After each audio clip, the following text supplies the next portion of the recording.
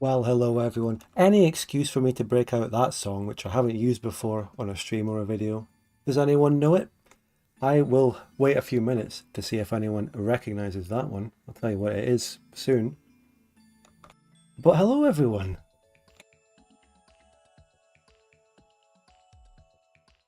I'm about to play one of my favourite ever things, which is Scandinavia and Divergences of Darkness.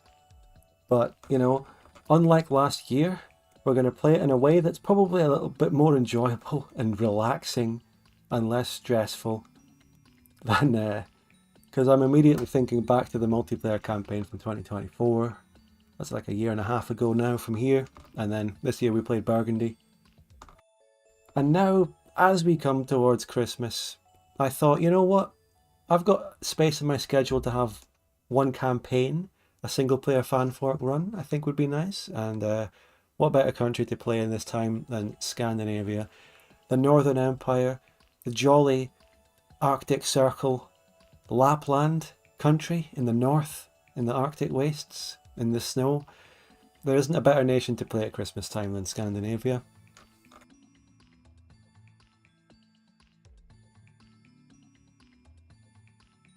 We are going to drop some presents, deliver them all over the world to every country with our big navy of ironclads and cruisers. We're going to aim to map paint the Arctic Circle. When I look at Scandinavia, I think my goal for this Christmassy themed run, what is the goal? I'm going to tell you about the mod and how goals may or may not work in it, but I want to map paint the entire Arctic Circle. I want to get that entire northern, part of the map. I don't know whether it's 60 degrees or 55 degrees or something if you look at the longitudes on the map, but I want to paint it all. We have the crown colony of Vinland over there, which starts the game as a puppet for us in this version. We're going to fucking go all in on that and invest into that colony and expand out from there all across Canada, maybe even into Qingchu and Alaska, Japanese. What was it called? I forgot what the Japanese colony was called over there. We played Qingchu in Fanfork. We know all about it, actually. And then we have interactions with Novgorod to our east. We all know how Novgorod works in DoD multiplayer, but I'll tell you how it was going to work in the Fanfork as we go along, which I don't really know. But hello and welcome to Never Alexei. Great to see you. And Laughing Cavalier and OTM and Joe Neal over there on Twitch. Welcome everyone. We are live on YouTube and Twitch simultaneously. But for a single player stream like this, and it's single player, I know. If you wanted a multiplayer stream, check the title, the description, even the thumbnail. If you're still under any illusion it's going to be multiplayer, it's your own fault. You can play along. You can pretend there are voices in your head that are all my multiplayer buddies playing, if you want.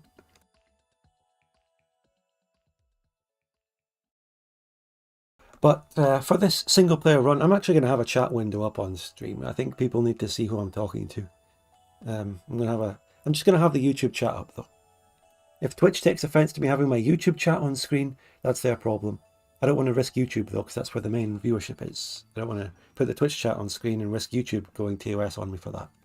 But I'll put the YouTube chat up when we are in. Joe Neal is asking, does single player DoD have a scripted path to expand into Siberia? The thing about that is, I don't know. I don't really know how the event chains and the scripted stuff works for Scandinavia in this mod. And if you do know, if you are a player who has played the Fanfork and played Scandinavia, do not spoil it. Do not spoil. Do not directly backseat or tell me things to do. If you want to lightly drop hints and advice in a nice way, that's fine. That's absolutely fine. Ho ho ho, your navy is encircled.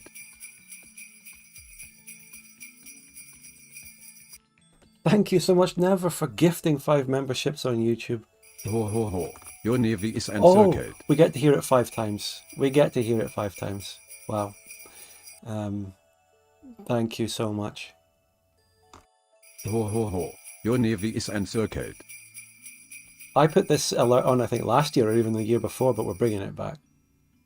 So, no one's identified the song, by the way, that I've used in the intro. Ho ho ho, No one. your navy is encircled. Anyone? Any ideas? It's from a game, an old game.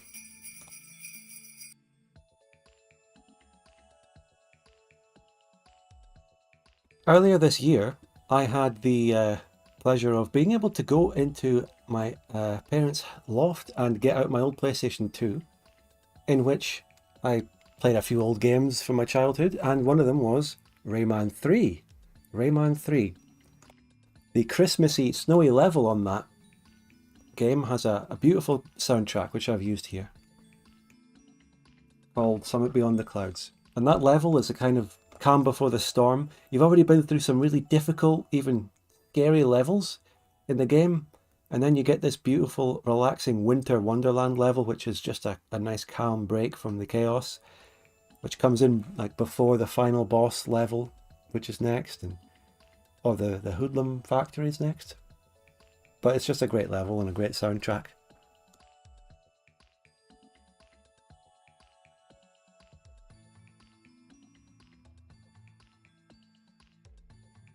So the DoD fan fork, I'm going to be giving a bit of introduction here, but I will try not to be too long. So you may have seen this before. I streamed this last year quite a lot, the fan fork single player stuff. But if you go back to 2019 and 2020, that's when DoD itself started to diverge. In 2019, God of Cheese took the HPM versions of Divergences of Darkness at the time and made the multiplayer branches. And all of the multiplayer branches kind of came from that. Came from 2019 or 2018's HPM DoD. Before that, DoD was locked on the Pop Demand mod. And a lot of people didn't like the Pop Demand mod, and they wanted someone to port DoD to HPM for a more basic, streamlined experience without all PDM's weird changes and factories. So someone did that. The multiplayer branches all came from that. And at some point around that time, this branch was created, the DoD fan fork. I can't remember who and when and all of that, but they took this and they started making edits and changes in their own direction, and they made it a mod really prioritizing single player experience, very robust and complicated event chains, political drama internally within your country, event chains to expand and choose different paths, and that's the direction this mod has been taken in. So, years later, we've gotten to the point where you have kind of two different, or maybe three or four, there's loads of different DoDs, but the two main ideas are, you have the multiplayer sandboxy versions on the one hand, and you have the fan fork single player event chain story driven on the other hand. After naturally only playing the multiplayer versions for years, at some point a couple of years ago, I decided, if my voice stays with me here, I decided to check out the single player branch to see what it had been doing and said what I had been missing out on for all those years where I'd been focusing on multiplayer. And the single player take allowed me to do different kinds of streams where they're less stressful of all the shit going on in multiplayer. Allows me to chill out and just talk to chat and enjoy a massive amount of content that this mod has to offer. So, and I thought, there isn't any Rick 2 multiplayer going on right now, really, in any of the groups that I would play in. We're getting to that point in the year where no one really wants to start a campaign now because it's going to get quite unstable with players missing out over the holiday period, at least us Europeans and Americans anyway. So, what better time to do a single player campaign? There's plenty of multiplayer stuff upcoming in January, in the new year, and I will be doing a multiplayer stream at that point in January. So don't worry about that. But now, great time for this, and it's Scandinavia, it's Christmas vibes. So what more is there to really add to the intro other than general stuff? Well, I've been busy lately, and the Exiled Netherlands campaign slowed down in development for various reasons, like personal reasons, which are all fine and good, but also a little bit of lack of inspiration, a bit of confusion about how to handle the ending of the campaign that we're coming to. Bit of creative block with it, but I'm finally over that, and Part 10 of the Exiled Netherlands series will come this Friday, guaranteed. I kind of hinted it might come last Friday, but it didn't. I ultimately couldn't finish it. Now I've got, I figured out the perfect way of handling the ending of the campaign. It's going to be really good. The Part 10 will be out this Friday, and then I'll be working on the grand finale, which I unfortunately don't see coming out in 2025, but grand finale of Exiled Netherlands will be the first thing to come out in 2026. And then I'll move on to all the great exciting new stuff I have in the backlog. And I don't know, who knows, maybe some EU5 stuff, I don't know. I haven't played EU5 for a bit. I haven't streamed it much we kind of abandoned Norway because it was taking so long and the game was so slow and it was getting patched up so crazily that it's all so different from last time I played it.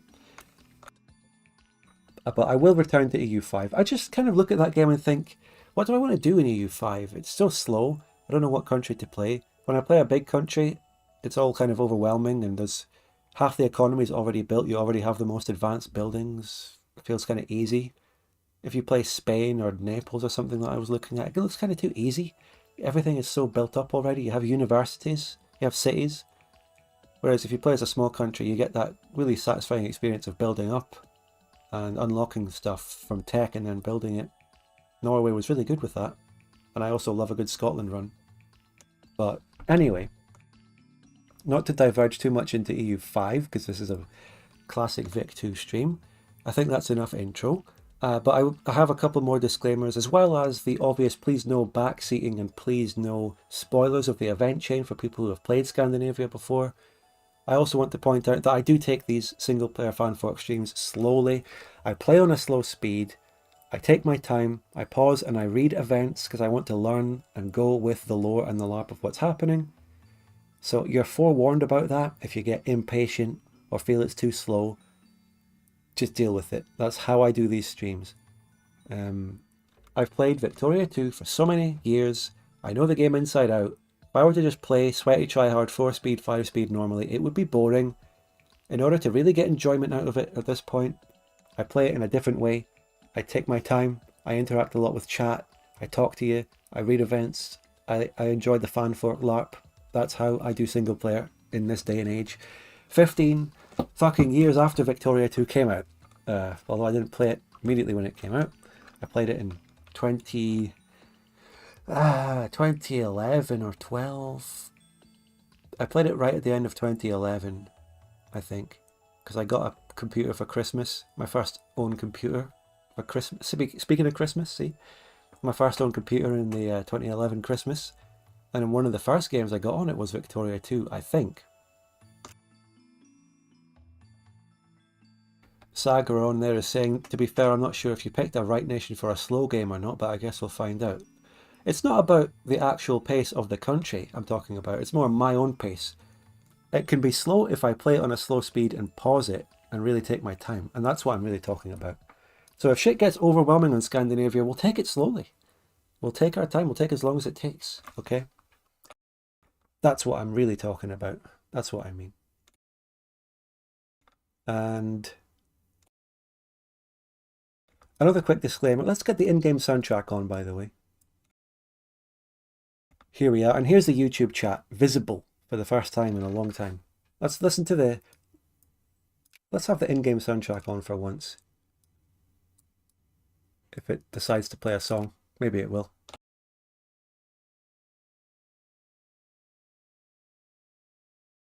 Matthias Koenig asking, without knowing the event chains, what do you think you'll do with the Americas? And Sagaron saying, yeah, but what I mean is the events can make it a hectic. Okay, I get what you're saying, but I still think that no matter how hectic it gets in game, I will take it slowly. And these bits of artwork on the main screen here, these are quite new. These were not here in some of the previous versions I played on stream. Really cool. I like it. Some, unless it's AI generated, which I don't think it is. I mean, yeah, it's not. It can't be. And I think it's good. I'm not sure what the central flag is, though. We've got Bjorn on the left and the Joe Monarchy on the right. But what's the central thing? It's like Russia, Novgorod? No, I don't know.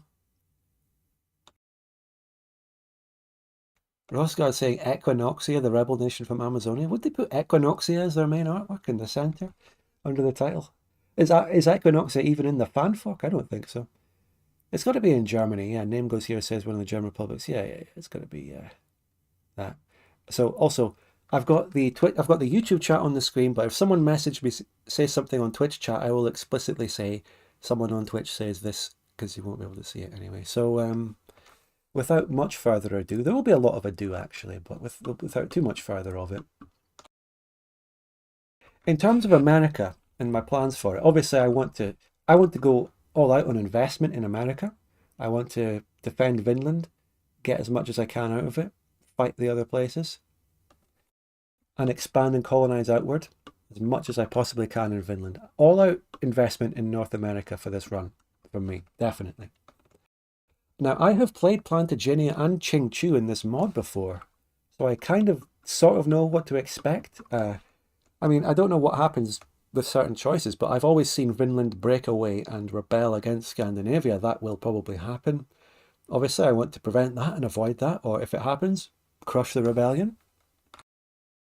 Another underrated thing that we may not think too much about is that I have also played over here in Zhourao.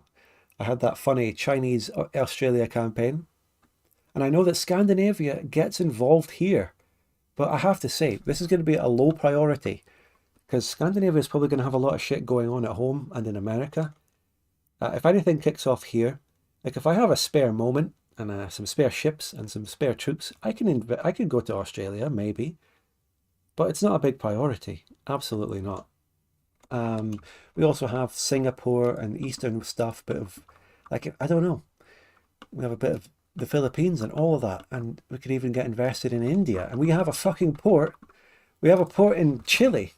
We have a port in Chile. There's all sorts going on, but we have to make our list of priorities. Home comes first, obviously, defending Scandinavia. Within that, I want to push east. I want to focus on Russia and Novgorod because I want to colonize the Arctic and get around the whole Arctic Circle into Siberia if possible. And of course, America is like priority 2. But beyond that, I don't know. We'll see what comes up. I don't really want to paint massively into India or something. Oh, I mean, it depends. How try-hard do I want to be? How try-hard? Because if I try hard and play like I would play in like multiplayer or normally or something, I would map paint as much of India as I could to get pops and soldiers.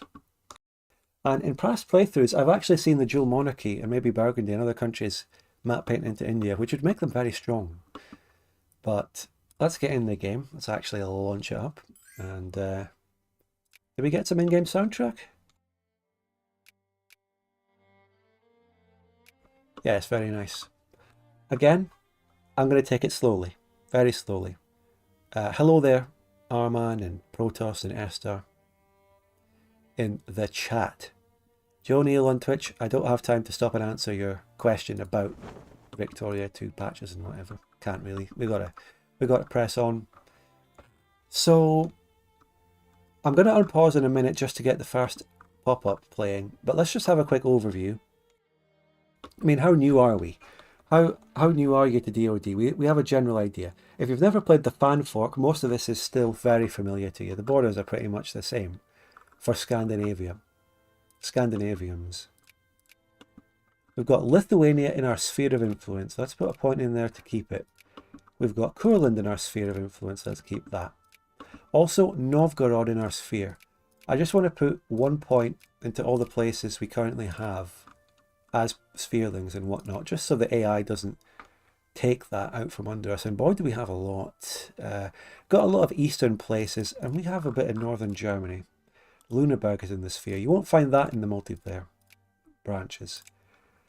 Over here we've got Bremen, Puppet, Braunschweig, all the way down here. What if we opened the sphere map? So we have quite an extensive little sphere in northern Germany, which isn't quite the same as multiplayer. That's not so much in there. I'll put a point into all of them and try and maintain them. Germany is a very difficult issue for us here. It's something that I would probably like to keep and hold on to, but in the circumstances, it could be very, very difficult, even against the AI, to properly match Bohemia on land. Also, I'm not stationing troops right there. We've got to start thinking about our troop positioning and all of that. Linking up. That's one stack. That's one stack there. Let's move you around.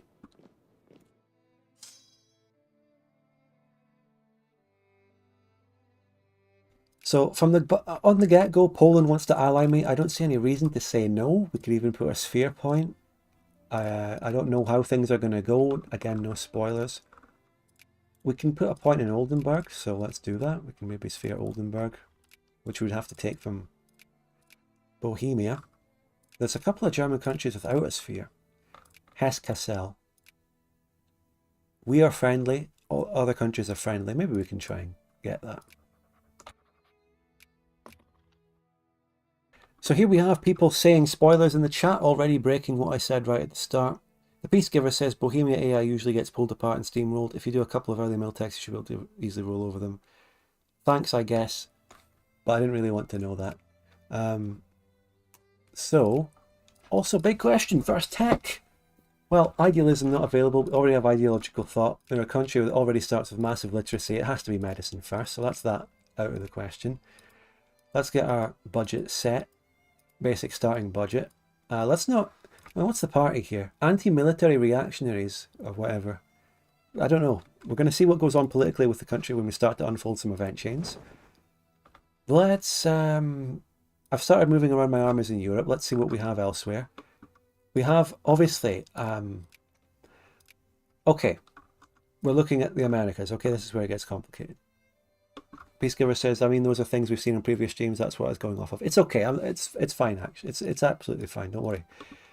And you're right that we have seen them previously, but I don't really remember them that well. That's the thing.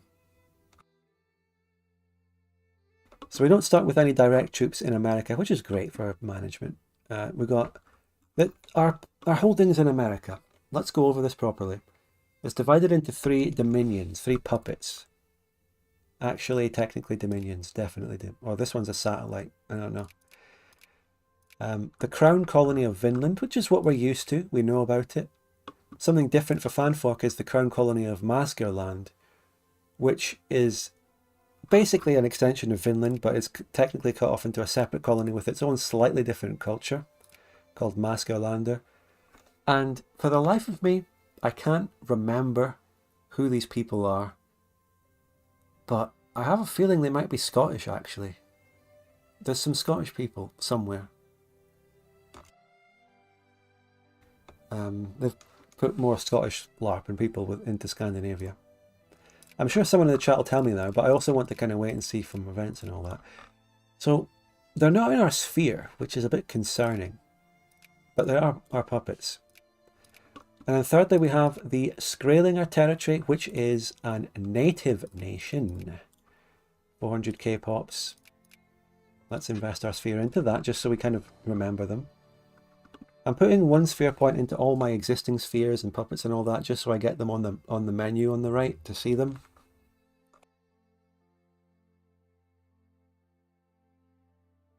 I think I can put the chat down there so you can see it too.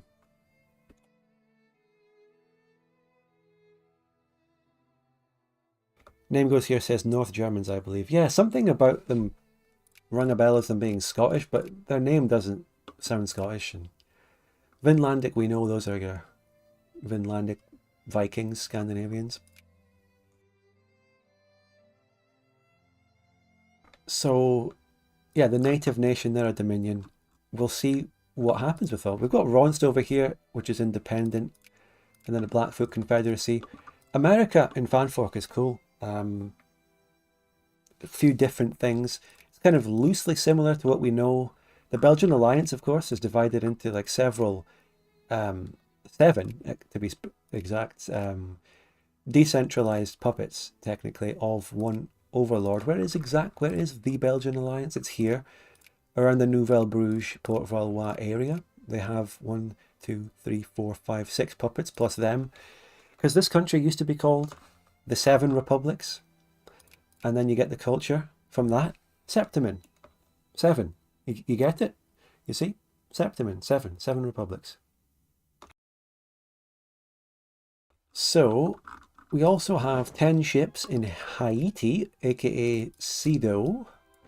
That's an interesting place in Fanfork too, because there are Scottish people here. Confirmed. Or were there?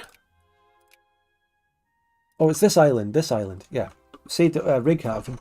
This is where the Scottish people are, funnily.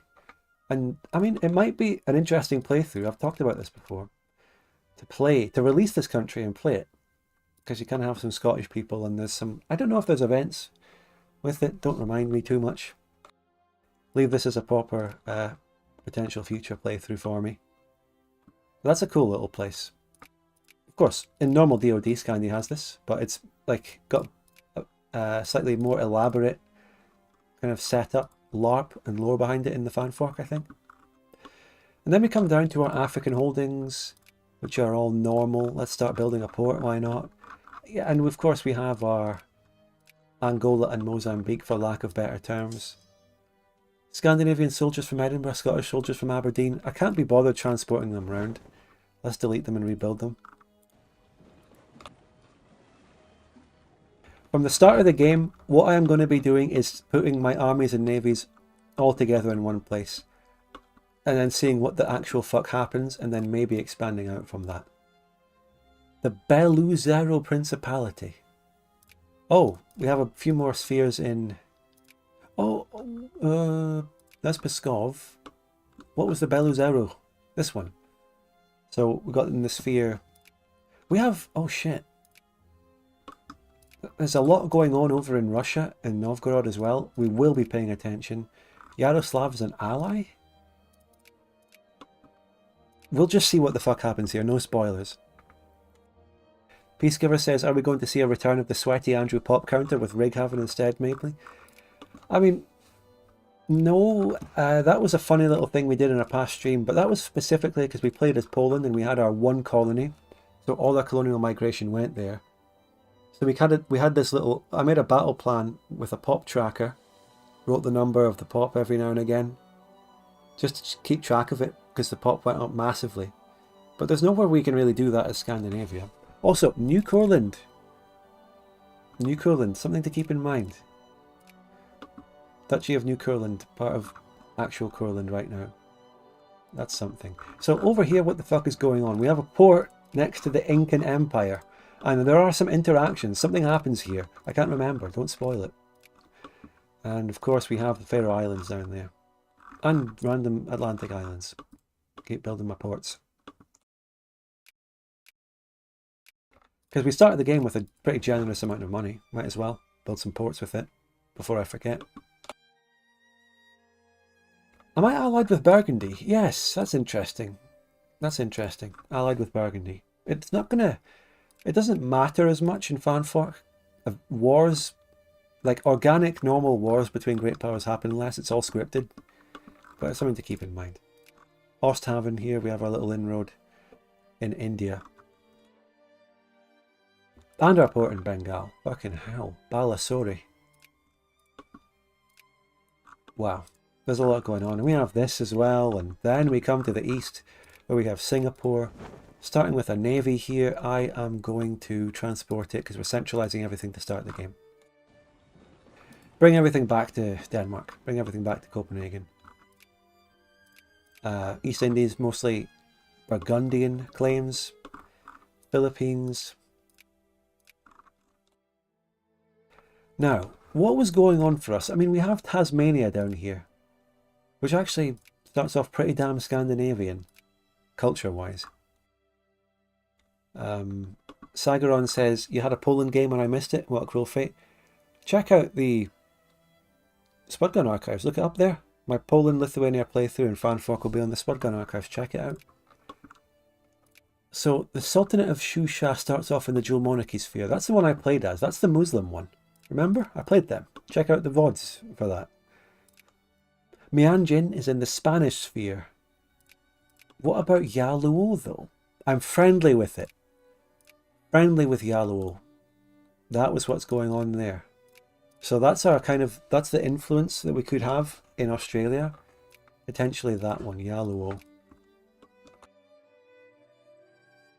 We don't possibly have anything up in China, do we? Burgundy starts with basically a treaty port in Japan, but we don't have anything there, which is fine, because I don't want to deal with that. Of course, we've got Greenland and Iceland. Build a port. I want to take off all the colony things so that that pop-up goes away. Is that another state? What are the states here? That's another state, another port. Started building our port there, there. I'm going to check my armies in a second to see if I have any random armies sitting in some undisclosed location in the world.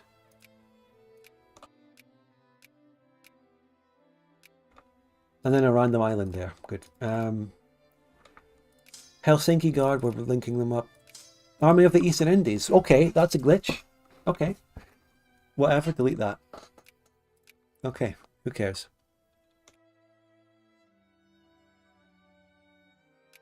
And we have all of the stuff we've already... So, Scandinavia... Oh, there's an army there that I didn't even notice. So, we start off with... We don't have that many armies spread around the world or anything. It's actually pretty okay.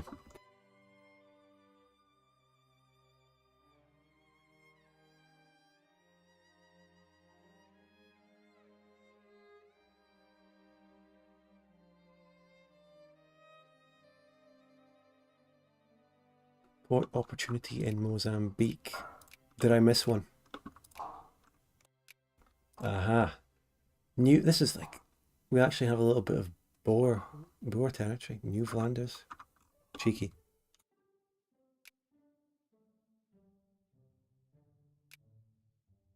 So in terms of actually building up troops, let's set a rally point in the middle of Sweden and start spamming out some generic soldiers, some artillery, and all that.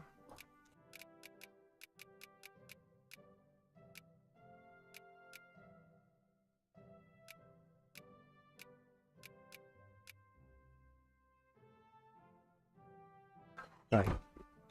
In terms of playing single player, especially Scandinavia and all of that, I don't really want to mobilize too much or rely on that, because mobilizing against the AI, fighting the AI, we only really want to use or sort of need a professional army for that. I envisage myself maybe mobilizing to send my mobs down to fight, say, Bohemia, if that ever happens. But mostly I just want to have a professional army the whole time. So many ports to build. Oh. So many nice ports to build up. I mean, I've probably missed some, but in single player, you don't really need to stress too much about optimizing your connected ports and getting as many ports as you can. I don't think we're ever going to have any troubles with the AI in terms of the Navy, other than them being annoying and sending random ships behind your lines and maybe hitting your transports or something. Speaking of which, we don't have too many transports at the start. We have the ability to make steamer transports, so let's build a bunch. Let's build 50 steamer transports, see if we can get that built. Put them there. Railroads as well, we have a bit of money.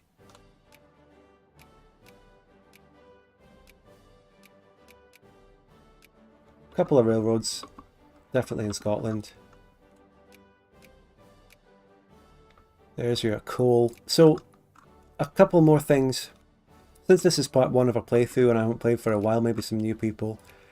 This mod has some holdovers from the Pop Demand mod, including the system where you can only build slightly weaker forms of troops out of unaccepted pops, which is exactly what I will do.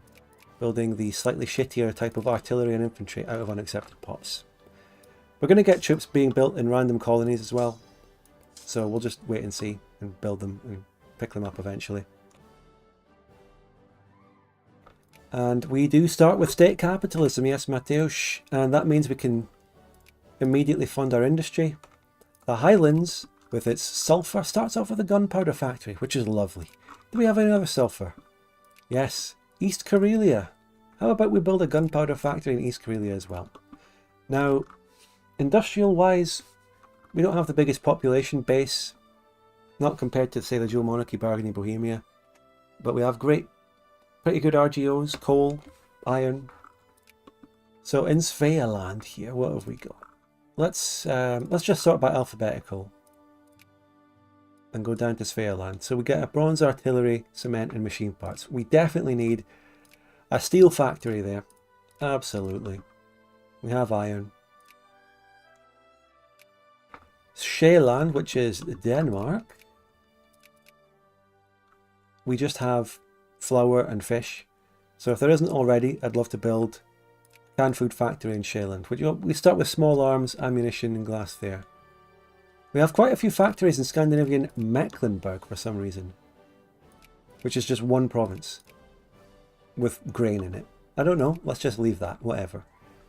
Lowlands, Scotland, really important. Of course, we can't manage too much industry now because we have used up our starting money.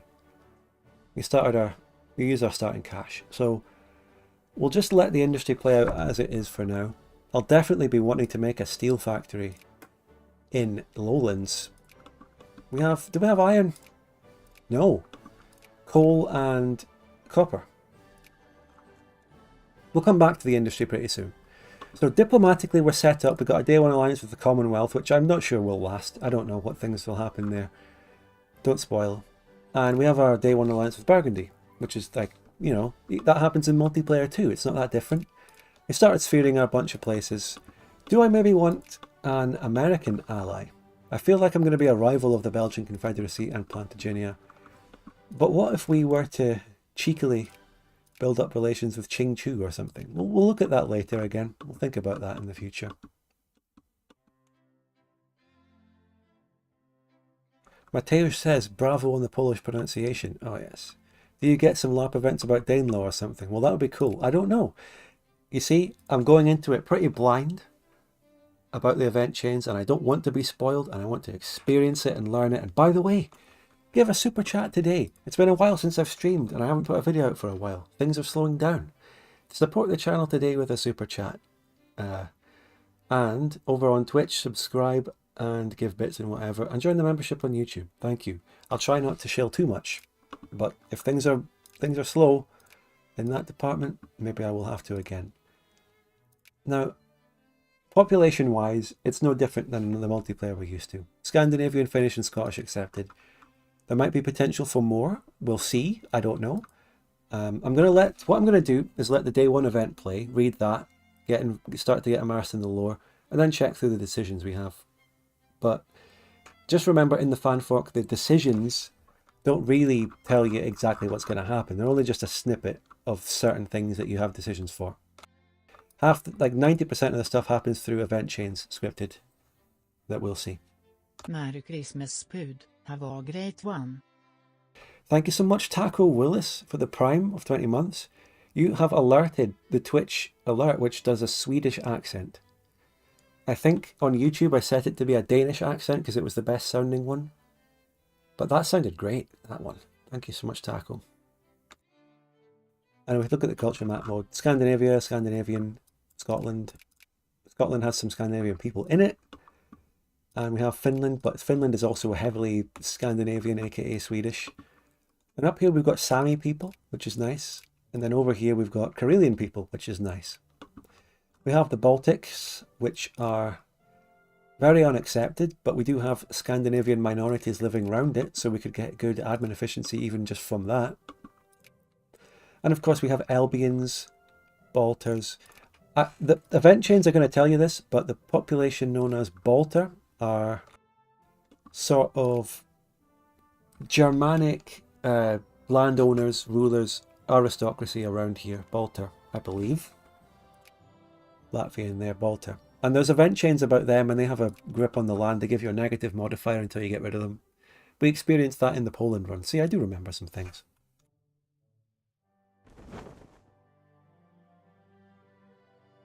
Now, excuse me, if I ever take a random silence, it's because I'm sipping some comfy tea.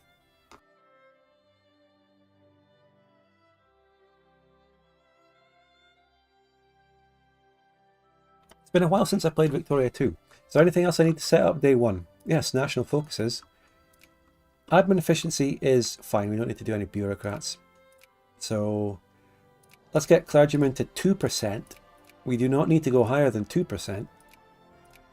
Absolutely nothing more than 2%. Götaland is our second most populated. So when we're thinking about industry and where to industrialize, we've got to think about population. Götaland is central southern Sweden. There's no iron in this state, which means it's hard to make steel, but I'll probably make steel and build industrial stuff out of it anyway. But we'll definitely have canned food, and we'll maybe have a bit of logging furniture industry in that one.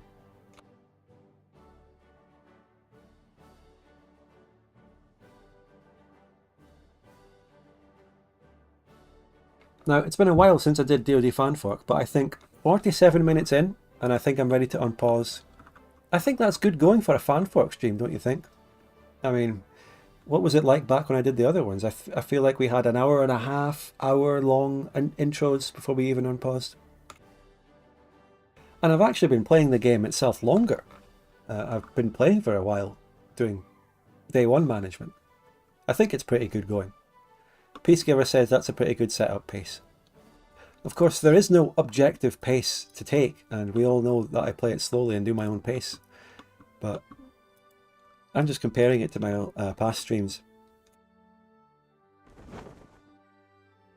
By the way, just noticing, I don't feel like our navy is that big to start with. 20 light ships, 27 heavy. Dual Monarchy has a huge navy. Do you think the Dual Monarchy is meant to outclass Scandinavia's navy day one in this mod? I think it looks like it. I'm starting off by trying to build as many steam transports as I can. I don't know how that'll go, goods-wise. So let's get our day one event. Don't think that you can just unpause on Fanfork, because we're about to get this. The Scandinavian Kingdom. Let's read. Let's read it together. The United Kingdom of Scandinavia and Scotland, heir to the Kalmar Union, extends from Scotland to Novgorod, from the Arctic Circle to northern Germany. Following the conclusion of the Great German War, Scandinavia, although making great territorial gains, finds itself in a delicate position. Unrest and separatist nationalism are on the rise from the highlands of Scotland to the marshes of Finland, fueled by economic decline since the 18th century. King Christian III af Stuart, yes, that's right everyone, the ruling dynasty of Scandinavia is the Stuart dynasty from Scotland. So that's great. Scotland is technically our capital, in a way. Although the Stuarts moved to Copenhagen for some reason. So we just called the Scandinavian Parliament into session for the first time in years after the absolutist policies of his father. Yet his methods remain authoritarian, with the land sting in Copenhagen intended as a rubber stamp for modernising decisions of the enlightened sovereign of the North, and his cronies gathered in the Unionist clique. A great storm is brewing. Okay. So normally what you get in Fanfork is a political intrigue event chain. You normally have two factions, maybe even more sometimes. We had more in Spain, I think. There's usually a liberal kind of faction and a reactionary kind of faction. Absolutist kind of faction. And sometimes these factions offer different things, different expansion routes and so on. Let's not make a decision too hastily, and let's not get any spoilers from anyone as to which way goes towards what. But what I did in the Ching Chu run was take notes. So we've got a perfect space up here in the Arctic and the North Sea to take some notes. So let's remember the characters, okay? This is what you need to do with Fanfork.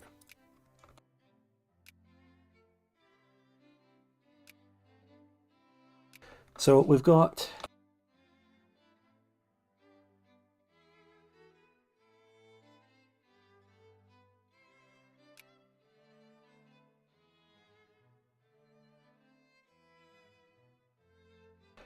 King Christian, okay? Remember him.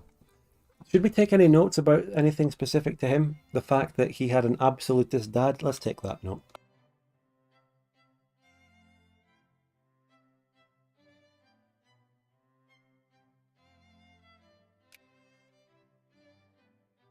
He had an absolutist dad, but he just called a parliament.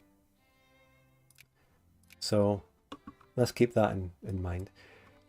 Big event thing, Atlantic thalassocracy, whatever the actual fuck that means, gives us some nice little boosts to Navy tech and commerce tech. Trigger Livland in 1836. Yeah, we're going to get the Balters event next. Unionister dominance. Dominated by Unionists. And according to this, the Unionists are what? The Unionists...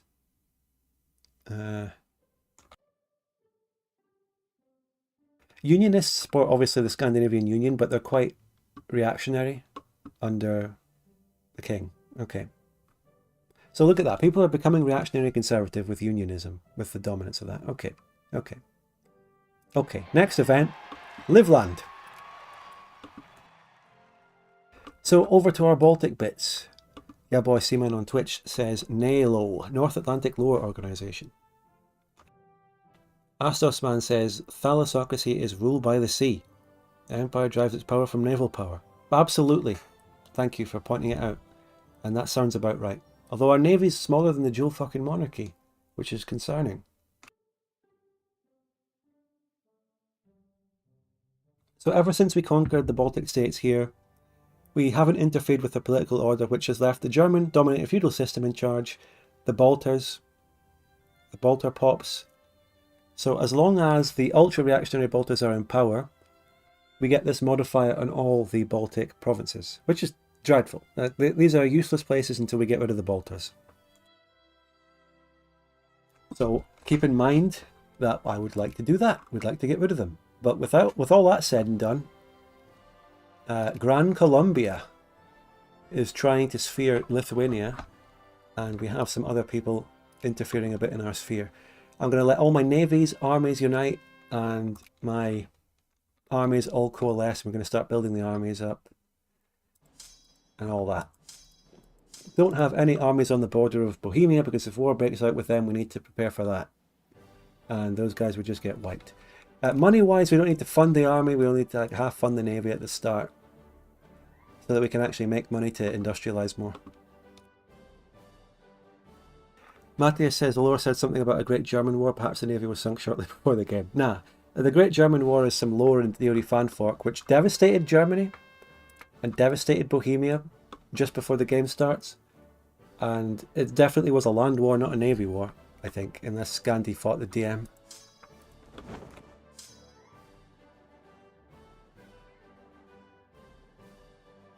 Maybe a little bit less sound, a little bit lower the music there.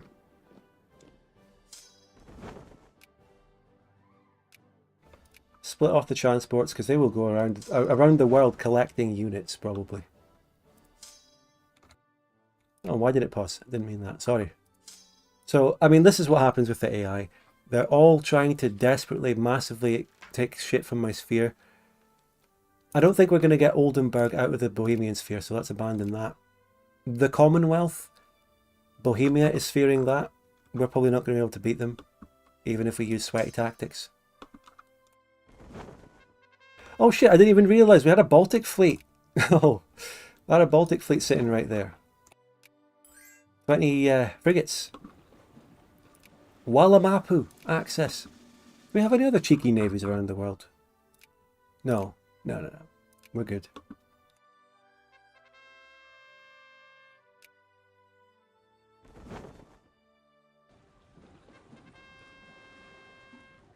Okay, event, the Pearl of the Antilles.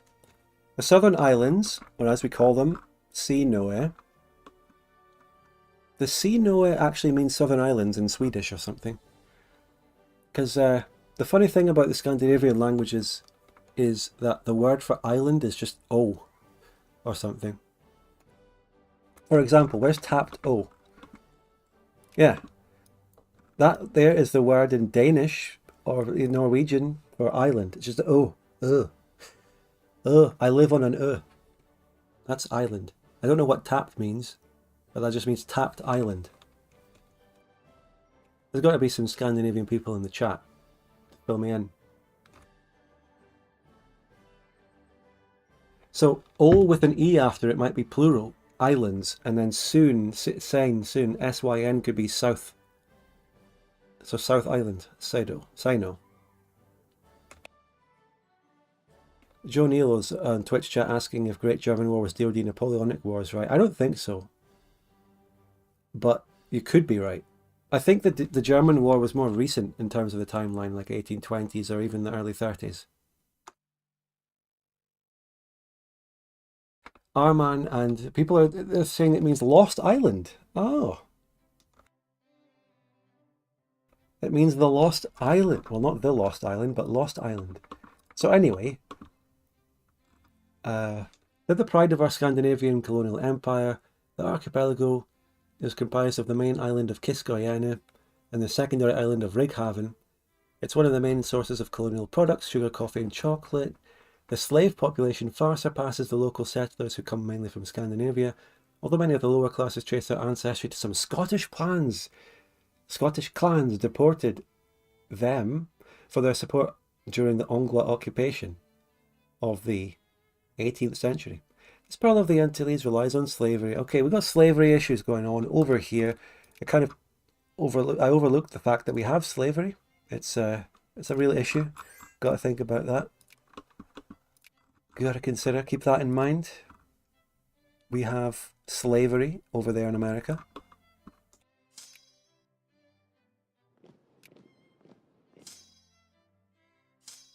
Are some of my units building already? Very nice. I don't know if we're going to be able to build everything because of the starting industry and lack thereof. What kind of party? Since I'm having an election, I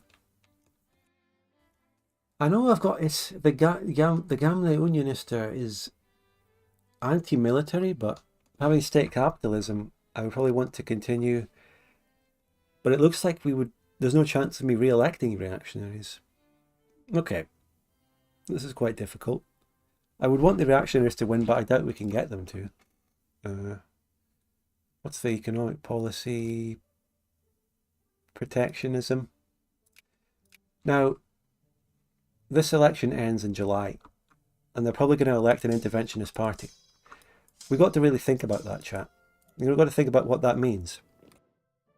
If we start the game with state capitalists by default, but we'll likely lose an election and not have state capitalists anymore, what does that mean? It means we have a limited window in the early game to actually build factories that we want. So, we don't have much money, but what we can do is take a loan or two. I think I've taken the max loan I can at the moment, but we can take more loans and whatnot after this. Here's a pro tip for you. If you have a limited window of state capitalism, take loans. Build factories. What did we want? I needed a steel factory in the lowlands. Definitely. That's our clipper shipyard there. And Svealand, Götaland is the next highly populated one. Lumber mill is good there. Clipper shipyard is good there. Paper mill is good there. I wanted to build IKEA. I wanted to build IKEA there because it's got a good timber supply chain. Let's go with that for now. Highlands has gunpowder, so you can also make small arms out of that pretty safely. Anything else in the Highlands? The Highlands also has coal, so we might as well just make steel there too. Okay. What's our next most populated place? Liveland itself, which has terrible modifiers. These modifiers affect factories, really? I don't think you can really have a province modifier affecting factory output. But you can. Look at that. It's dreadful.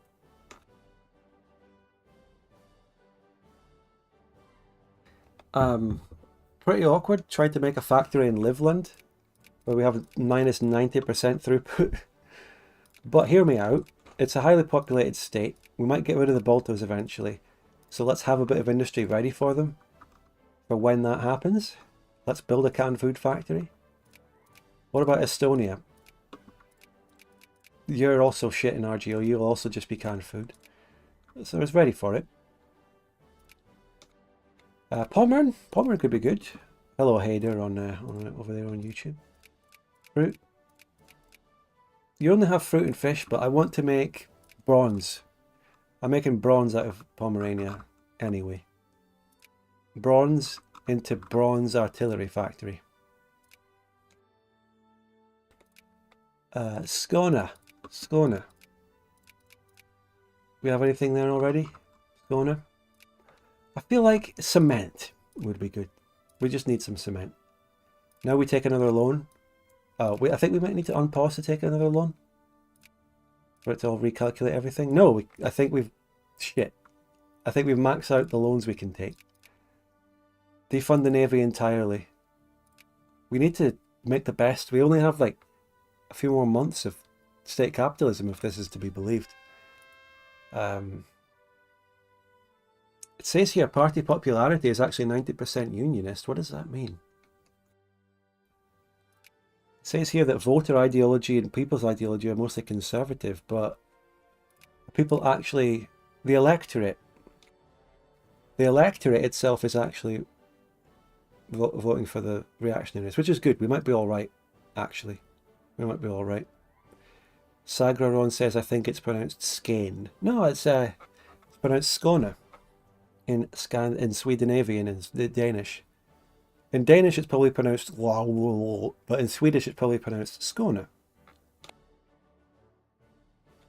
I know that I have laws where only the higher classes can vote, but it says electorate vote here, and then on the politics screen it also says voters' ideologies. So the ideology might be conservative, but they happen to be voting reactionary at the moment, in terms of just the voters.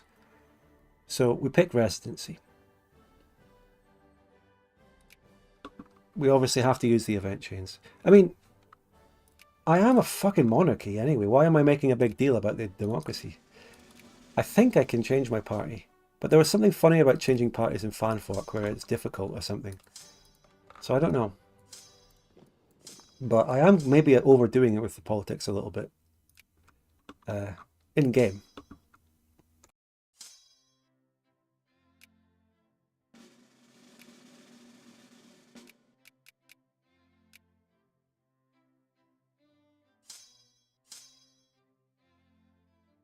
I know HPM gives you a penalty if you manually switch it. I think in the fan fork, if I remember correctly, it depends on your exact type of government and exact level of reforms. There's a certain threshold which, if you pass, you will start to take big hits from changing your party. And I can't remember too much about that, but I think it tells you what that is. Okay. Okay, we've got an American event. Let's fucking go, boys. This is what we want to see. The fertile plains of Central Arcadia have long been inhabited by various native tribes, with the Sioux being some of the most famous. Absolutely, yes. That's if we can all agree on that starting point, right? We can all agree on that? Yeah, it's true. The distance of these places from the power centres of various Arcadian states has long prevented any of them from taking control of the region. Decades ago, in the aftermath of the war with Plantagenet, we had a war with Plantagenet.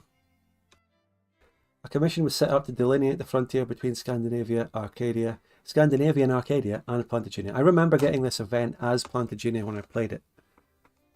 This was accomplished, but the claims have long been merely theoretical. However, Plantagenet settlers continue to approach the area into my Skraeling territory. Or was it up here? Well, they're talking about the Sioux, so it's actually the uncolonized land, technically, that we're talking about. If we cannot come to an agreement soon, we may lose control of the region entirely. Okay, we're going to do a diplomatic region thingy with Plantagenet. Maximalist. I am going all out. I want fucking everything, Plantagenet, and I'm willing to go to war over it. So fucking give me everything, you dicks. Okay? Is that clear? Is that clear? Did I make myself perfectly clear? I want everything.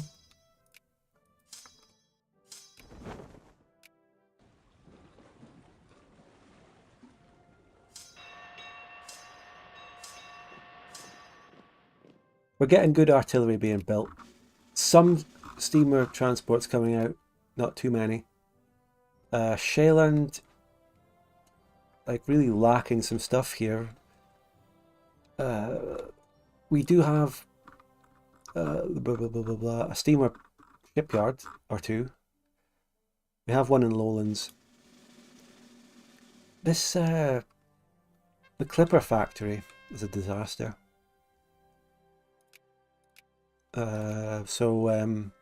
Moralism, please.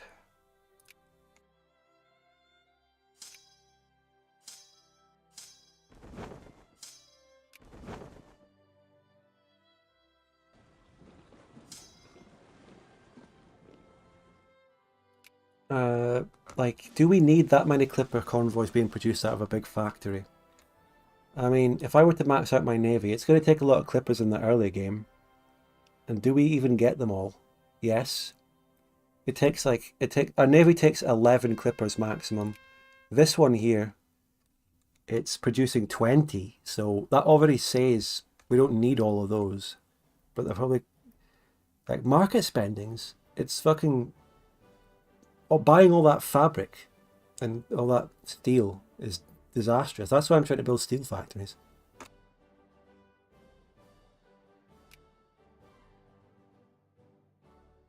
Anyway, moralism again, please.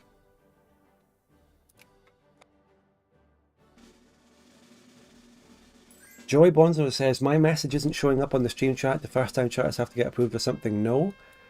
They don't have to get approved. I don't know what happened. Maybe you wrote something bad.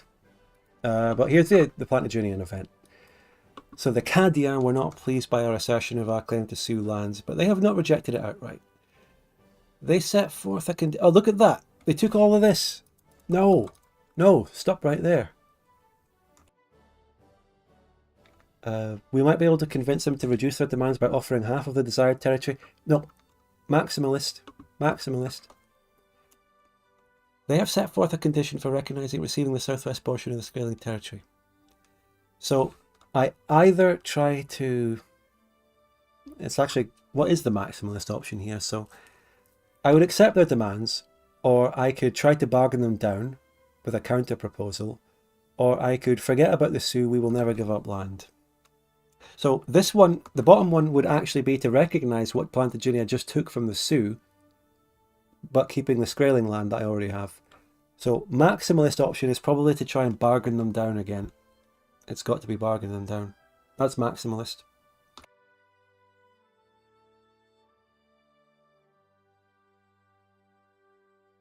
We can make a couple of different compromises with them, but the next move in order to try and get everything is to bargain them down. So click in that. Any factories I wanted to build? Norge has iron. We got to get steel everywhere we can get a throughput bonus for it. We got steel here as well. We got, yeah, steel. The world needs steel.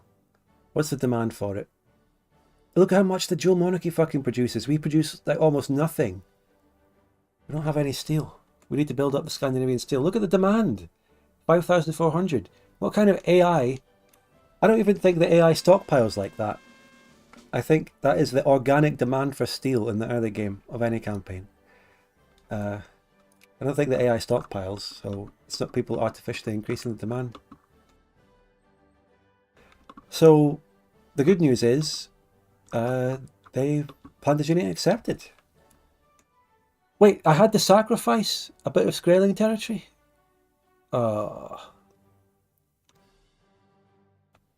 I gave a bit of the Skraeling territory in order to expand westward into the Sioux.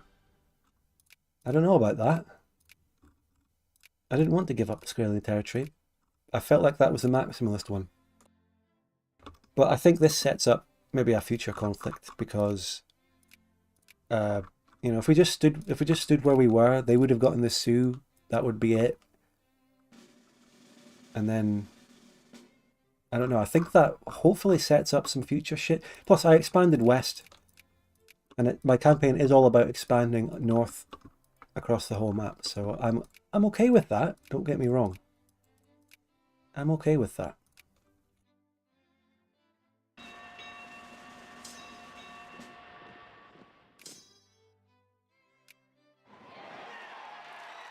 Okay, Conservative and Reactionary parties won, but in practice we still have the Unionist Reactionary Party. So that's good news, I think.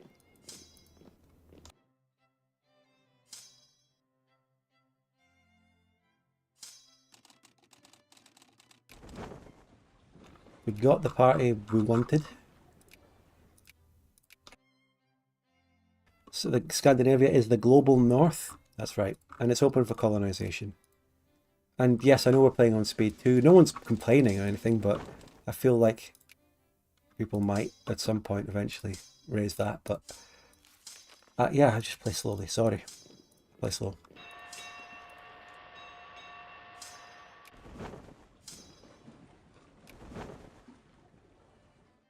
We're building up comfy professional stacks all around here.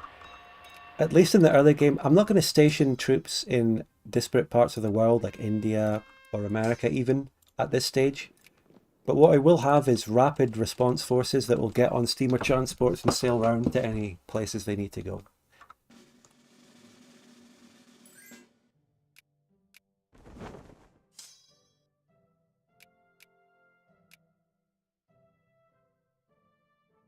Could I physically even declare on some Indian country if I wanted to? Yeah. I could even... Oh, Ronst. Hey, I see you, Ronst. Ronst just annexed the Blackfoot Confederacy. I'm looking at you, Ronst, with your 66k pops. I see what you're up to. Don't think we didn't notice that, you cheeky bastards. You half Scandinavian Métis people sort of thing. No big threats to the sphere. Let's get 3 points up in Commonwealth to outcompete Bohemia.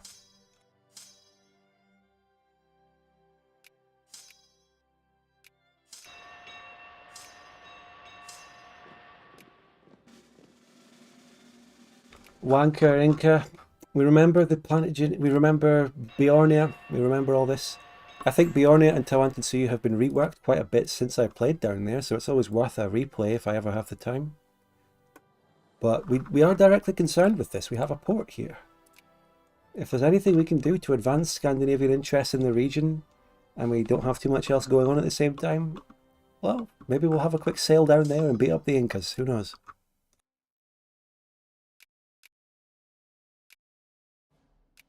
Maybe I could put a cheeky sphere point in Prussia. Who knows? Who knows what I can get away with around here?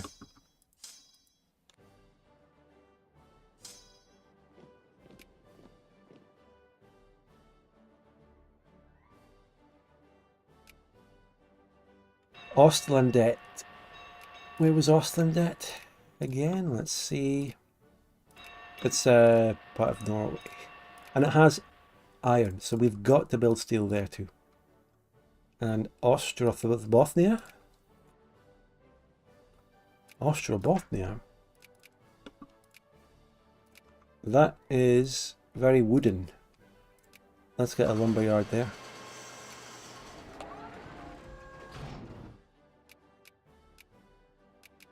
Turn off auto-create layers. What do we kind of start with? We've got a 3 defense general as our best general. 3-3 admiral is good. That's a pretty good starting shit. Not bad.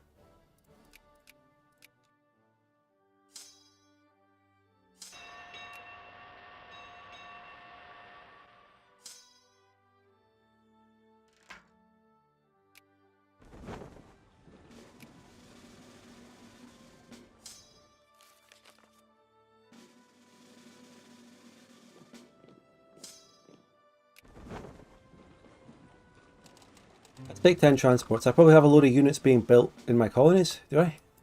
No, not really. Never mind, never mind. And in terms of navy and expanding the navy, we are actually at our naval limit with a slight penalty. So maybe I won't start upgrading and building more ships until we actually get more ports, which I did start building loads of.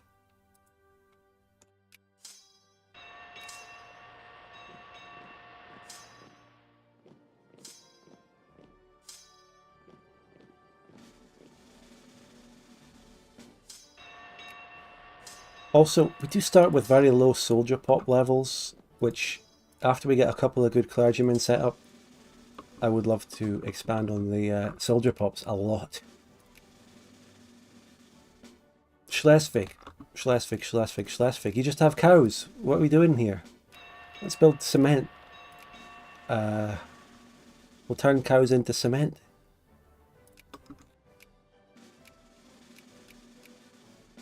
West Karelia, you're very wooden, but you have fucking iron, so you're getting steel.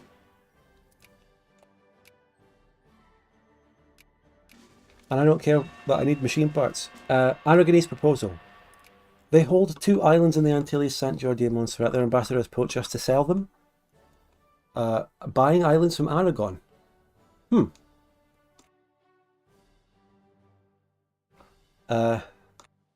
This could be risky. I can pay for them. It doesn't really say how much it costs. Oh fuck. I think I just paid like 5k. No? Oh, it's like, oh, Fanfork. I remember, guys. I remember. Fanfork has this interesting thing with money payments sometimes, where it gradually takes money out of your inventory. But in any case, I just bought some Aragonese islands. Can't really say no.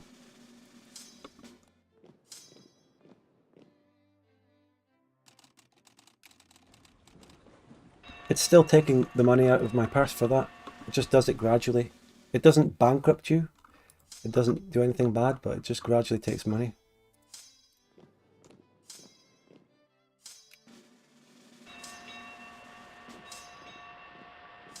pretty cool system. The Lost Island is now a state, everyone. We did it. Lost Islands.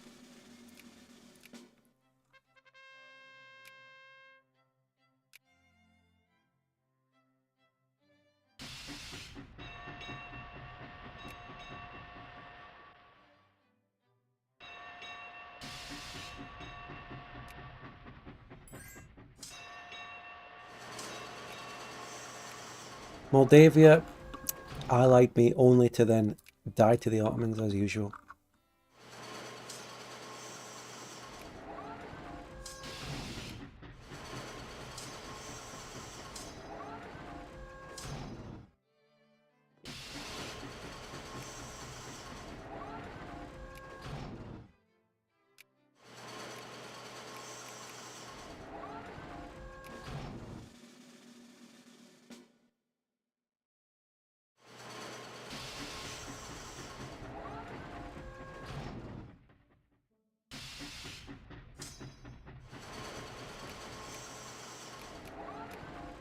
So, does anyone know how the YouTube algorithm works, chat? Is it because I haven't uploaded a video for nearly a month that even a stream barely gets any views? Because normally if I start a Victoria 2 stream, that's quite popular on my channel. But what happened? Hello the Doge, glad of you to stop by.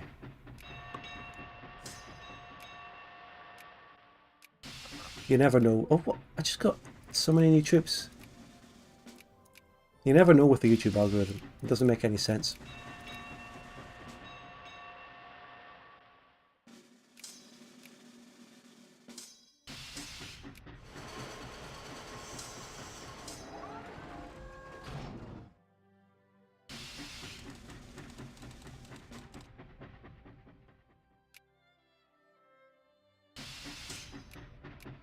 But at the end of the day, I just have to go with what we have, and I'm having fun. So, like, we're building up to a great state. Steamer production of transports is even going well. The army is really nicely built up. Look at the fucking... Where are all these soldier pops coming from? What the hell? What? They're just coming out of nowhere. So many soldier pops.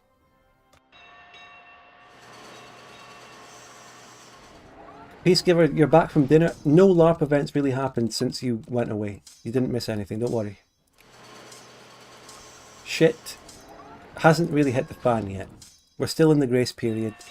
I'm building up the nation to a point where we can hopefully be ready for shit happening soon. We're going to be ready.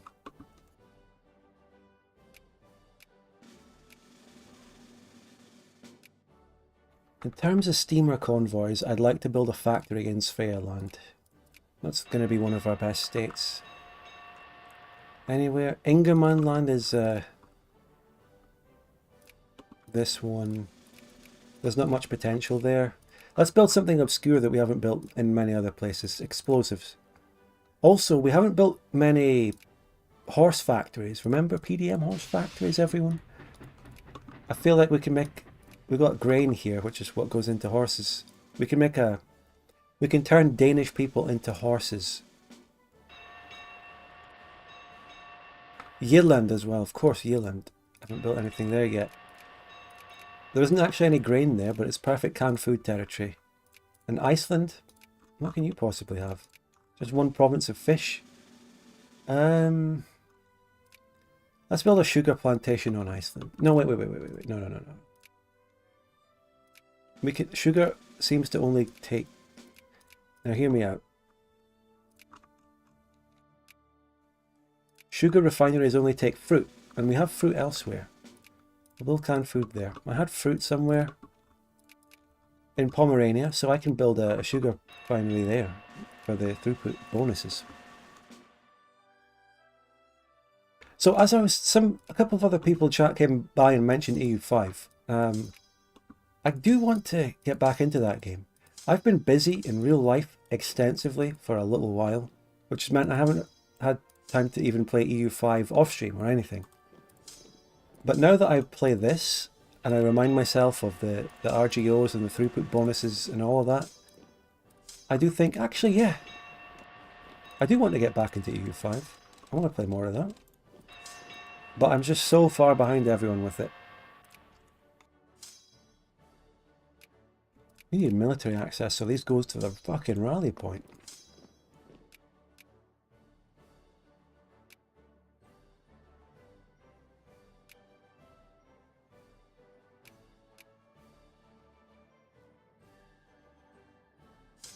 There is going to... Oh, I was going to talk more about EU5. So we got the Bremen affair.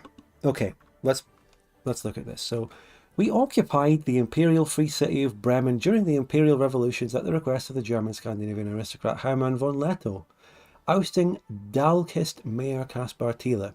Of course we did.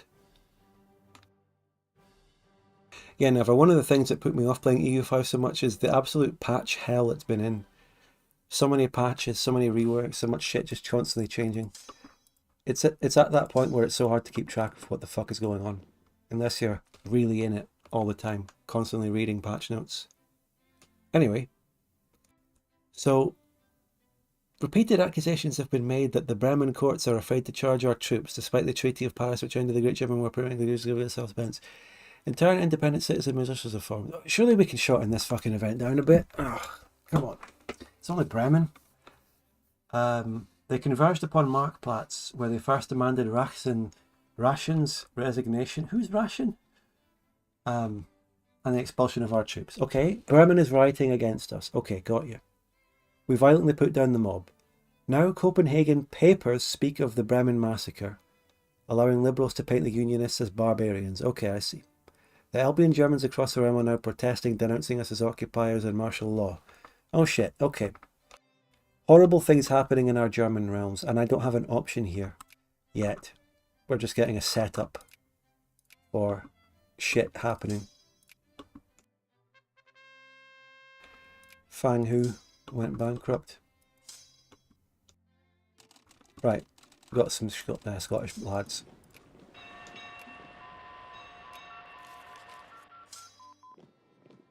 That's medicine done. Very good. 2 years until that. Blah, blah, blah. This is controversial, but I might just go fucking inorganic chemistry.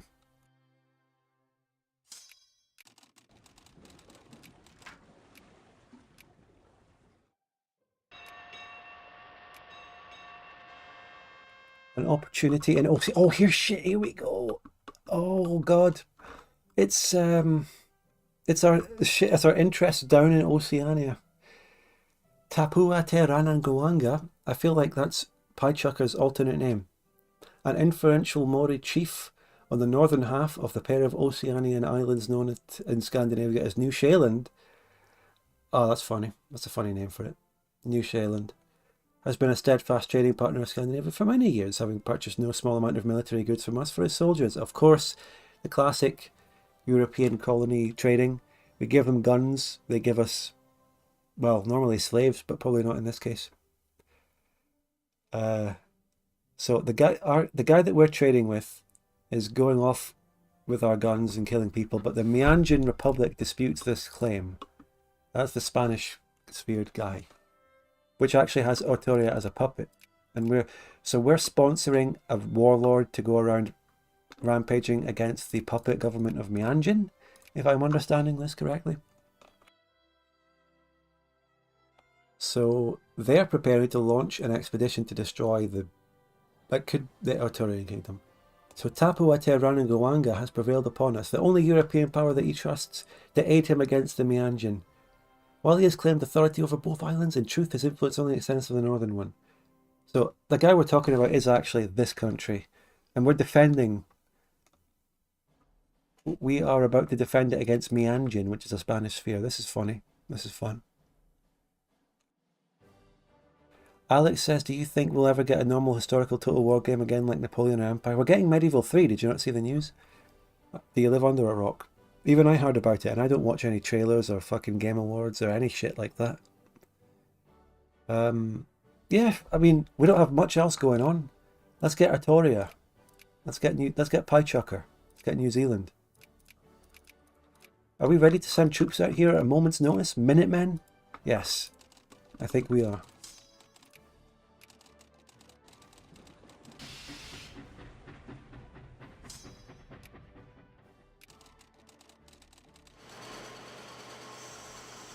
I have rapid response troops ready to deploy to the far reaches of the world at a moment's notice, which includes New Zealand.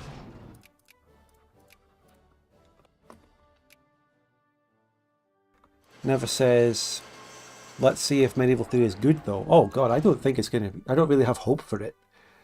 I don't have hope for Medieval 3 being good. I'll be pleasantly surprised if it is, but it's something to look out for. Holy shit, what the fuck? It's been like a few months. What? Soldier promotion is what? Oh my god. What the hell? So, speaking of that parliament that we opened, we got a Reform Act. We put down the Crag Rebellion. The Reform Act has ended requirement that political parties receive government push to campaign. Okay, so we're just putting a little Reform Act through. Hello, Hellish Astaroth on Twitch there. Davik says, I think they're probably focusing on the new 40k Total War. I don't even know what the fuck 40k is. I thought they already did Warhammer millions of times. Why are people treating... I don't know. I don't know what the fuck is. I don't know what anything is. I don't know anything.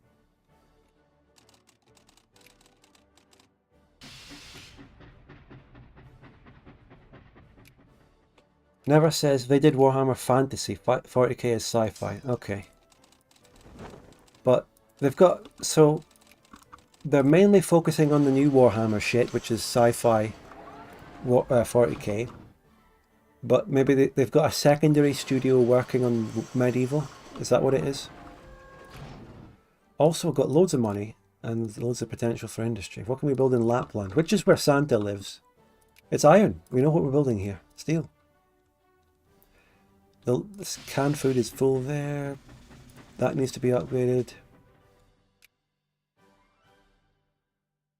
Ostland, it has full steel. So...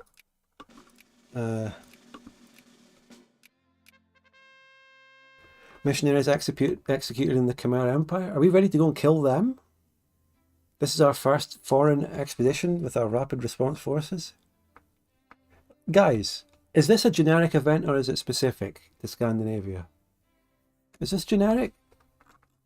I think this is generic and non-scripted, weird, random shit. I don't want to go to the Khmer Empire anyway, do I? Come on. Oh, loads of Philippine troops.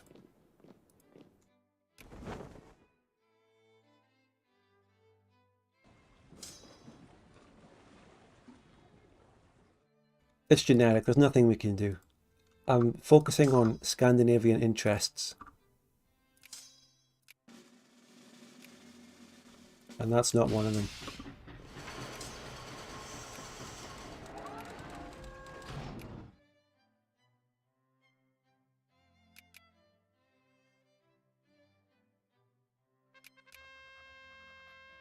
Abolition of serfdom. Oh, I didn't even realise. 23% of our popes are serfs. We had serfdom the whole fucking time. Oh. Well, great. Sure. That actually helps our country a lot. I haven't looked at reforms. Peonage. Serfdom's really bad. I didn't even know we had it. You'd have expected Scandinavia to be done with that a long time ago. And we just rolled a 4 attack general.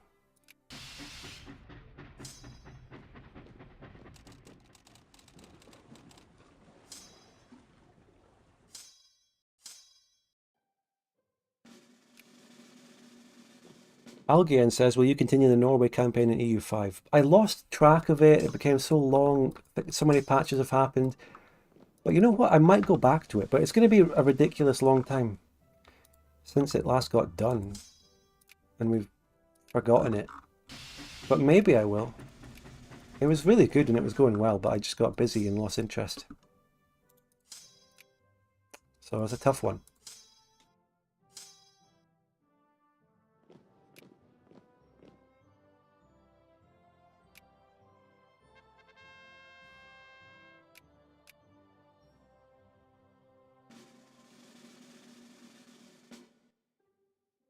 What do we need? We could have done with some ammunition. I don't want to build too many bronze artillery factories. I want to wait until we unlock steel artillery factories. They're better, I think. We certainly don't have too much copper, in the country. Junior says, only way to play EU5 right now is to roll back to whatever patch you like and wait for things to stabilise. You're not wrong at all.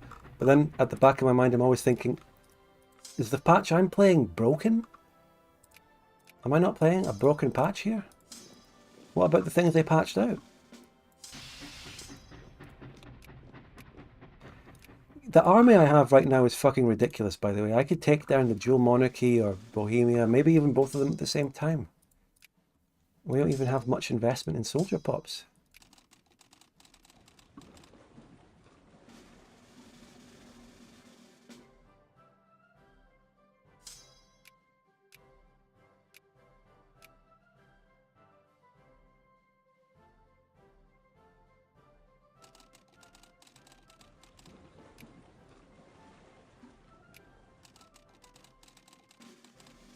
What percentage are soldiers right now? Good question. 4.1.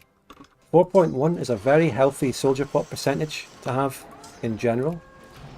I think it's actually naturally promoted up to that somehow, even though we have an anti-military party. It's kind of natural promotion happening a lot.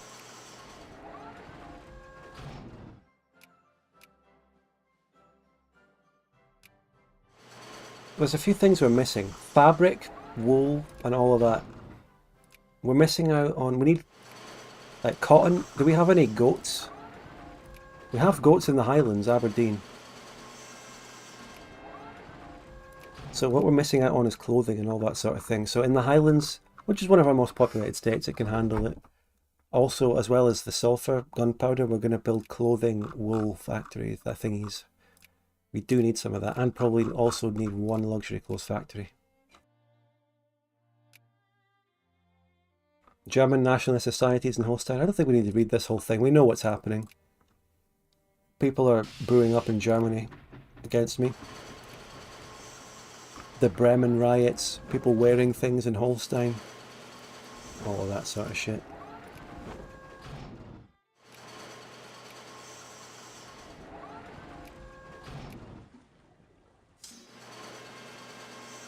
There've been, excuse me? The Vinlandic Rebellion of 1839? What? Our Arcadian colonies of Vinland and Maskerland have been under military occupation since the Rebellion of 1829 threatened to pull them out of our empire. Secret societies, the Freemasons. This is a Freemasonic rebellion. We have to put it down. Evil. Organising in support of radical liberalism. We have to put them down. One such group is Samfund al Patrioter, a secret independent society led by a former politician turned activist Kristin Sondergaard. A small fight in Erikshavn between the Patrioter and several members of the Leifson Club, clandestine loyalists, soon led to arrest warrants being issued for multiple Patrioter. The Patrioter instead decided to resist then pay with your blood. They resisted arrest, summoning hundreds of members into the countryside. We need to kill them. Troops to America. Troops to America right now. I want boots on the ground in 2 minutes. Boots on the ground in America right now. Go, go, go. Move out, move out. Fund the army. We're getting boots on the ground in America.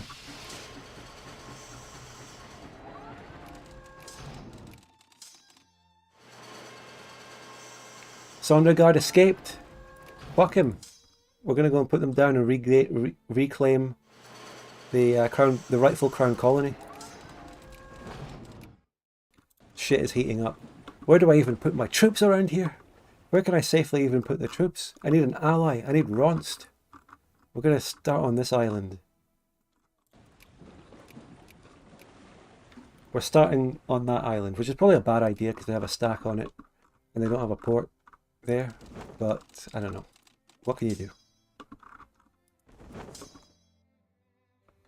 We're struggling heavily with certain supplies. Clipper convoys. So my Scottish Clipper convoy factory is not producing shit because we don't have fabric. We don't have any cotton in the whole country, do we? No, there's no cotton up north.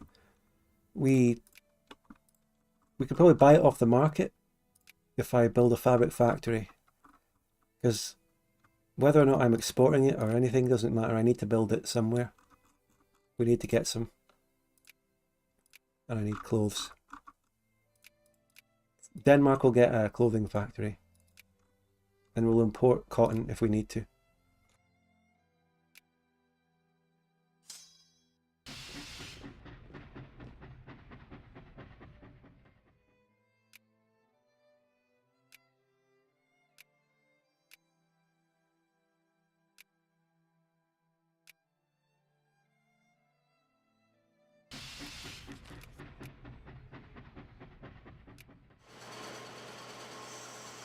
The economy isn't robust enough to fund army and navy at the same time.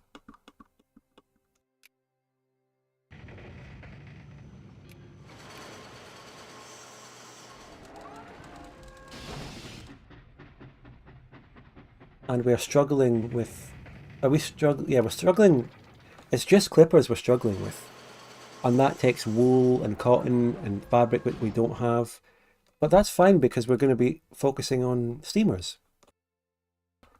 We are much better off with steamers in our country because we have the resources for that than clippers, which we don't have the resources for.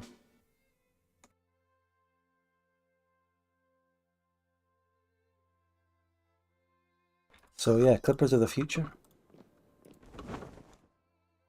No, I said that wrong. Steamers are the future. Pardon me.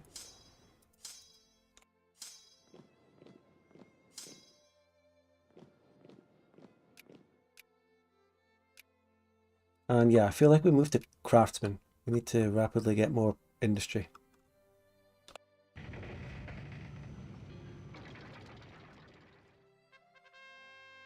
Bohemian perfidy. Oh shit, this is where things get tough because we might have to fight Bohemia and maybe an American rebellion at the same time. Or something. The Treaty of Paris, no spoilers. The Treaty of Paris that ended the Great German War in 1820 forced the Bohemians to surrender their claim to Hungary, but once again the House of Jagiellon has overstepped its bounds in its hunger for power. Damn them. Who's the House of Jagiellon? It's Poland, isn't it? So a group of northern Hungarian magnates have acclaimed Holy Roman Emperor Sigismund V as King of Hungary. This is direct violation. This would result in the Bohemians claiming unacceptable levels of power, which they would strip the German-speaking lands from us. Okay. We are about to go to war with fucking Bohemia, ladies and gentlemen. And maybe our American colonies will rebel at the same time. We have great allies. Maybe our allies are the key to victory.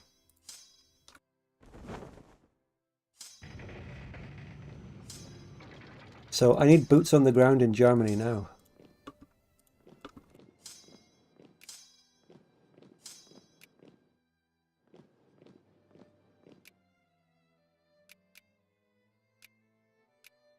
Do you hear the fan powering up? The fan in my computer is certainly powering up. Because the shit is about to hit that. Oh god. Oh god, fucking dual monarchy. The dual fucking monarchy. No, not you. Don't rear your ugly head. An urgent missive from the dual monarchy. Urgent message from the dual monarchy to all my Jurassic Park Operation Genesis players out there. So it's regarding the studies of Central War. They have, in the most diplomatic terms, strongly urged all parties, especially Burgundy and Scandinavia, to stand down. Okay. They put a congress in Venice. They're trying to prevent a new war from erupting. There's nothing I can do about it. We have to listen. So the Ottoman delegation. The long, stagnant yet enduring sublime state. This really does feel like a big fucking crisis and shit about to hit the fan. I love it. They still hold considerable sway in the Mediterranean and Balkans. Who cares about what they have to say about Germany and Scandinavia, though? So, they... Okay, what is this pro or against me in Hungary, though? They have a say, because they... They believe that there is an irredentist thing against Hungary, with the loss of Hungary and the other Baltic holdings. There is no denying that the Ottomans will bring these matters forth as one final attempt to regain their credibility with the great powers. No, we don't. I don't want to bring the Ottomans in because they will just complain about Hungary, who's my ally against Bohemia. That's what I think. Maybe I'm right, maybe I'm wrong. It seems logical to me.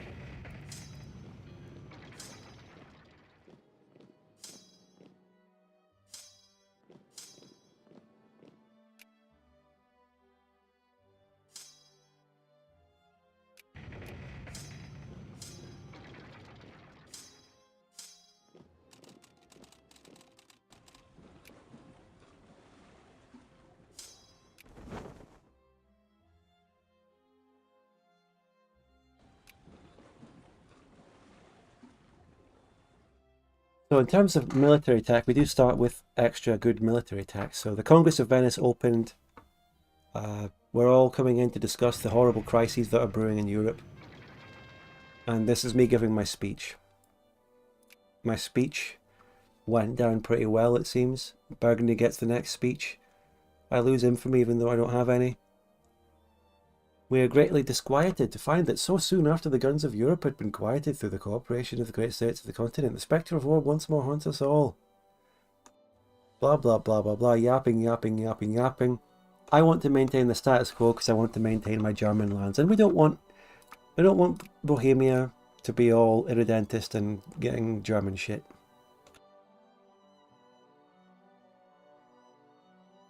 Sagreron is trying to spoil things and backseat me by saying, no, no, no, Hungary is not your ally here as much as I remember because they break with you and join Bohemia, and that's what the crisis is about. Well, I'm playing the game, and in my understanding, it doesn't look like that'll happen, and if it did, it would be a twist from, like it's saying you misunderstood the text.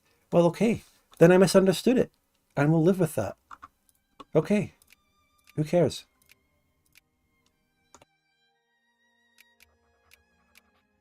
And so be it. We've made a mistake, and we'll fight on. We'll fight on and live with it.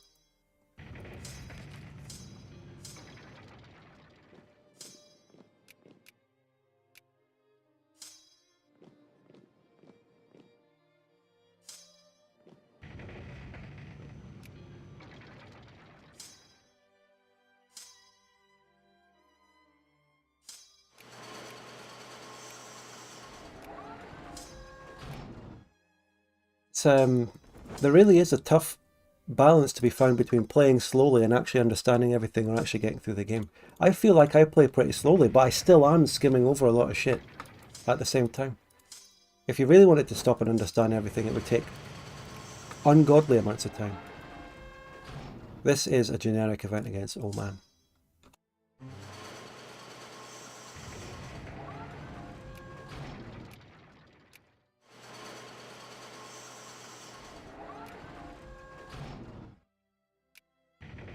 Bohemia standing army, only 48 brigades against my 132. It's over.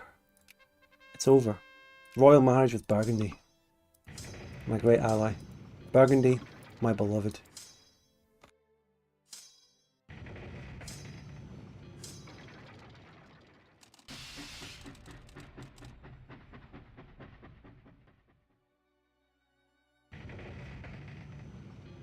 Oh, I don't know if that's enough troops to convincingly win in America if I have to fight them.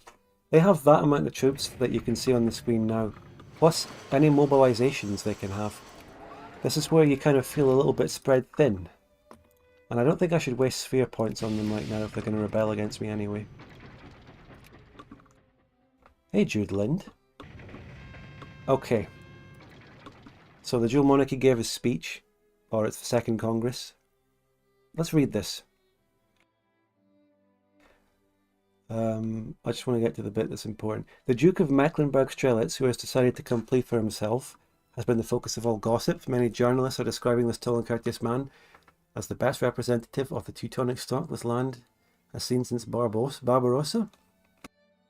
Now, after a new common mass in the Basilicate, the delegates have walked again towards the ducal palace. to settle the matter of both Hungary and Mecklenburg-Pomerania separate thingy. Okay, the imperial speech. Oh, here we go. Here we go. Oh, everyone start coughing during this speech. Ugh, disgusting. Karl von Schwarzenberg, Foreign Minister of the Holy Roman Emperor, aka Bohemia, I don't know, was the first delegate to speak at the Second Congress of Venice. He made a long-winded address. It was boring. He's shit. He was shy. In which he discussed the House of Mecklenburg, an old but minor noble dynasty of northeastern Germany and its claim on western Pomerania. What, you mean this? You mean that? With your cores? Your gay little cores over your shitty land, idiots? His argument for the return of the Duchy of Mecklenburg-Strelitz lands to imperial control soon spiraled into a complicated attempt to advocate for the empire to take control of all of Scandinavia's Pomerania. Some delegates were totally confused by the rhetoric, most dismissed it as a Jagiellon saber rattling and a melodramatic effort to use a minor prince grievances against the Nordic rival. Okay, I see where the arguments are going. Let's see where it goes. So, my speech happens. This is absolute fucking firebrand speech. The criminal emperor in Prague, Lord Dag Mikkelsen, Lord Mads Mikkelsen, Mads Middelson, what's his name? Mads Mikkelsen. Just imagine him.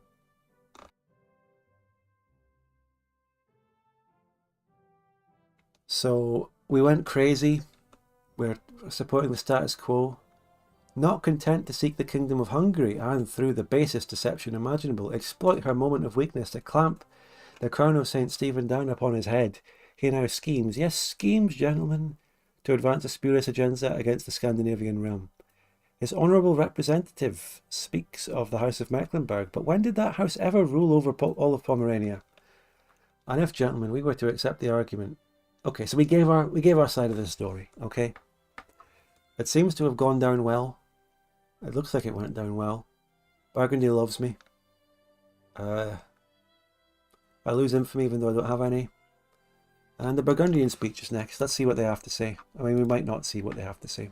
We might not get an event for that. Whoa, whoa, whoa. Something happened with Austria. The Austrian delegates denounced the emperor. Based? Alliance with Austria? Great. Austria supports me. Good to see that. Great guys down there. Many minor German princes are now questioning the true intentions of the emperor in this dispute with the Nordics, and they are not comforted by their answers. A tide of opposition to Sigismund's Pomeranian gambit is rapidly building. Oh, that's brilliant. It's going my way. Things are turning my way. All because I denied the Ottomans coming in. Am I a genius or what? If the Ottomans came in, this would be looking really bad for me right now. I know that for a fact.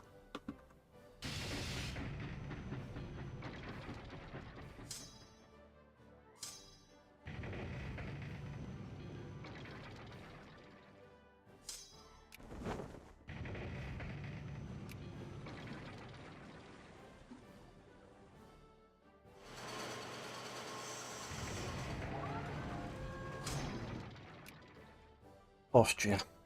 They won't ally me for reasons... They will ally me. Great. So we're building up an anti-Bohemian alliance. At least it looks like it. I don't know what will actually happen with Poland and Hungary in the event chains, but Burgundy, Poland, Hungary, Austria. This is a great multiplayer style hug box.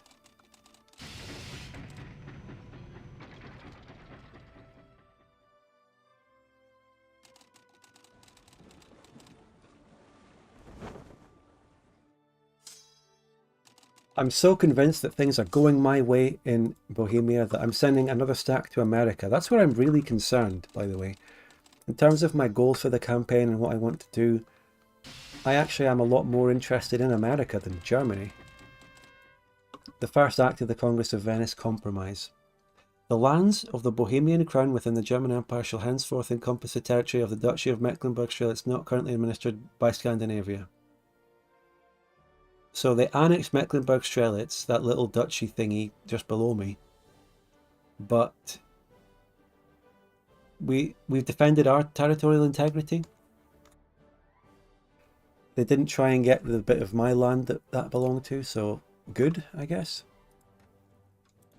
I don't know if there's an option where things go even further in my direction and the whole fucking duchy dies and I get them. Is it okay to spoil that? Because I think it's something that's finished now. It's over.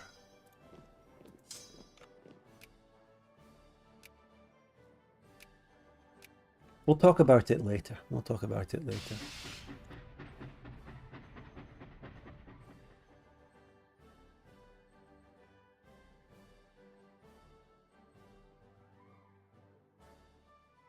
According to the events, Vinland was in open rebellion against me at the moment, but it's very quiet. It's very quiet over there at the moment.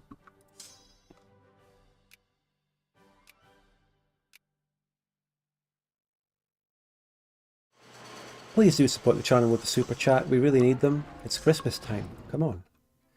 Be generous. Be loving. Embrace the Christmas spirit and drop a super chat today. It definitely is calm before the storm. It feels like it. It's felt like it for a while. We might have gotten away without having to fight Bohemia.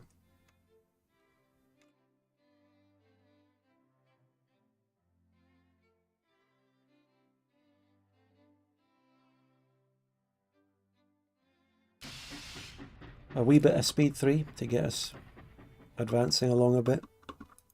And yeah, I feel like doing a military tech next because things have been quite stressful. Things are a little bit uppity, a bit dangerous. We live in a dangerous era. Okay, the final act? What was the final act of the Congress? It's ended, for better or for worse. Ho ho ho. Your navy is encircled. Do you know if there is a Witch 2 mod in the making for EU 5.9 med? What, the final act is that some kind of book was published? Well, that's boring.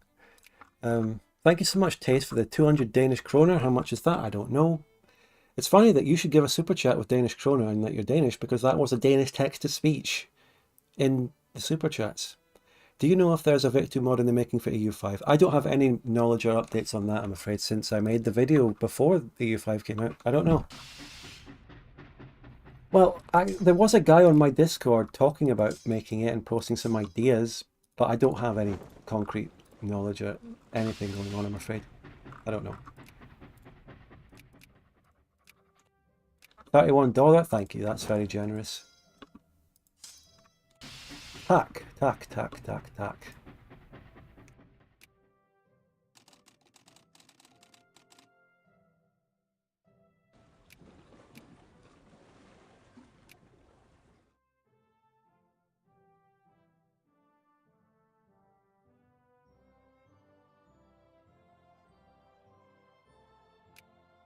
Dye is the issue with our fabric factories and all that. We don't get dye.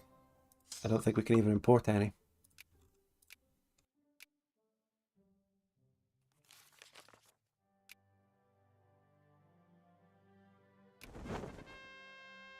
Oh shit.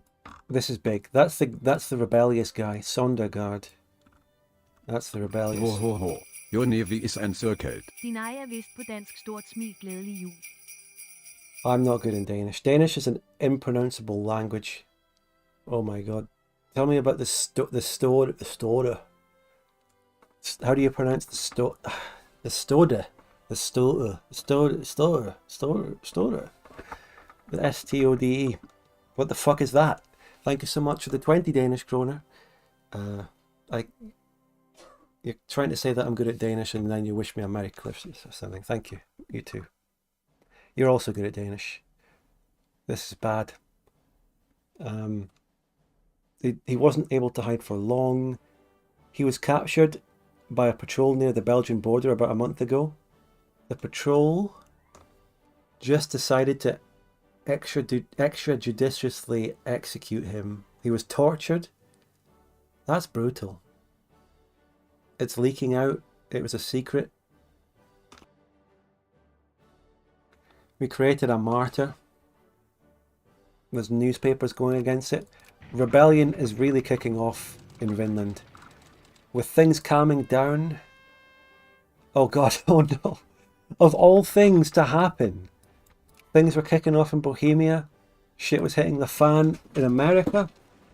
The first war to actually kick off is fucking Zhourao. And I do have some troops here, but they have low health transports. Very low health transports. We've got to get to the Maldives. We're at war with a random Zhourao country, ladies and gentlemen. We have to fund the navy. We have to send a detachment of a few ships all the way. We have to do it. We're in Scandinavia. We're the world fucking hegemon. Oh god, someone asked the question. Someone asked if this is single player or multiplayer. May I refer you to the thumbnail, the title, the description, just generally watching and finding the context of what's going on by listening to me and what I'm talking about and who I'm talking to, and the fact you can't hear anyone else unless you got the voices in your head. Come on. We can't be asking this sort of thing. I watch other streams and I see chat ask dumb questions and the streamer crashes out about it. I've always been better than that. We've always been better than that here. We don't resort to this level. Come on. Kobe says multiplayer DoD FF would be cool though. I disagree. I think this would be a disaster in multiplayer because it's all about single player LARP event chains. This doesn't work in multiplayer. Multiplayer has to be a sandbox. DoD multiplayer that we've been playing for like 6 years is fine as it is with that version. We don't need... Like, scripted events and wars and event chains just don't work in multiplayer. Trust me. We have played mods that had this shit, but every time we do that, we do as much as we possibly can to mod it out as soon as possible. Every time. But I keep bringing our troops. Which one of them is it I'm at war with? It's the bottom one. It's not even the one I thought it would be regarding fucking New Zealand. They have the audacity to invade my Tasmania. What are they doing? We've got to kill them. How do I get there safely? My Burgundian ally. Need a port. Burgundian East Frisia. East India, I mean. Yellow was the one that's supposed to actually be... I'm supposed to be friendly, and I was fearing them. I didn't read the event that said why I went to war with them, I admit. I probably should have.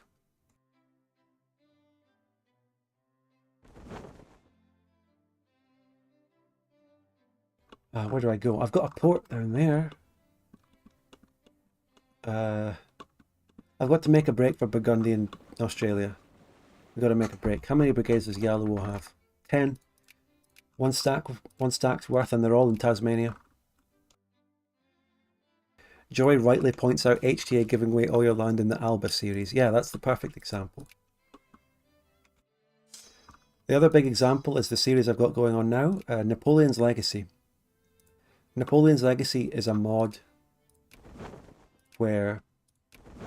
Did I start trying to bring troops over? Yeah, I need to bring this stack.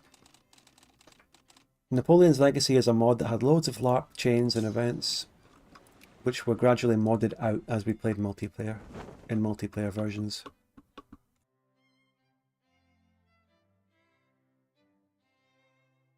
Great Fire of Nuremberg. Bohemia is just an absolute state. They're just dying in fire. Unlucky. They're unstable. They failed to get to Pomerania, and now look at the absolute state of them. And we just gained a news feeling. Hesse-Kassel, we gained a news feeling in Germany. They just can't catch a break. They suck. They suck.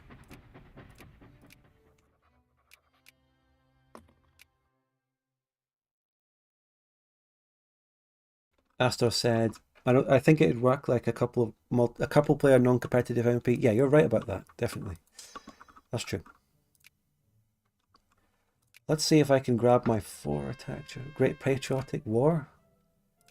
Okay, so Bjornia is having its great crash out against the Incas, which I do have direct interest in because I border that with a random province port there.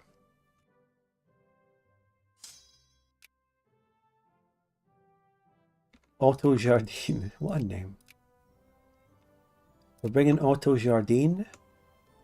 What's the supply limit? The supply limit is 10 in these provinces. 7. Supply limit 11, supply limit 11. So we can walk slowly across uncolonized land over to Yaluo. And then just attack whatever small army they have on the land that's not occupying Tasmania. Wait, what's the war goal? Enforce a treaty.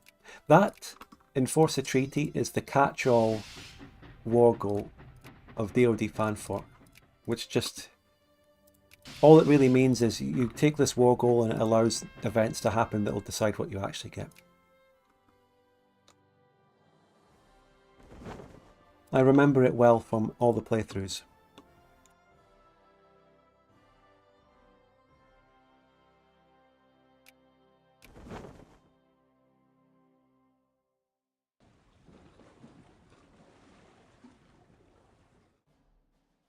Three Admiral. Oh, he's going to take so much attrition by going that way. But I think he has to be bold and brave and just go straight for them. He's going to make a beeline for the enemy.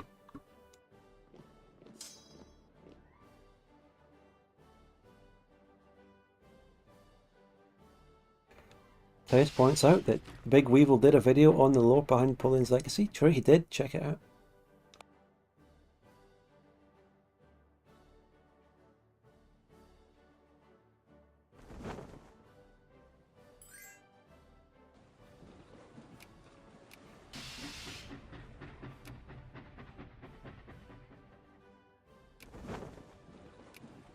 An alliance from Bavaria. Oh, what pathetic state you're in, Bohemia. All the Germans love me instead of you. How does it feel?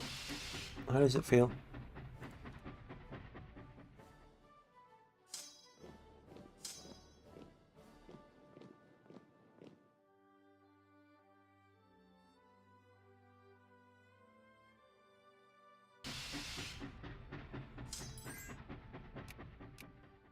Cassel. If we just look at the diplomat mode, we've kind of encircled Bohemia. We lost our alliance with the Commonwealth. It seems pretty natural. Yeah, that's fine. We might be able to sphere Prussia.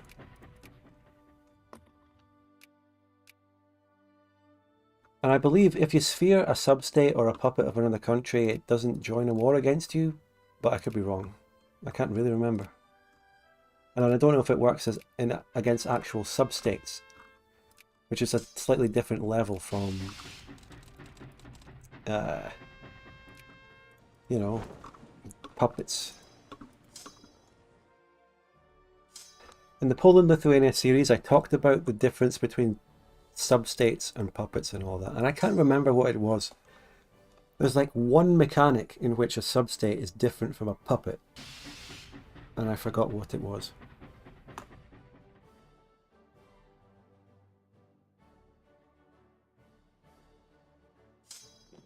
I didn't catch any events of what Poland's up to, but maybe they sided with Bohemia in the whole Holy Roman Empire dispute, LARP-wise.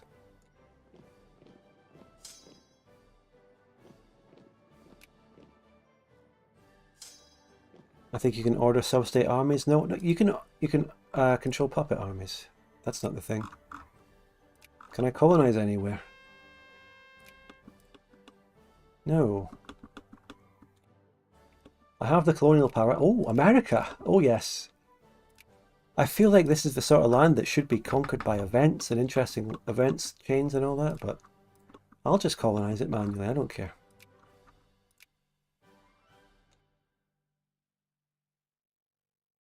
Mel Gibson asked, any plans of doing EU5 multiplayer? Yes, I think we have something lined up for January. Yes.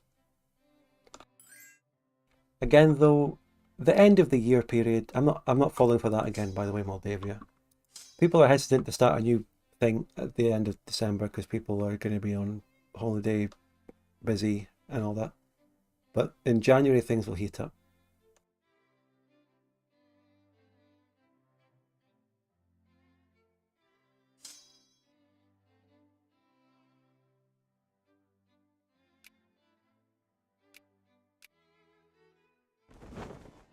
My navy's here taking massive attrition. Come on, boys. A great mix of ships, frigates, commerce raiders, and man of wars coming in. Come on, boys. Peacekeeper substate allows army command, isn't that it? Guys, I already debunked that one. It's not commanding armies. You can do that with any kind of puppet. Substate did something more advanced, slightly. Just one thing. I can't remember what it was. Now, did Yaluo bring their army back to the mainland after fully occupying my island?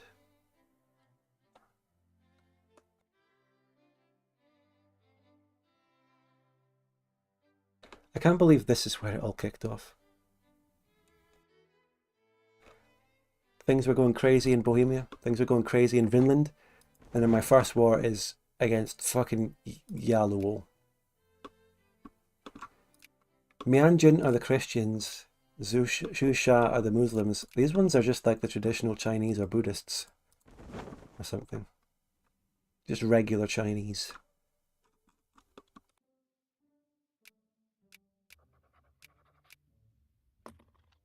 So their army is stuck on the island. Oops. Now I can fully siege them without fighting a single battle, it seems. But then my ships might take attrition. Oh, they might die of attrition. Hey, you're my sphere, give access. What the hell? Oh.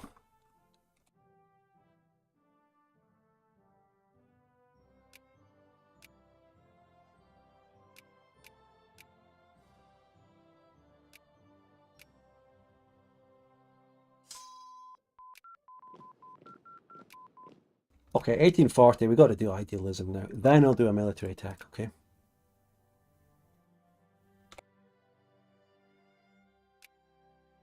Joey says, in base Vic 2, the only substates are the Qing puppets. Correct, good trivia. That's absolutely true. Ho ho ho, your navy is encircled.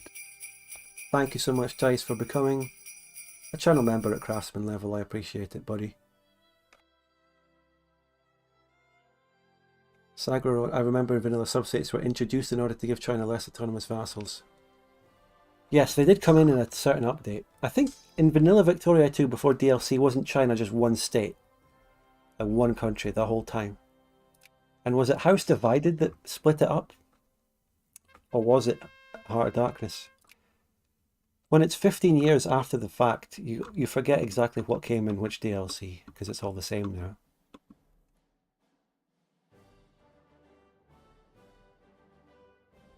I think you're onto it, Kobe. By having substates, you can call them into any wars. Oh my god. The population boom. Wow. Scandinavian population boom. That's crazy. Just a plus 1%. Plus. Isn't plus 1% massive? Isn't that huge? And that is specifically within Sweden, Norway, and just core Scandinavia only. It doesn't apply to Scotland, Finland, the Baltics, German land, Russian land, Iceland. But it is a Scandinavian core. So anywhere that's a core but not part of those specific regions, Scotland, Germany. I don't think there's anywhere else that it counts in, so it really is just Denmark, Sweden and Norway, baby boom. That's great. They auto-join wars. Puppets auto-join wars. Oh, this is huge. That's good. That is some fucking pop growth. That's gonna be great. I'm looking forward to that.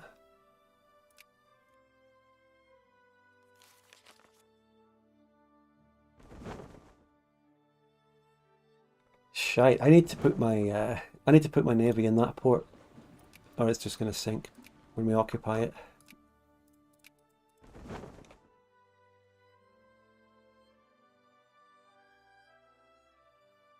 House Divided will be an interesting multiplayer start. Well, I have one video on that. The video is called Victoria 2 Multiplayer with No Mods. Bad Frank's in it. We did one video about that start date. I know it's not much. I know it's not a series, but it was very fun. It was one-off thing. Check that out. Watch it again.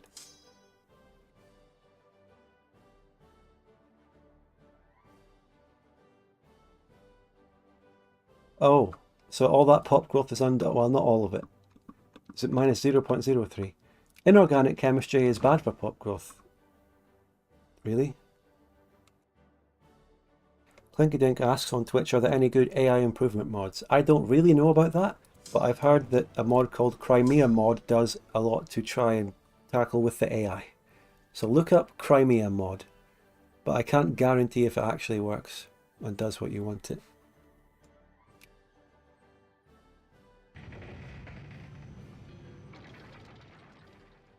Seriously though, if you haven't watched the video, Victoria 2 with no mods, when you're interested in the House Divided start date and playing without mods to find that funny stuff, seriously, watch that.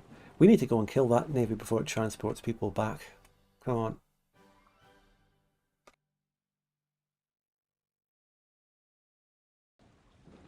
Can't let them get their men back across from Tasmania. I may have watched that video years ago. Watch it again. I feel like they'd have to release the source code to really change stuff like that. If Crimea mod does tamper with the AI, I don't know how they do it. Really. But, you know, OpenVic will do it when it's done. It's taking a while, but it will be done and it will do it.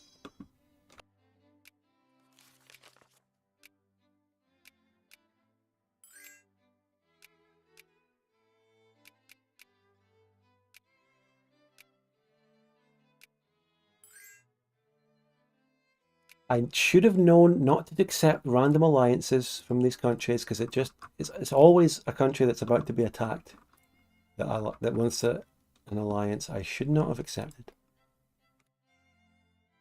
Oh, they got some armies. Nothing I cannot deal with though. I even have a giga stack, which is the fucking transports. No, don't go on that transport stack. Use the steamers. Yeah, now we don't have a problem with Yallowo when I bring these guys over.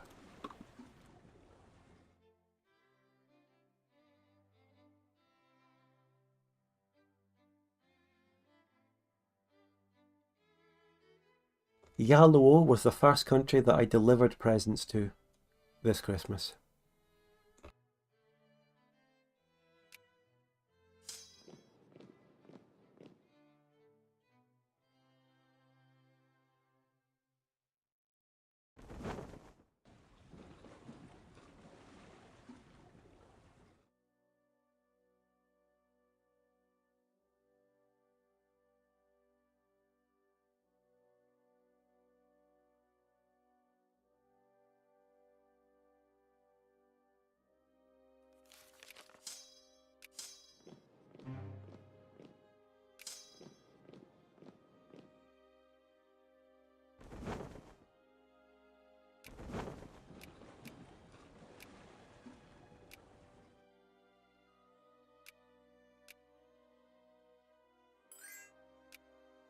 Oh way, colonizing, colonizing.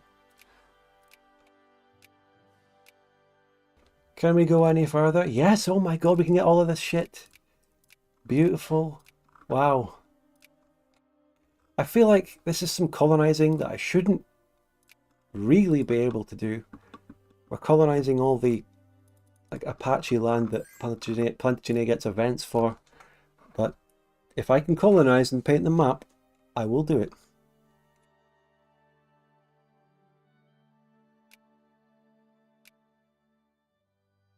Wow, I just rolled a 4 defense. If only I could ever get these kinds of generals in multiplayer.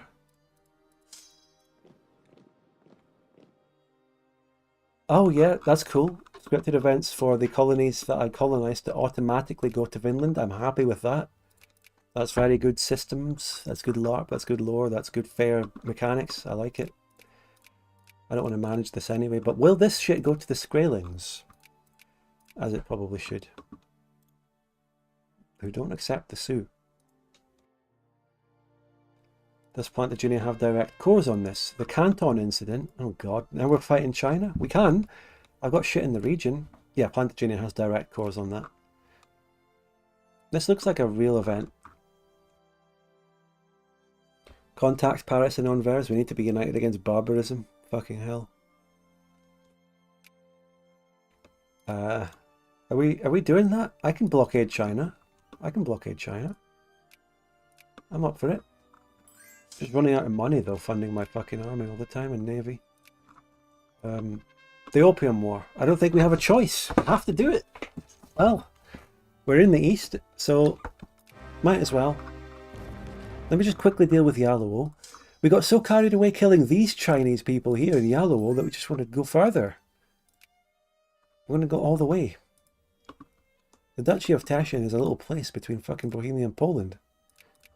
Maybe we can protect that. Residency. What the fuck are these events? It's a wartime election. Minorities are under attack. Sorry. Oops. Wow.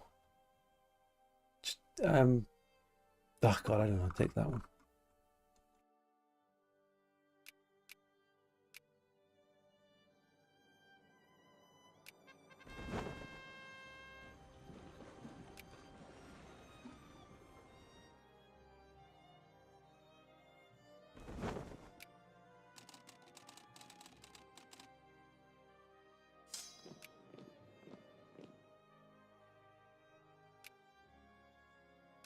That's Prussia in the bag.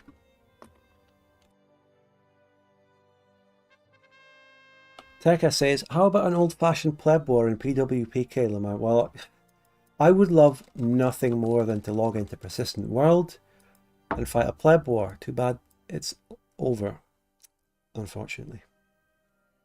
The slavery debate's happening. I feel like we should move towards outlawing slavery. Just, you know, normal. But you do remind me of Persistent Bannerlord, and if there's one way to lose people's interest and lose viewers, it's to talk about Persistent Bannerlord on a Victoria 2 stream. But the Persistent Bannerlord launch of its latest version was halted by Bannerlord updates.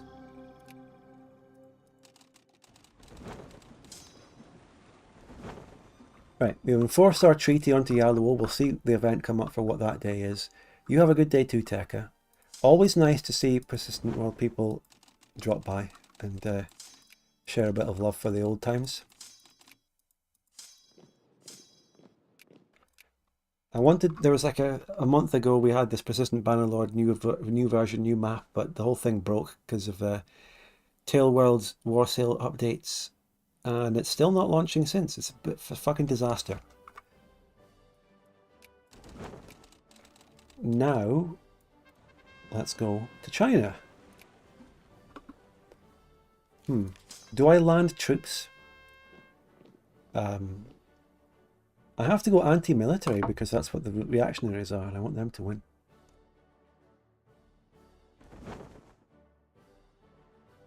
Fuck it, delete these clippers. We don't want clippers. Steamers all the way. What I really want to do is blockade China. Let's get to the Philippines. Let's get to the Philippines and take it from there.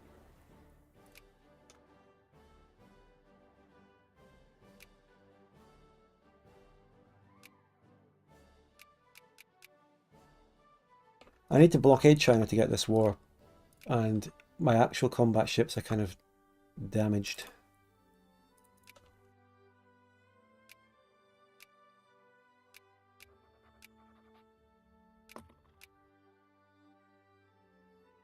Okay, we're not sphering Teschen.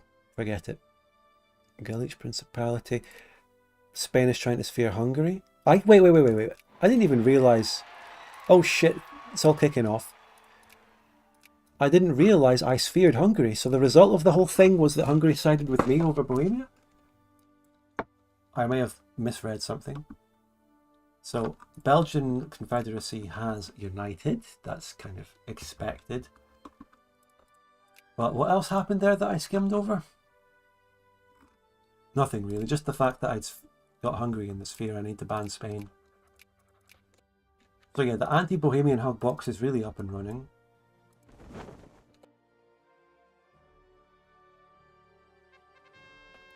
Duchy of Courland, that's my sphere. How'd you go bankrupt, you twats? I thought you had a colony. What about the sugar? What about the sugar and the tobacco? Are you not making money off of that? Anyway. Burgundy landed in Unging, and they lost. This is just like the battle for Fort... oh no, they won actually. There was a battle in the 1600s in China where the Dutch had a fort on Taiwan and the Chinese rebel faction sort of beat them away. Fort Netherlands or something, basic name like that. Anyone know about that? Anyone remember? There could be an alternate scenario where the Netherlands had Formosa instead of anyone else. I don't know, Japan? Portugal?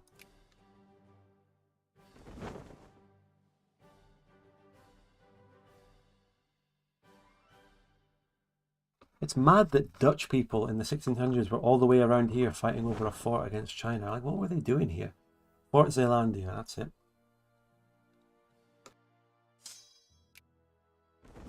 Okay, so let's initiate a blockade just with some steamers.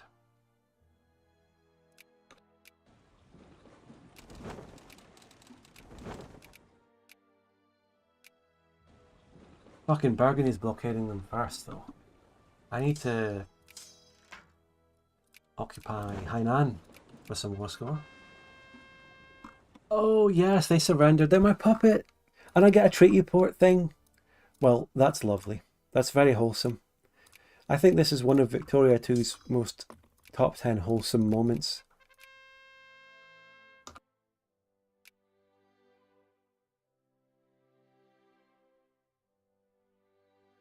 We got ourselves a little cute puppet in Australia and a sphereling in New Zealand, and Tawantin Suyu has conquered Bjornia. Bad luck in the Great Patriotic fucking football match.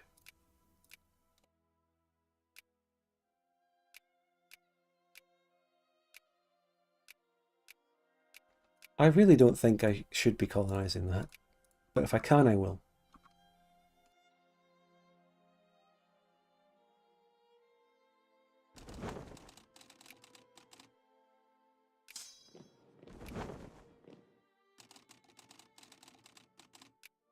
Shit, Burgundy's got a full blockade. How do I get the war score?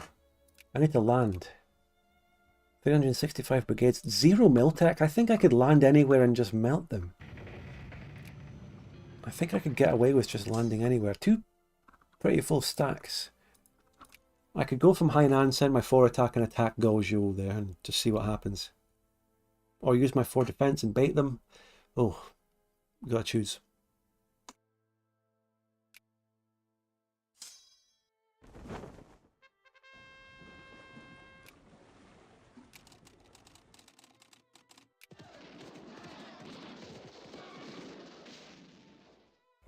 I think, yeah, the Burgundians finally just lost in Taiwan. That's where I'm going to go with this big stack. Hopefully before they go again.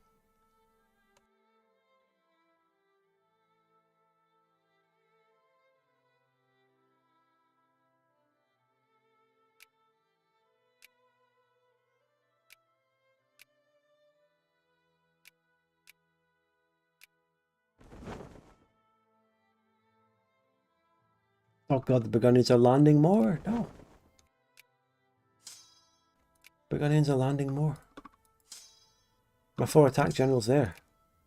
Send anyone.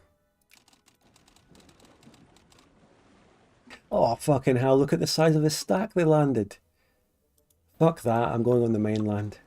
They can arse around on the island, I'm going on the mainland.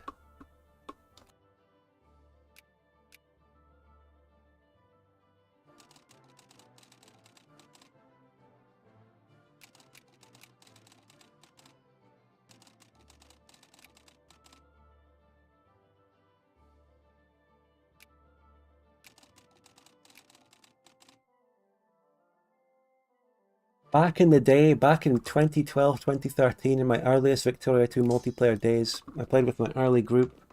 The meta in multiplayer back in the day was, if you played a secondary country, a small power, you just went to China as soon as possible.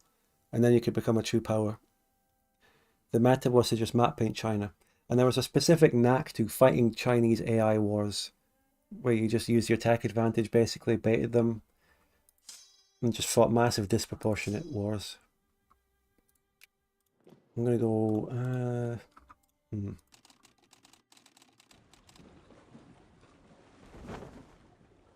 The dual monarchy doing it too? Yeah. The dual monarchy's at it too.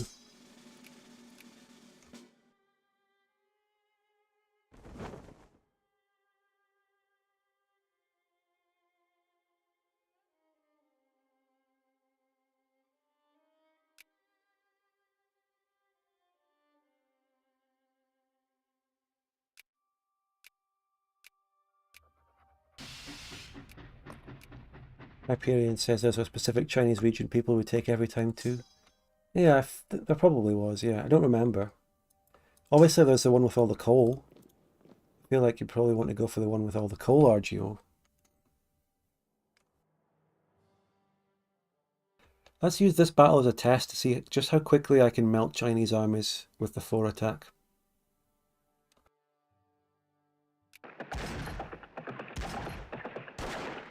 Well, in terms of organization, yeah, but I don't feel like that was a great battle because of the roll.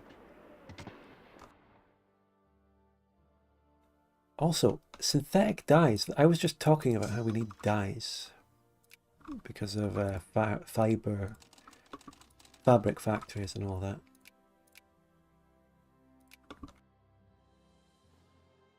Oh shit, how do we actually get the war score? I mean, the only way to really get this war over with and get the war score is to go on a rampage on China here and wipe them and fight them. Battle war score. Farm battle war score and get a couple occupations.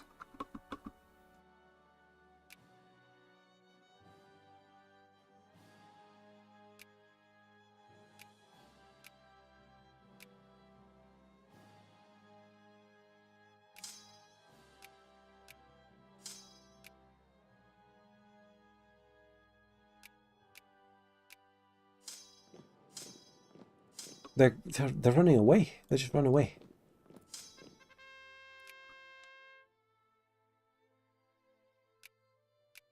I can't blame them for running away though. They know what's coming. So some guy was our leading agroecologists, and he made a new kind of garden. We got a garden, a new farming system. What? Why would I have this option to say spit on him or say F in the chat? What do you mean finally the old crone is dead? Rest in peace. What the hell?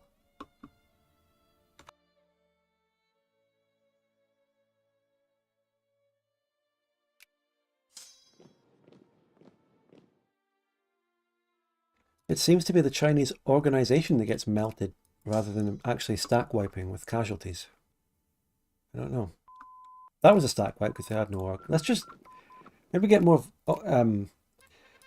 maybe get loads of war score from occupying the capital of a puppet of Vietnam. Let's go for that. This is what China does if you leave your line open. You can have your line defended by small stacks and they will not go through. But if you leave a little bit open, they pour hundreds of K in. See, we're farming battle war score. We're farming battle war score. I want to get... I don't know. Let's try occupying Hanoi while we're here and we'll see what happens. The Chinese AI will never, ever, ever attack you. They know better than that. Also, alliance with the Belgians. Imagine if they joined against my Vinland civil wars and helped me. Wouldn't that be funny?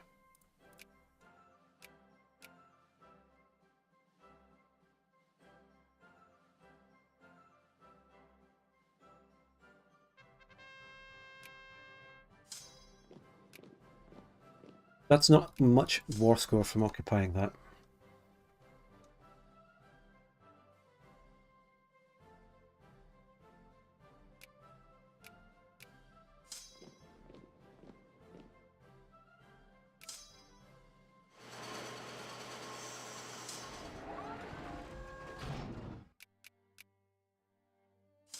That's my army mutinying. Horrible. North Germans. Disgusting.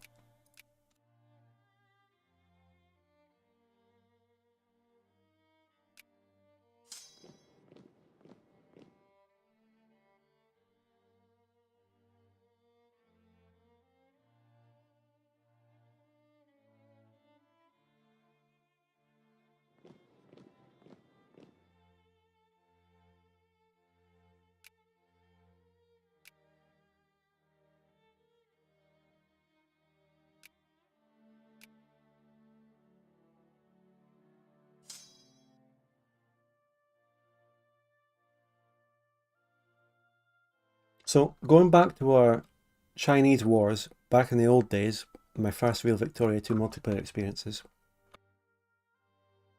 Because of our meta wars against China, and we would just fight battles and farm them and get battle war score and kill them on the masses, we came up with a term called Chinese casualties. So whenever you took amazing casualties in another battle against a player, we would say, "Oh my god, you're taking Chinese casualties." It used to be a great saying.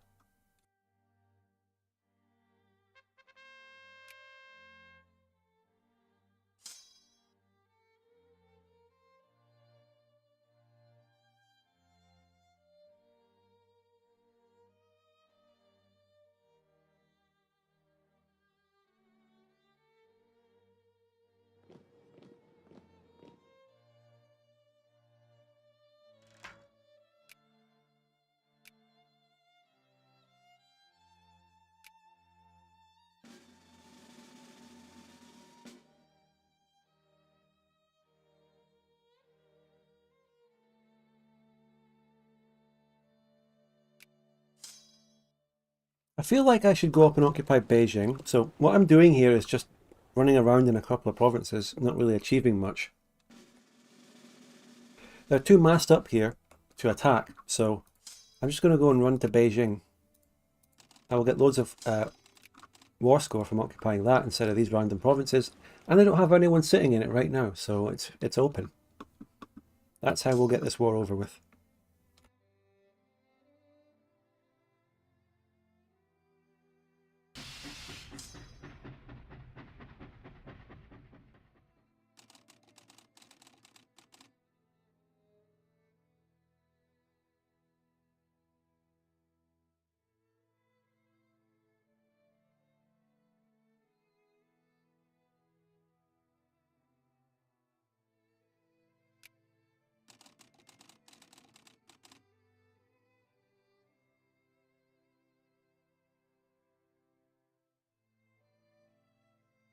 Ho ho ho. Your navy is encircled. Rødgrød fløde. Is there any way that Scandi can get North German accepted? Guys, thank you so much for single-handedly propping up the Spudgun official YouTube channel, but I don't know. I don't know if we can get North German accepted in this mod, in this thingy. And it would be a spoiler to really know if it's true or not. I don't know.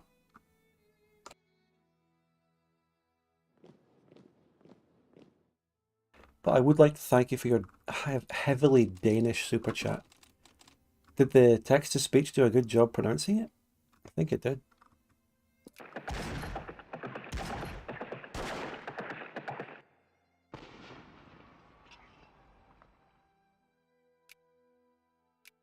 I wonder if we'll get an event to burn the Summer Palace. And I think I will do it, if we can.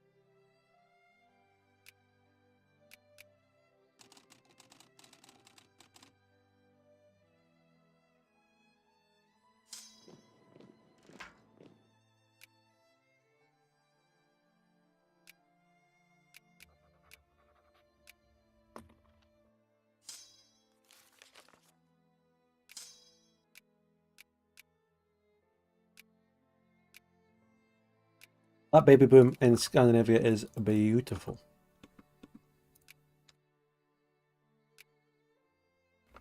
And what?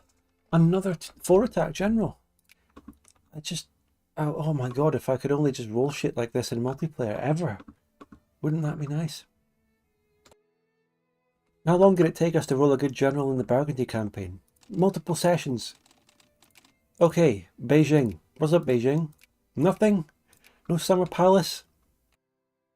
By the way, I never looked at potential events, actually, with China, or with anything, sorry.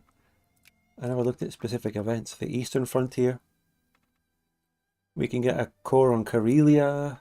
Dominum Maris Baltiki is an event from Vanilla, for basic DoD actually, where I get cores on Duchy of Prussia. That's just the Commonwealth gets nationalism, imperialism, our state and government. The Arakunia plan is something to do with the Incas, with our little province there. With screw-propelled steamers, I can inherit Yaluo. Wow. Weizhou concession. I can expand and get all of Australia. If I sphere Mianjin, I can get shit there. So that's interesting, but as I say, with DoD fanfork, you really don't look at the decisions to see what you can do, because it's all scripted events that come up as you go, mostly. I don't want to let them get Beijing back. Fucking the army mutinies though, really annoying.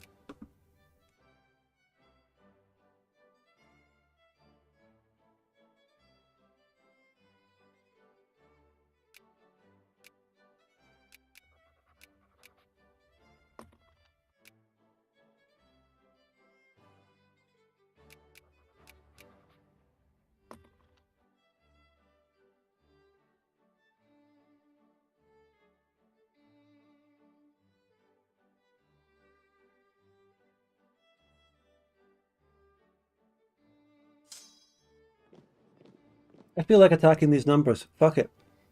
Fuck it. I think we win this. Ah, bad roll. Really bad terrain, really bad roll. Well, we still win anyway, right? The treaty ports. Have we... Is it over? It's over. It's over. I get a treaty port. That's it. The war ends, I get a treaty port, right? I got Hong Kong. I got Hong Kong. Burgundy got Guangzhou. Zhou Monarchy got Shanghai. How did the... Oh, come on. So unfair. The Zhou Monarchy gets fucking Shanghai with 1.2 million pops out of that. They did nothing. They contributed nothing to this whole operation. Utter bullshit. They did not deserve that. Wow. Ridiculous. At least... Oh, fucking 31 war indemnities. What is this? That's the worst Chinese concession fucking opium war I've ever fought.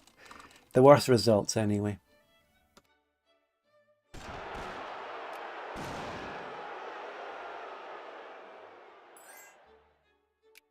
And now the Scots are rising up. It just goes from bad to worse, folks.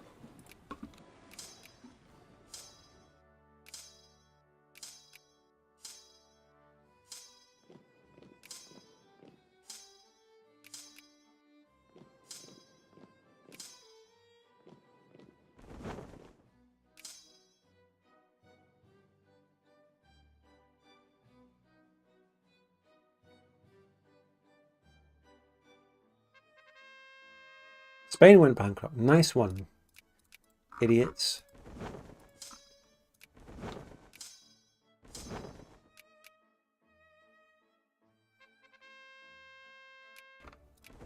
The Finns request a national diet. Okay, this is actually complicated. We have decisions to make here. Obviously, I want to keep Finland and get them accepted and everything. Well, they already accepted.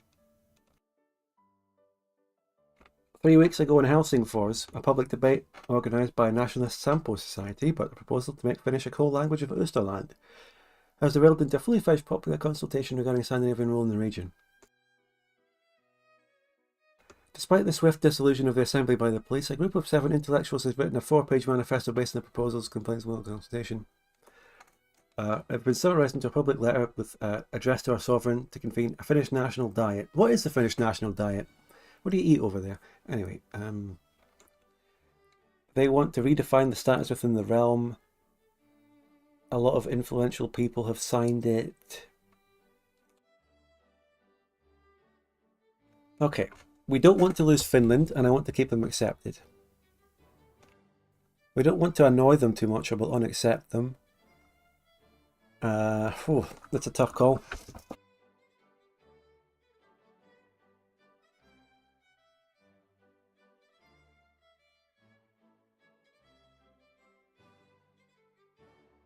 We don't want to lose them as an accepted pup, but we don't want them to go independent or even a puppet.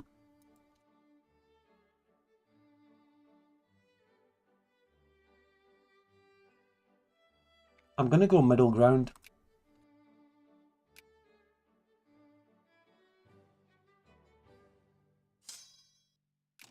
I don't know if that will be a good decision or not, but I went middle of the road.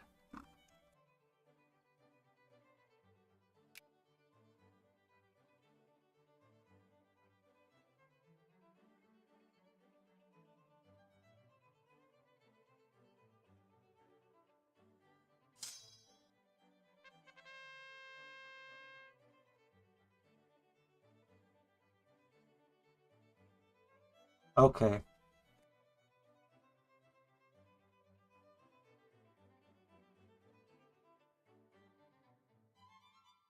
The Riksdag. Oh shit, have I chosen wrong?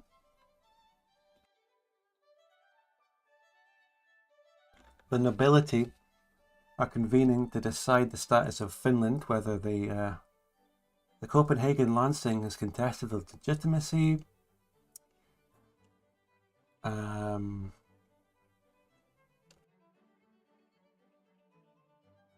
This is purely a Swedish issue.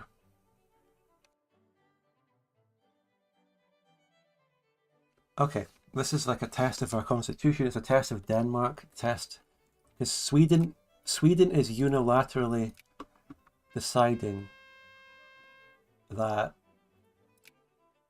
I think I got the 15% option there.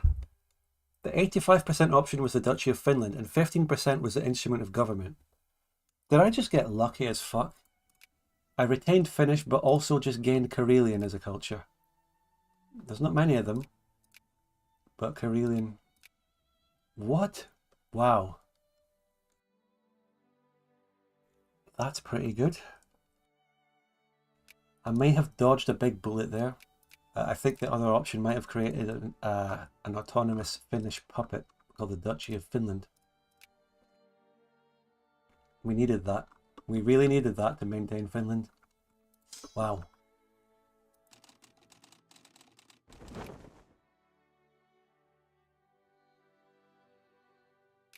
Peacegiver says, can I spoil the alternatives to that? Yeah, as long as it's not to do with other shit that will still happen. This is very important though, because I want to expand into Russia. So the Scandinavian appointed governor of Pskov, Bengt Eriksson Manersk, has been killed by a riot? The sudden loss of foreign influence over the Pskovian Vecha allowed the Russian boyars to independently choose the city as Posadnik, opting for a compromise figure. Adam Grundelhemfelt, the Duke of Narva. Adam is a Stockholm-born entrepreneur and Ingrid's richest landowner. He calls for fair representation and administrative reform. After his proclamation as Posadnik, Adam Nerevsky, oh shit, coined by Finnish colonists, has promulgated a new constitution abolishing most of the political privileges of the Finnic minority. The fact that this doesn't change much in our protectorate, as almost all the political power is in his hands, but tolerating Pskov's self-rule and pro-Slavic legislation may slowly slip the Republic from our control. Perhaps we need to make it clear to this upstart. Yeah, we are clamping down on this shit right now.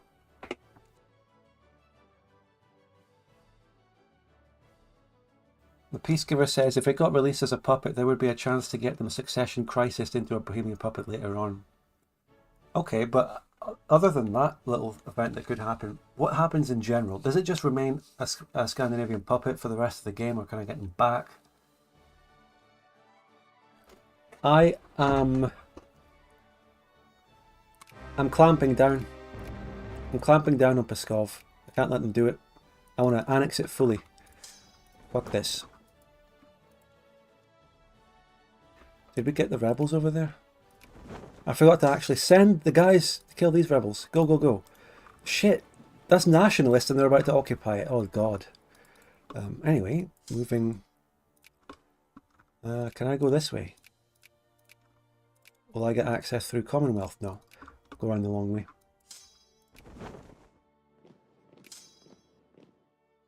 Shite. So you're just saying the one time you played, it got puppeted as Bohemian, that's what happened for you. Okay, okay. I'm not going to bother leaving an Eastern army. We've got to consolidate and bring every army together back in Scandinavia.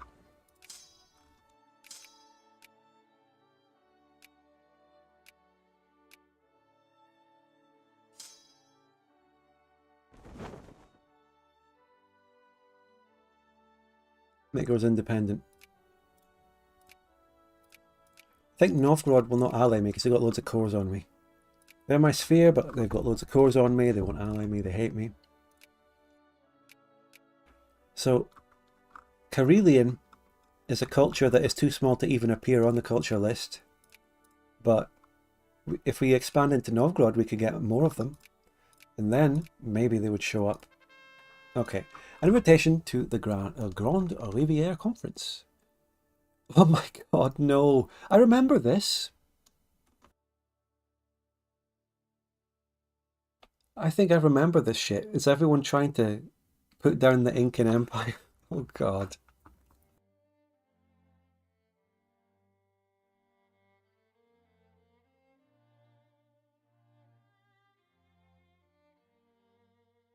This is the coalition of the Americans.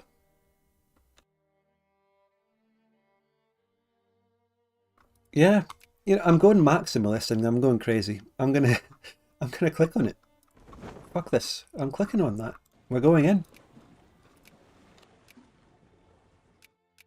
I have rapid response forces ready to deploy at a moment's notice to the region.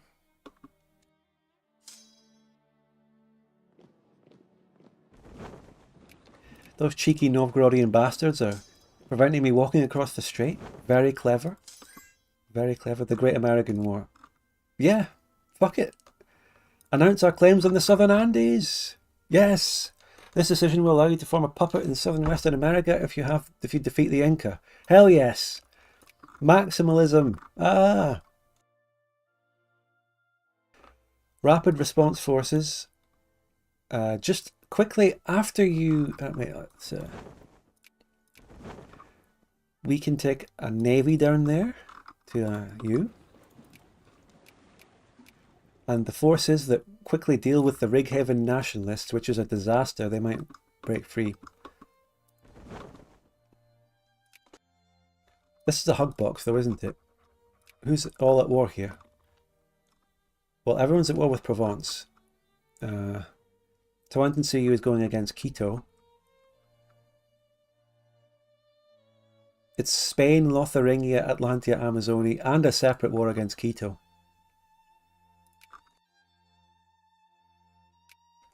I remember seeing this from the point of view of some other countries, but I haven't played as Tawantinsuyu yet. Like, it's one of the highlight countries in the fanfork. It's one of the main things. There's so much content.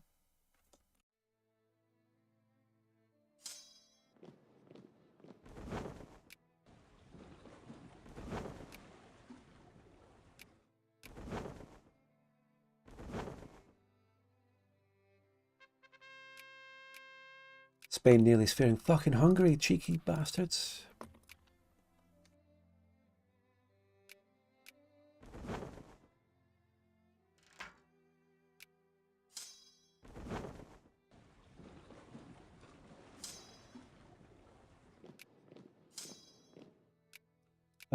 Generals. I need my 4 generals and shit. 4 defense, where are you? What are you called? Olaf Ferguson. 4 defense will hold a province that they may be baited into attacking.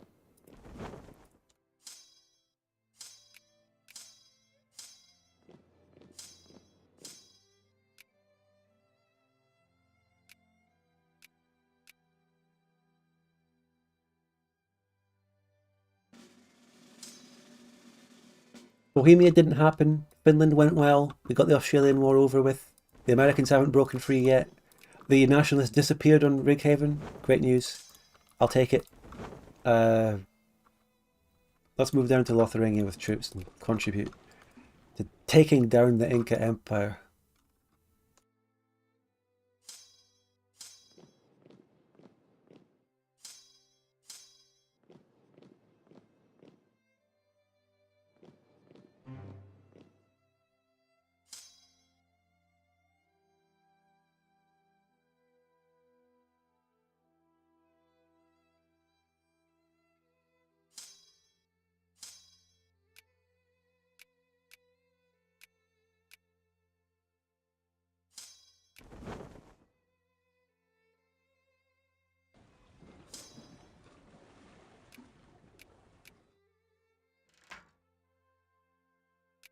Hong Kong, precious goods, you love to see it.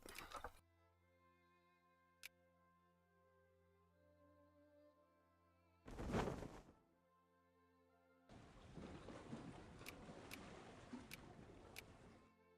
hope it gets more pops because it's really unpopulated right now. Land, liberty, labour, yeah. Should get a lot. But the dual monarchy one also has land, liberty, labour, and it has 1.52 million already, so it will just grow like fucking mental. It's not fair. Life's not fair, guys. Reform is quite important. Peonage is shit. Getting to debtors' prisons would be good. Cultural rights is nice. Assimilation is huge.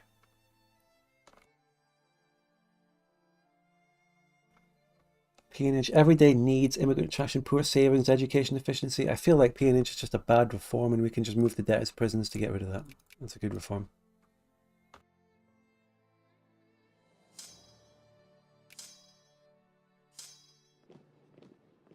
Watch this, I'm going to pull the old bait and switch on Pskov. Make them attack me.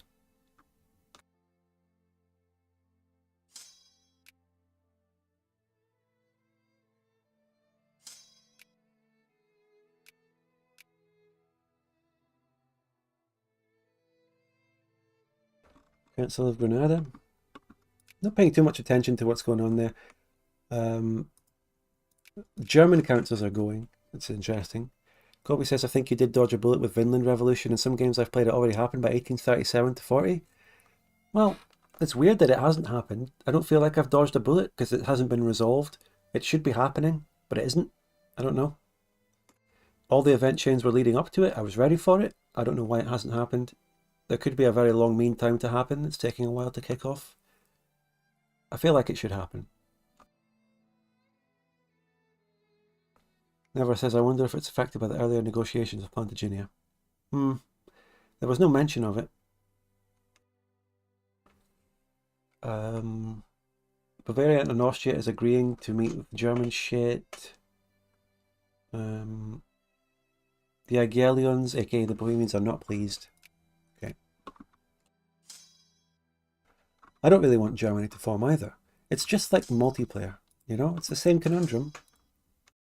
You kind of want to support the South Germans against Bohemia, but then you don't want them to get too strong, where they might form Germany.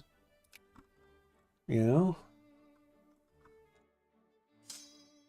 I've got boots on the ground in South America. Boots on the ground. Battle of Bogota? Don't care. It looks like the hug box is already kind of winning, so I'm just going to come in and mop up.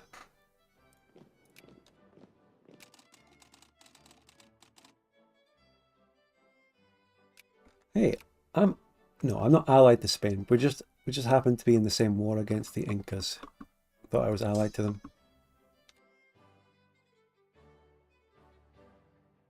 By the way, support the channels over there on Twitch.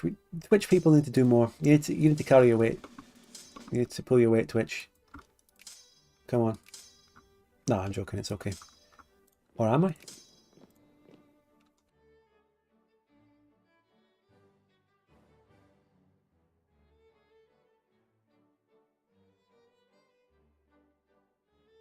Get in this battle. Get in this battle. The Incas actually have a lot. They are a very strong, buffed up country. They're ready for this shit.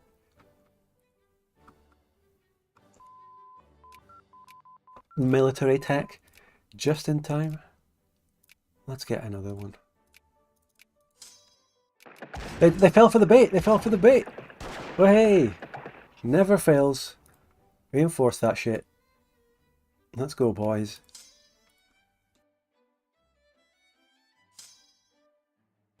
Blackpool.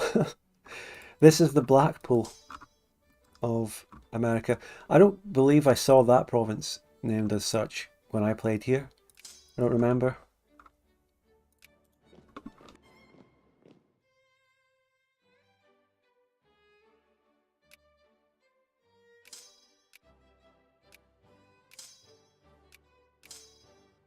Blackpool should be on the coastline in Beornia, though.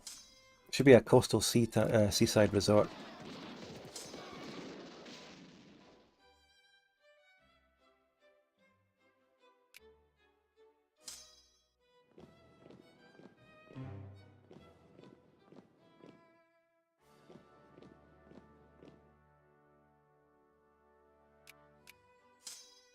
I won the Battle of Godov and the Battle of Blackpool in South America at the same time.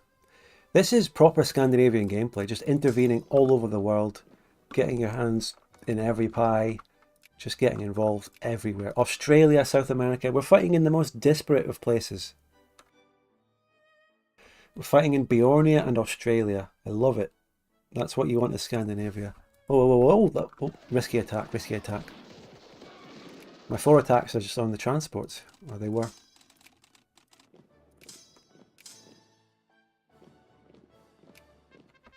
I want the really good 4 attack, Michael Hambro.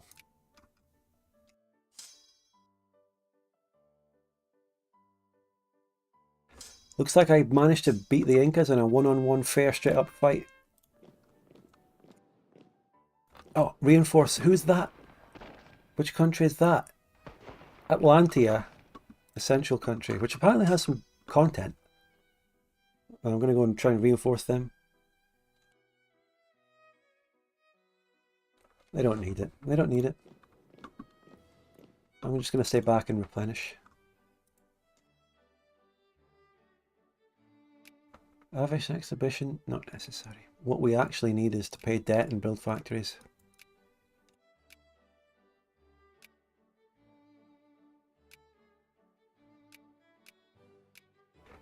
And yes, I need to build a wave of steamer convoys because I want to completely get rid of my reliance on sail ships.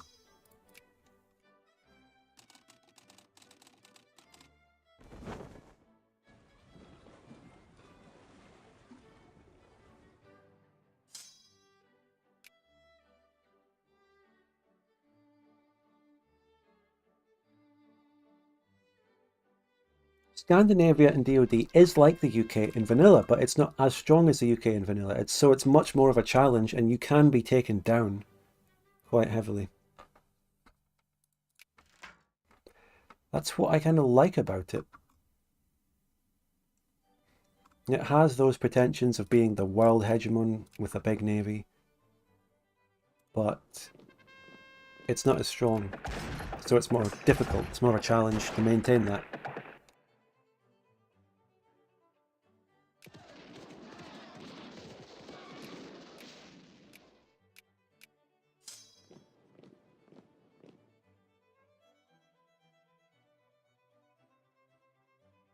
Yeah, Atlantia is one of the main characters of DoD Fanfolk, so I've heard. Never played them though. You can meddle in a lot of shit. They're apparently a sly, influential country that can do a lot of things. One day, I'll play them. Okay, Pskov, it's over. That's some good map painting. There goes the Treaty of Ceylon, but infamy doesn't matter so much here.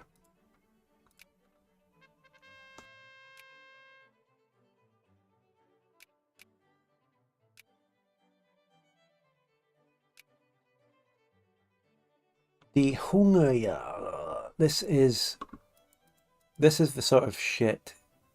What the hell is the Dyke Pole? Pontic Steppe, Slavic warriors, Cossack lifestyle. Crazy things happening on the steppe. There's a great hunger in Germany. There's famine, horrible things happening. Playing Germany in this mod, I've never done it. I'm playing Bohemia, it's brutal. It's really tough. And then Germany doesn't really come about until the very late game. Hopefully the famine doesn't affect Pomerania. Reform-wise, all cultural rights. Directly annexing Pskov is very nice, because there are some accepted pops there. There are Scandinavians and Finnish people there. It's good.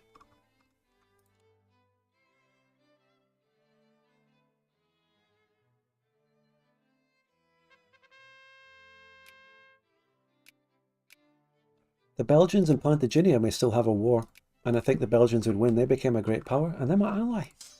They're my ally.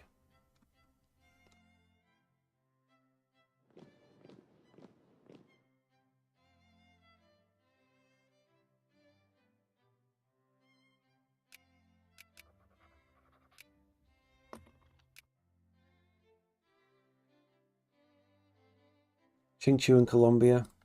Hey, look at that. Remember when I played Qingchu, I went against Gran Colombia quite a lot. We beat them back, took land from them.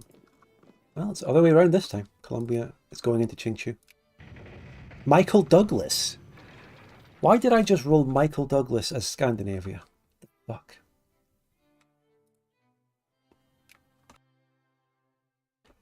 Italian turmoil. Just bad times for a lot of countries, but not mine.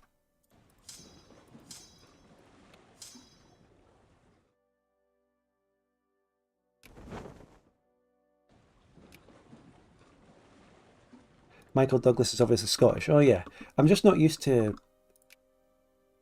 normally you only get the names of one culture, your primary culture. I've never seen mixed cultured names coming up like that.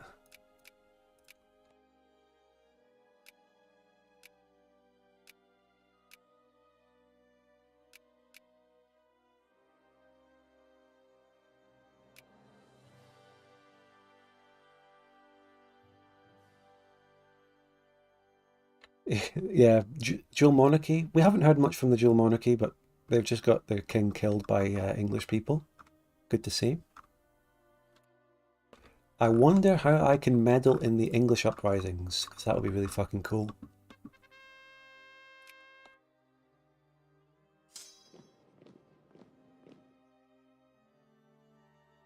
Isn't Scottish just accepted in SCA?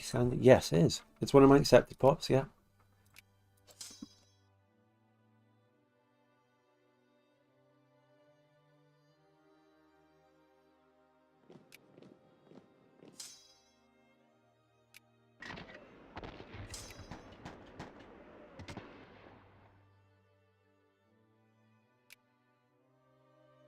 They sneeded down my colony.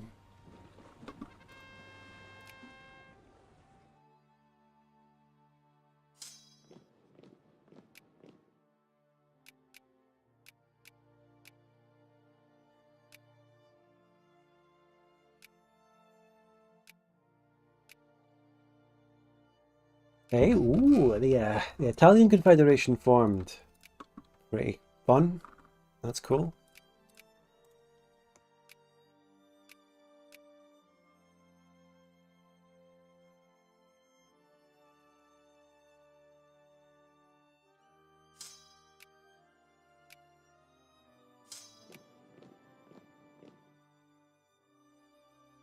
Quito came in from the north, is also fucking up the Incas. They're very strong, which... the second sack of Cusco? The Quitans just sacked Cusco? Sad.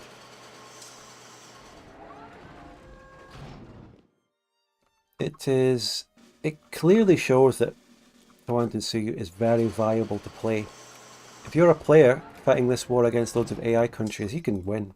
You can easily win. Maybe not easily. The ruling house of Ska are the Stuarts, if I recall correctly. Well, you do recall, because we saw that earlier. It's true. All of it.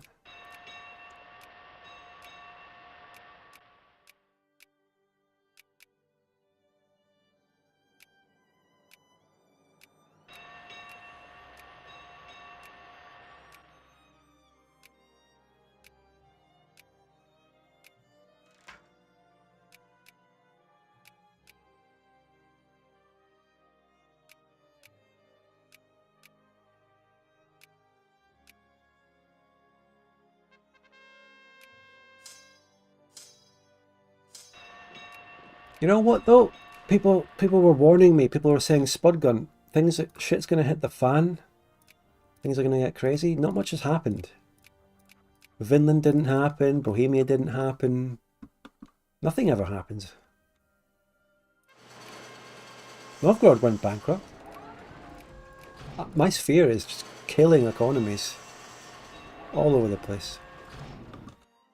Well, do you know what is coming up for Scad? Don't spoil it. I still feel like it's a calm before the storm. I'm still concerned. Don't spoil anything. Don't you dare. I'm waiting for the opportunity to go into Russia. Or waiting for American shit to happen. Let's abolish slavery.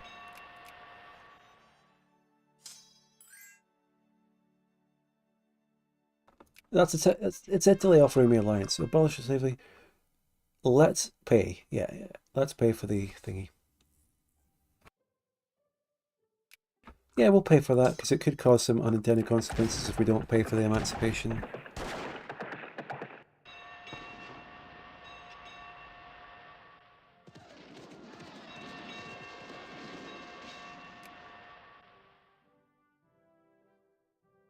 When Britain abolished slavery, we paid for the emancipation. We paid the slave owners to do it.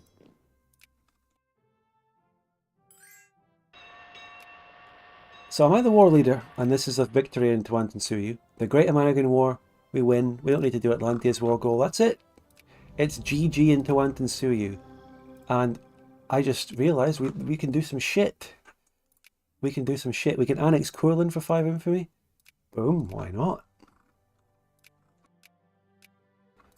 Courland is mine. That's prime canned food territory. Great. Gambia. Oust the Pomors from Karelia. So, remove political neutrality from Lord Novgorod the Great. Since the 12th century, Novgorod's trade routes have been secured by the Pomors, Russian settlers living in Karelia and the Arctic shore. Much like Karelian tribes, their loyalty often changes according to the promise of autonomy and protection. We may tolerate their periodical incursions into Sami territories. More and more Russian refugees from the devastated southern countryside have started to colonize southern Karelia under the auspices of the Novgorodian Republic. Karelians are being pushed away from their homeland. This event, this decision, this is an active decision. That's probably going to put me at war with Novgorod. That's going to be pushing me east. So I will do that, but I'll position armies first and be ready in case of potential war with Novgorod.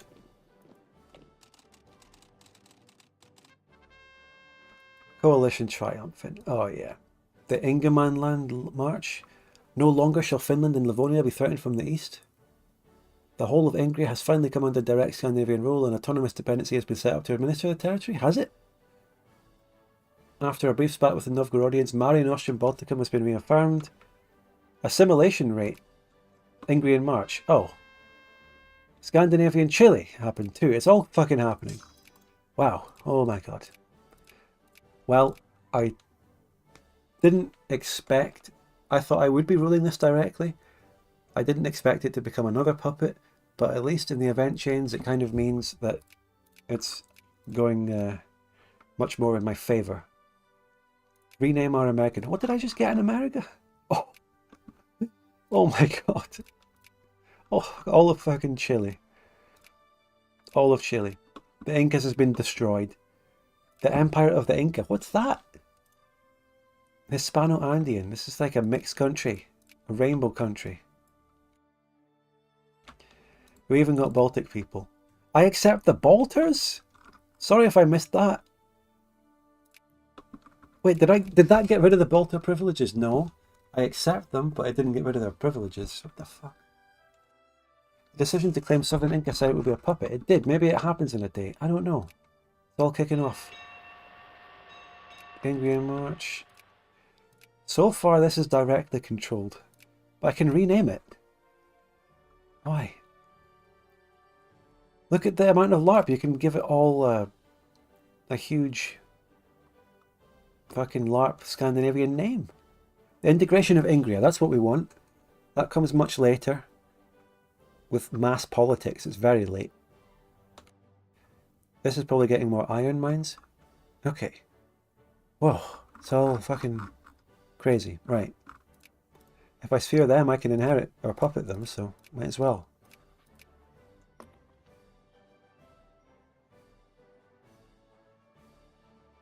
Crazy. From the Annex Corlin thing, Bolters. Yeah. That's right. So even though that's an Ingrian march, Finnish and Scandinavian with a huge assimilation rate, I believe. So that's going to assimilate all those Russians into Scandinavians and Finnish people for me. You love to see it.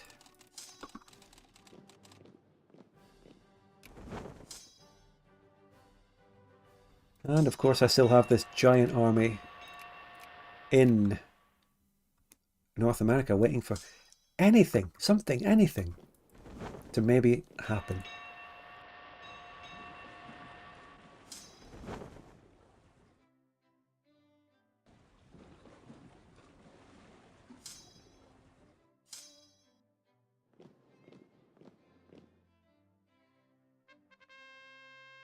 The Anglican petition, what is going on?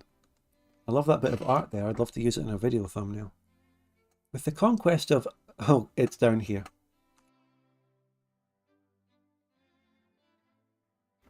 Okay, this is complicated. Maybe this will finally result in getting a puppet. We find ourselves with vast new lands ripe for settling.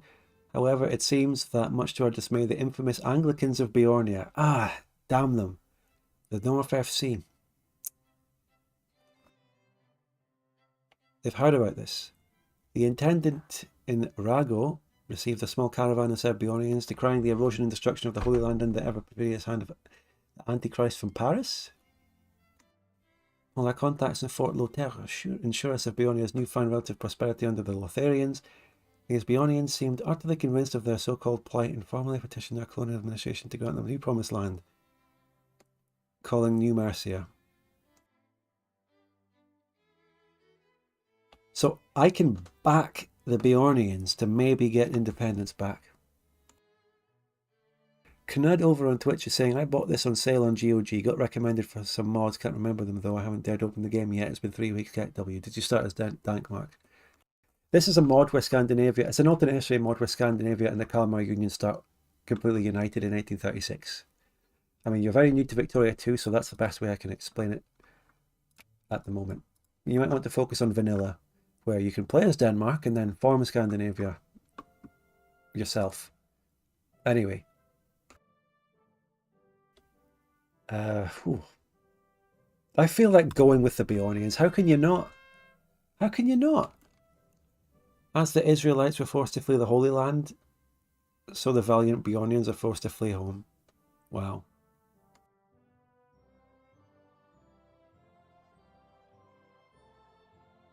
So we're bringing the Beornians into our little colony here from the homeland that they lost. It's insane.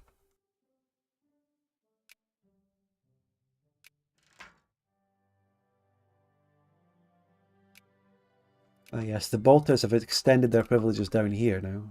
We've got to do something to get rid of that eventually. Even though we accept them. We're cool with that. We really like them. The scuffle of Gondheim. What is going on now? Fishing has been the lifeblood of the North Sea. In Trondheim, as we've seen today, Scottish fishers came to port only to be met by angry words from the local fishermen. Scottish people are fighting the Norwegians over fish. Scottish people gain a bit of militancy. Okay.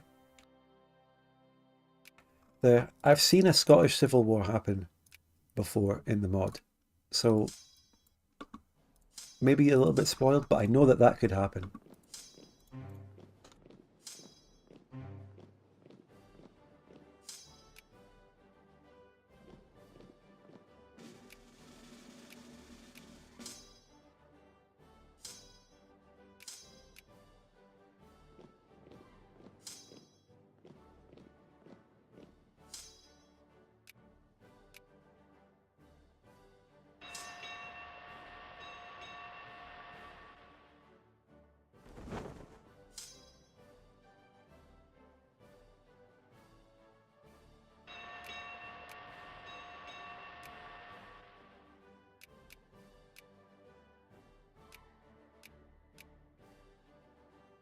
The Ausholung, the hollowing, the potato blight.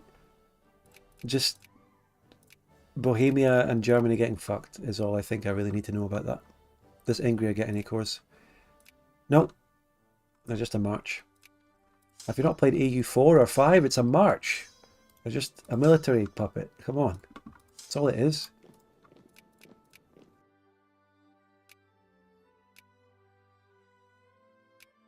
Annexing Courland means I got New Courland as well, which has bolters on it. You cannot get away from the bolters. My god, Qingqiu got fucked from both sides. Gran Colombia fell apart, but Lusitania is there. Oh, Schwerin. So my German shit is getting hollowed too. Okay. Oh well. I'll just have to live with that. Schwerin. Devastating pop growth. But I've still got the Swedish. Ooh. Okay. As our population has increased due to urbanization, the need for new food sources increased as well. Scandinavia turned to German agriculture, willing to pay high prices to satisfy growing demand. The Great German War and the machinations of the emperors has, over the last decade, caused a slight stumble in exports to Scandinavia, which we have been trying to reverse. The hollowing, a famine, is ravaging Germany. It comes at a bad time. We wish to continue our growth, but European protectionism and political turmoil in Russia is making it difficult to keep our people well fed. We do not wish to tread upon local producers by importing cheap grain and massive farmers' income. We could raise our agricultural import limit and provide funding to German states to preserve their exports, but this would worsen the famine. Oh. I can keep importing grain from Germany to starve them more. But this, it removed my baby boom. It removed my baby boom no matter what.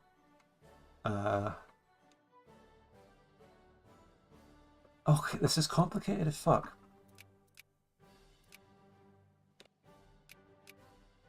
What kind of hollowing do I even have? I have the hollowing catastrophic on me now.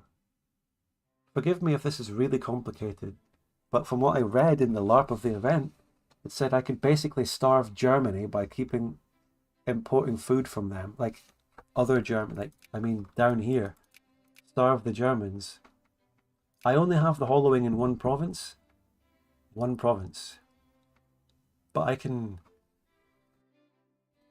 change my own hollowing to a slightly better hollowing, or I can keep the grain flowing, which keeps my baby boom in more provinces than not. I lose the baby boom in a lot of provinces, but this one increases life rating in loads of places, which is big. That also increases pop growth. I can piss off the Germans. I feel like there's only one real option. I've got to piss off the Germans and keep my baby boom and get my life rating and starve the Germans. That's what I will do. Thoughts and prayers. So my hollowing in my German places does expand to all my German, like Pomerania, Mecklenburg and Holstein. But I maintain a baby boom in the rest of Scandinavia, kind of. Oof. Life rating is really good, yep. Gaining that, huge.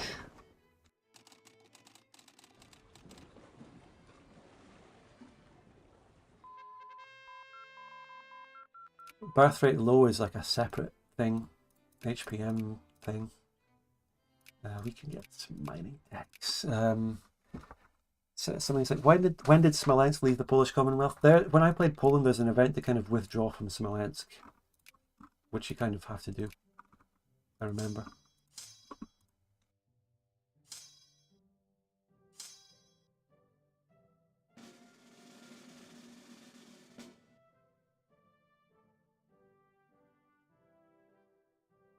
What's life rating in Copenhagen? 40, very good, 40, with a plus 0.5% baby boom. Pop growth is great at the moment. I didn't lose Puerto Rico. We're cool there.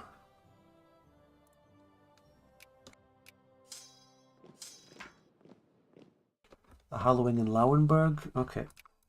Too bad my Germans are dying. I'm shedding a tear, believe me. You just can't hear it or see it. Or, you know, it might not even be happening.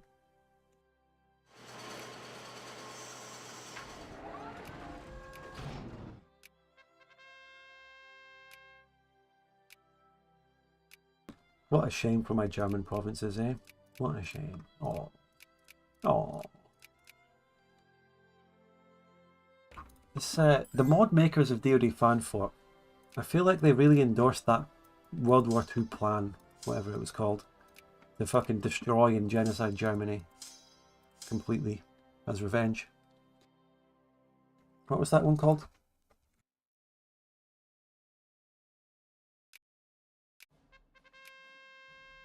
The Helsingfors riots? Where's Helsingfors? Sampo Society. So this is still some Finnish people. Oh! Oh right, I lose Finnish and Karelian is accepted. Oh shit. Oh. I thought we got the good one. I thought we got out of that. Oh well. A Finnish War of Independence is now inevitable. I lose the Pomors thing. Fuck. Oh, where's the Pomors? I wanted to do that. I was ready to do that. Extend citizenship rights to the Finns. Counter-revolution. Do I get the Pomors thing back? Can I do it again? The Morgenthau plan, says Mel Gibson. I knew you'd probably fucking remember it, Mel Gibson. You know all about these things. I'm sure.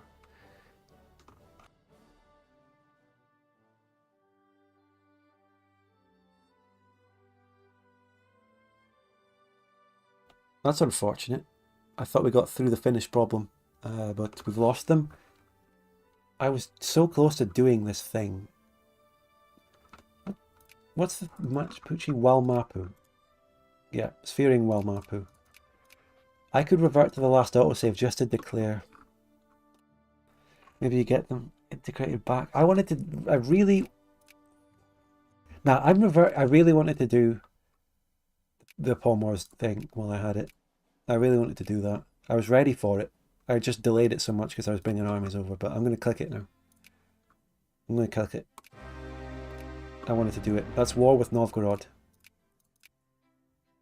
Acquire Karelia. Yeah, I really wanted to do that. You can say what you want about reverting, but random shit happens in this mod a lot. Random shit you can't predict that prevents your plans that you didn't know would happen.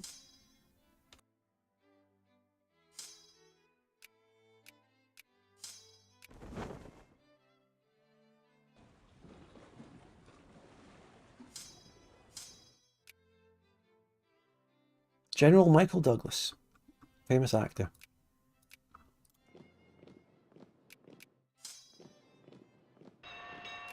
Wait, how about we do a two-pronged 4-attack attack? Is the other 4-attack available? Nice. 3-attack, let's go. While they're low org, Let's go, let's go.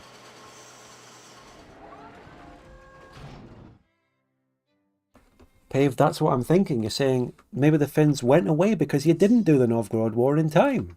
Yeah, maybe. I don't know, though.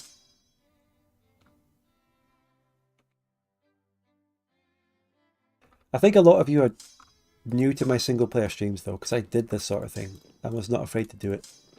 I did console commands where I think things were broken, or if I wanted to just fix something I thought, like a map, wasn't good. I did this, because Victoria 2 is a janky game.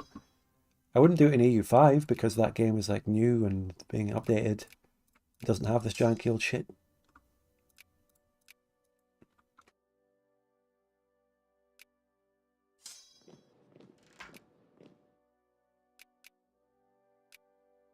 Yaroslavl will not join the war.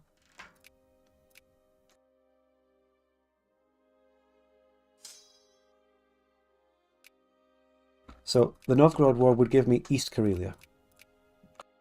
It's a rare DoD fanfork war where the war goal is just acquire a state. It's a rare one. Normally, it's enforce a treaty. Don't retreat to neutral. Oh, it's your puppet. This is an example of me having a puppet in the sphere so they don't join Novgorod's side.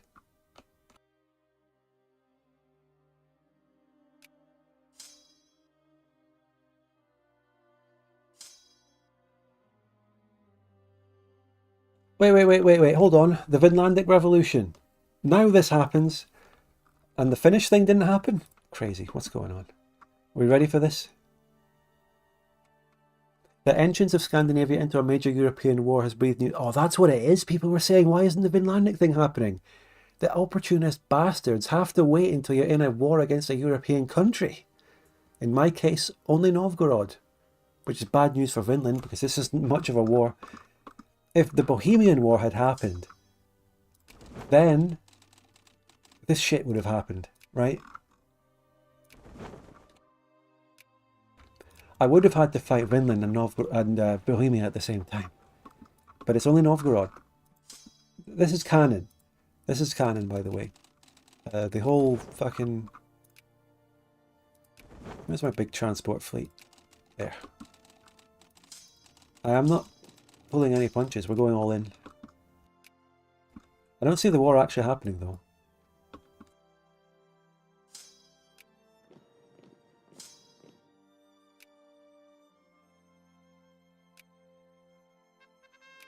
Here we go. Here we go. This is it.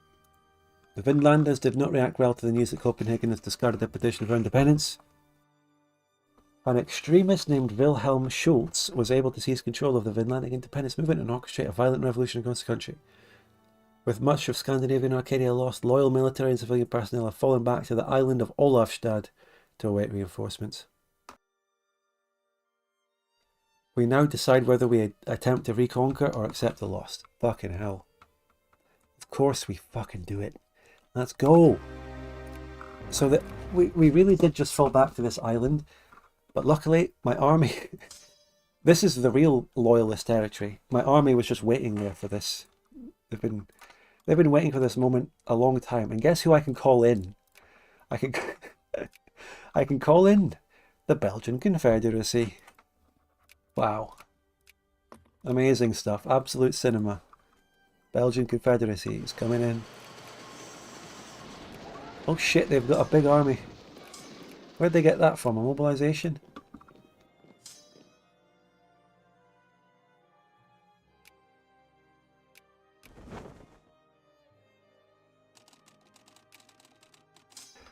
At this point, maybe I don't need to bring these extra 2 stacks. Maybe not. Not with the Belgians.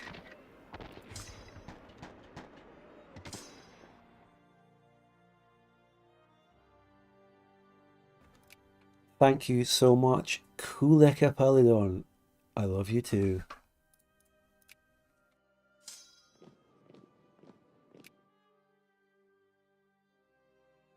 Who the fuck is this? Whoa. Who the fuck is this with massive armies? Ugrian Confederation. Novgorod has puppets? You don't get to bring friends? Who the fuck? The Vakatian Republic with 14 brigades. What? The Vatican Republic. And anyone else? Ugrian Confederation with 11. You don't get to bring friends. That's my 4 defense. I need you. These troops are actually being diverted to Novgorod.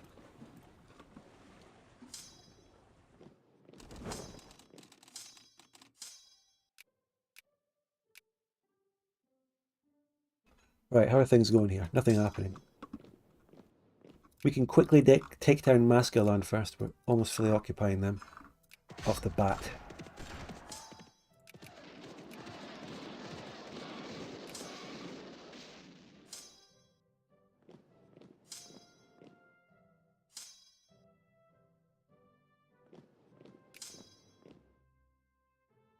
Let them fight the Belgians. Just let them fight down there.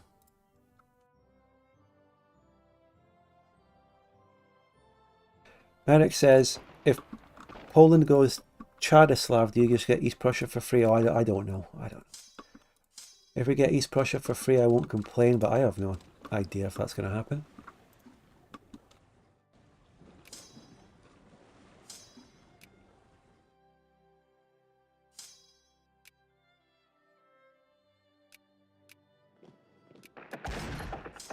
That's a big army. Reinforce that. The 3 defense is going to be fine. Belgians winning.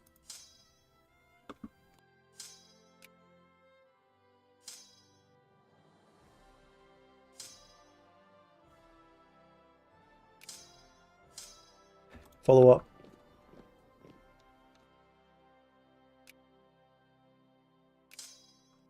I'm not microing my generals well, but it's fucking single player. Well, the Novgorod war's done. I don't really think I'm going to take anything else. Novgorod's done. Lord Novgorod the Great. Good stuff.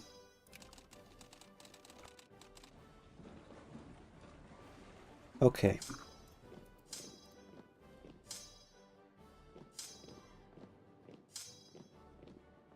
That's that. That's that.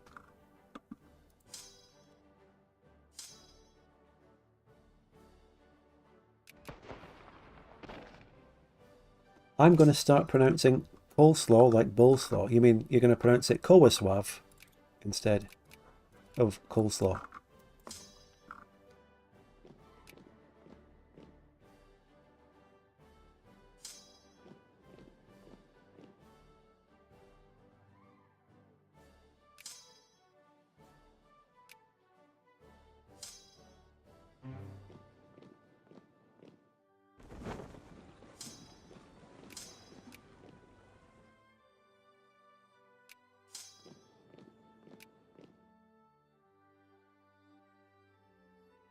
Oh shit, they're coming to attack me. Where's my 4 defense?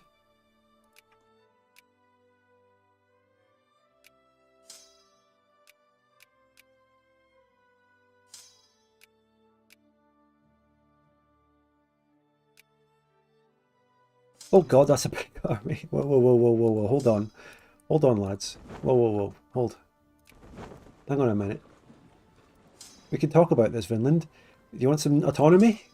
I can actually arrange some autonomy if you want it. We can make you have a new parliament or something. It's okay. We'll talk about this.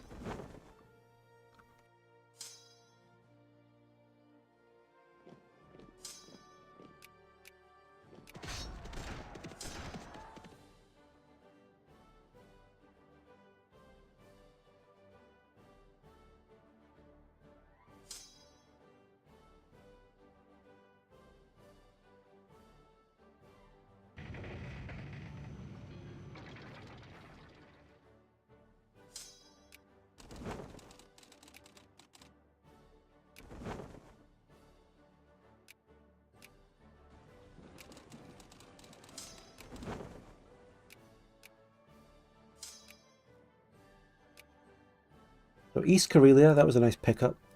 Nice little bit of map painting.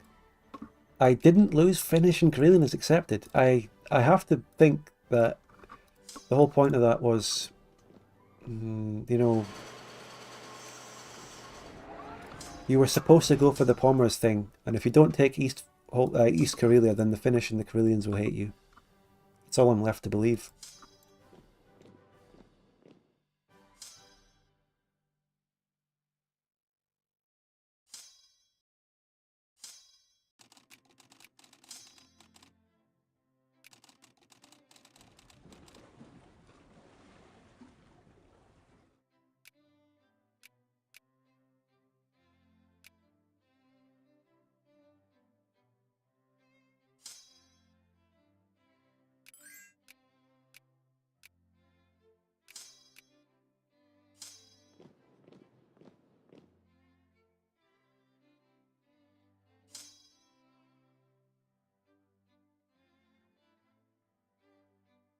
Kobold asks, how badly does Scandinavia get outskilled further into the game? Not really at all, no. I don't think so. If you're talking about this mod, definitely not, because we get some crazy pop growth. In normal multiplayer, where that question might be more interesting, no. They scale well. They get good colonization opportunities, good navy. And great literacy in tech means they'll stay ahead in that the whole game.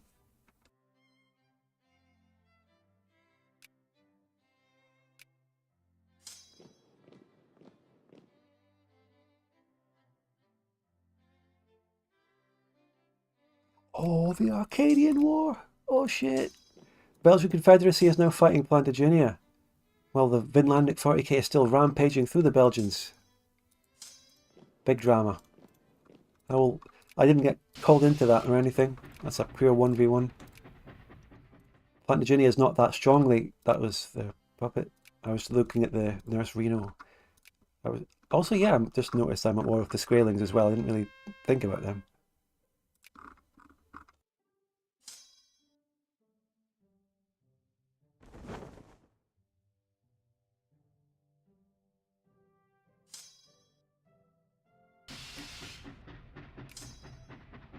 Just because I didn't notice that I was at war with the Skraeling, it doesn't mean they're going to get off lightly from this defiance or anything.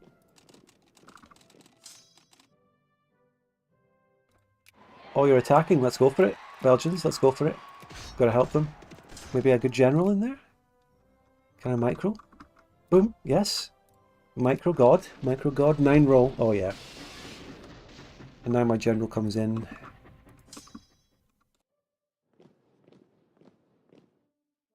Borderman says, can DM get Plantagenet back in this? No, I don't know. I just don't know, actually. Maybe they can, because I've never played the DM in this.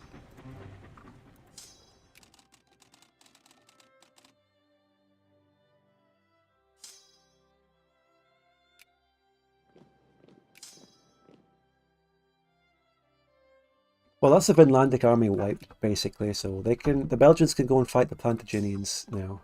Oh no, wait, there's Vinlandics there.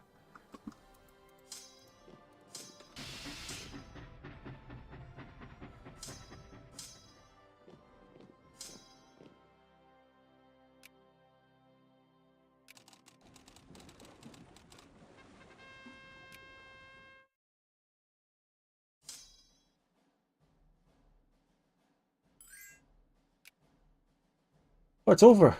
It's over. We get to enforce a treaty on Vinland. Skraeling and Mascaland were really... They're part of the same war. It doesn't really matter. So that's it. GG. GG. The treaty will happen in a minute. We don't have to worry about the war ending like that. It's going to happen. It's going to trigger. I hope from this point on that we can get some good events to expand out from our American colonies too. The thing about Fanfork is I have some goals. I want to conquer the whole north, but I want to go through the event chains, and I want to know at what point the event chains are over so I can turn to manual conquest if I need to later. You know what I mean? I would happily be map painting and conquering manually, but I'm waiting for the event chains. I want to go through it like that.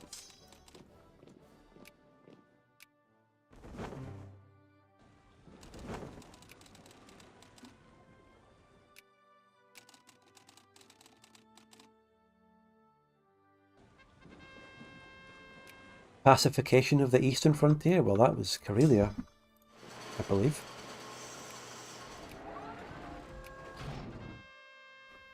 Collapse of the Unionist Party. That's not good. That was the party that I had mainly in power the whole game, with the king's backing and all this. Blunder after blunder, ending with the Vinlandic disaster? That's not right, we just won that. What do you mean blunder after blunder? What? The victory in Australia, the victory in China, the destruction of the Inca Empire, the victory against Novgorod, pacification of the Bohemians through peace. It's just been victory after victory, but apparently it's blunder after blunder and the party's collapsing. Okay. And then we get a reactionary scandal. It's over for the reactionaries, I guess.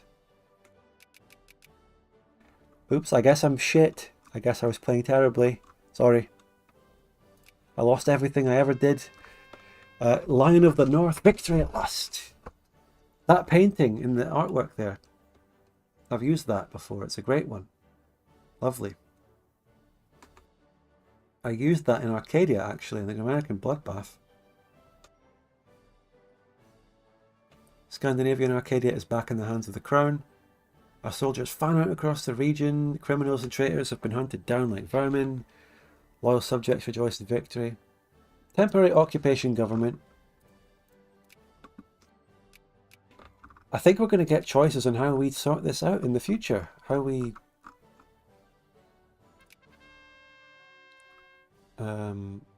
the reactionary party has collapsed in my country, politically. It's actually genuinely fucking over for the reactionaries. We're going to get interventionism from now on, but I think I've built enough factories to keep me going.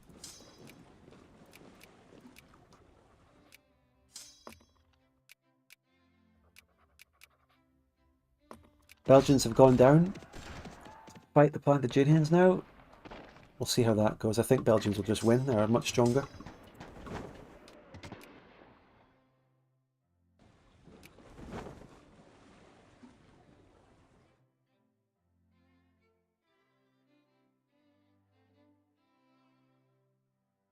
It's time for a new wave of libtardism in... Oh my god, it couldn't get any worse. Rumours of unionist or corruption. New allegations, yeah. Silence the media? Nah. The king is sacrosanct, nobody could believe these stories. How many more events where the things go badly for the reactionary party could there possibly be? How many more? Haven't they been through enough? Anyway, I don't think we need to station nearly as many troops in America after that. The new colonial office for Arcadian affairs. Great. So the new office will become the new executive over our lands in the mainland Arcadia. It's police force, yeah. We can appease our subjects. This is great. Kingdom of Vinland gets military rule. Is this what they're going to look like the whole game? It's nice that we still have them and they're one big puppet, but I really liked it when they were my colour and they were the crown colony of Vinland. I liked them like that. I might have preferred them like that, really.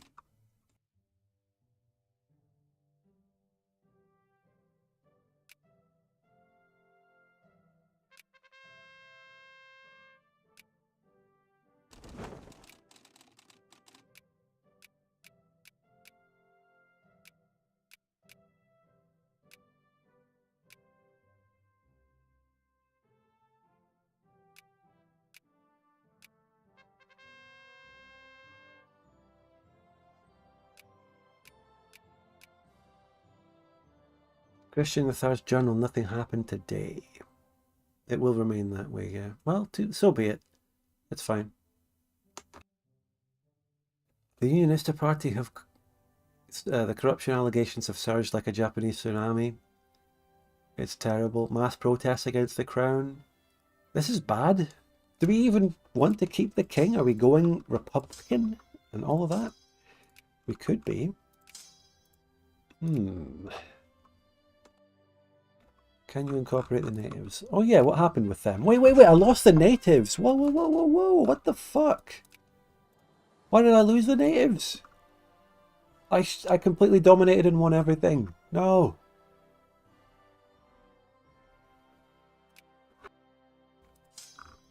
Awkward.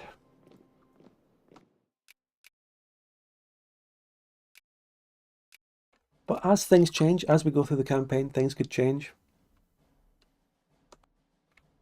I don't know what's going to happen with them. The abdication of Christian III. Oh, shit. Hans IV. So, the corruption of the Unionista Party has set aflame. Radicals call for a republic. Okay. Got to write a note, though. King Christian III of Stuart debt is done.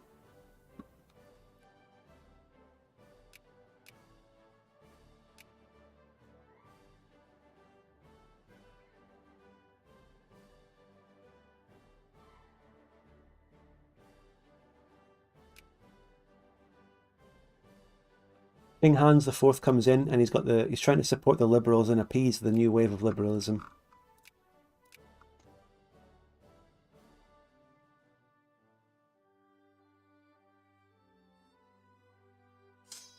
I wonder what the X app, the Everything app, thinks about what is going on.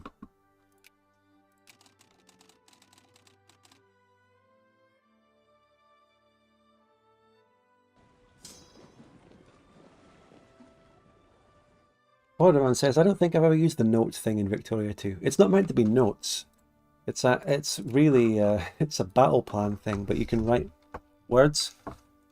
Me writing notes in it is a funny thing that I did when I played as Ching Chu in my Ching Chu run, because all the names of Ching Chu characters were complicated and weird and hard for me to remember because I don't understand the Chinese language or relate to it as much. So I wrote down their names to keep me right and remember who was who, and it was really good. It really worked out, helped. We don't really need the notes for this. What we've had like 2 characters, the 2 kings. Remove the Gal Scab. Change government, new constitution, a new liberal constitution, universal voting, secret ballots. Okay, what's the Gal Scab?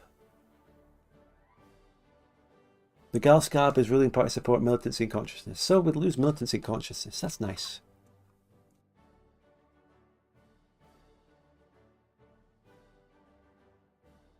Tice is asking me, hey, can I ask if you can say the top 5 usernames that has seen the most of your YouTube videos? I don't know if I can look that up. I can't look through my viewers to sort who's watched the most things, but I did get people telling me that I was like in the top or people who had watched my videos the most from their YouTube Wrapped. I can't remember who they were though. Anyway, that's good. Liberal constitution, hands coming in. It is what it is. Is there anything I really need to build while I still have state capitalist? Nah. I could go much more detailed and build a better industry, but I'm happy with what I have. It's fine. We'll use interventionists to upgrade everything from now on. It's alright. Kobe says, it was me. Mateusz says, Scandinavia is going woke. It definitely is.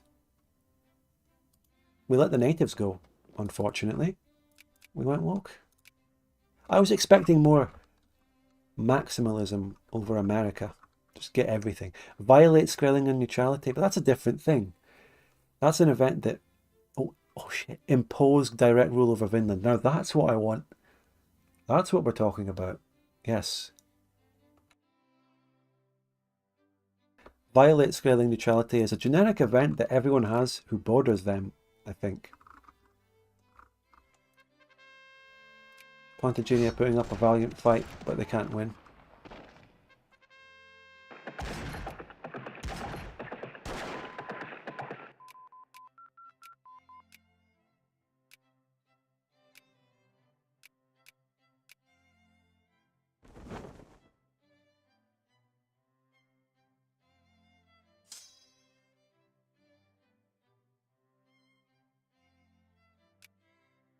Well, you know what? As we come to a calm moment here, we've seen what happened in America. We've seen what happened all over the place. I think we've come to a good point to end the stream. Just almost approaching a 4-hour mark with a long introduction. But we are back to some solid DoD Fanfort gameplay. And I'm saying the next part 2 of this will probably be Thursday. Let's set Thursday tentatively, but we may change that. Thursday. Okay, Thursday. I mean, Aberdeen are playing football on Thursday against Prague, but it is what it is. I'll just miss out on that. Great Lakes natives get 3 paths, one with choose mix from North America and Switzerland, basically. They might be interesting to play. I've always looked at them when I played in America. God, remember the Cowboy King in Plantagenet? That was a fun run.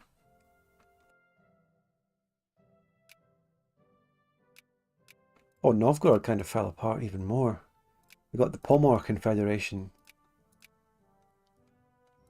North Russian culture and Velika Russian, Litvan, Lithuanian, Cossack, Malo-Russian, Crimean, Tatar, and Permik, Samoyed. Samoyedic as in the dog. You know, Samoyeds? They're the culture there. It's the good ending to the stream. We kept Karelian and Finnish because we did the Pomor thing. I waited too long on it. I wanted to bring more armies over because I thought maybe it would escalate with Poland or something, or more Russian countries. I was worried, so I just delayed it too much instead of just hitting that decision.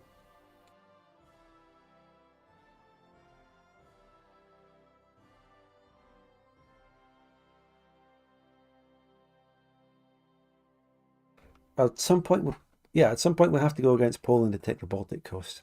But there's a decision for that. Anyway, by the way, at the start of the game, I actually started owning Nyan Shants, aka St. Petersburg. But when I conquered the rest of Pskov and then released them as a march, they got it. So that was actually a loss of land. That's terrible. It's woke. It's utter woke nonsense. Again. But yeah, thank you everyone. Great stream. I really enjoyed it. Shame about the viewer count. I don't know why a Victoria 2 stream on a Victoria 2 channel is not getting recommended to my subscribers, but I don't know. I fear the worst for the next Exiled Netherlands episode on Friday as well. Just algorithmically, it's over. I don't know. I'm just doing my thing, releasing my Victoria 2 content. But I can't even reach my own subscribers, let alone outside to new people. But, you know, great things are coming. I've got great plans. EU5 will make a return, which is always a potential for growth. Wait, is it named St. Petersburg? No. The Scandinavian Swedish name for it was always Nyan Shants. That's what it is here. It doesn't exist as St. Petersburg.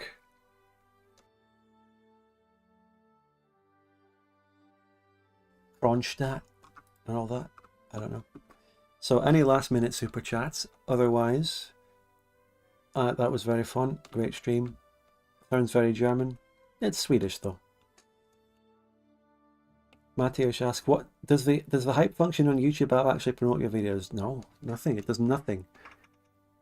I was getting my normal amount of views, and then in August the YouTube algorithm was destroyed.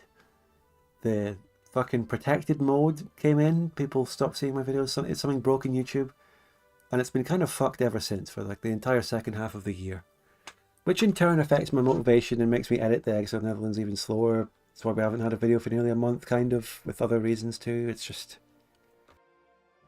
it's fine. We're going to see out the end of this year with that video, maybe some more streams. And then in January, we're going to hit the ground running hard with some great content, streams and videos, everything. We'll get the grand finale for the Exiled Netherlands series, then I'll move on to great new things. My great backlog.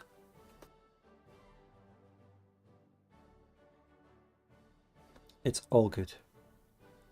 Ty says, how bad is it? Like slop making video bad? What do you mean? I don't know what you mean. How bad is what?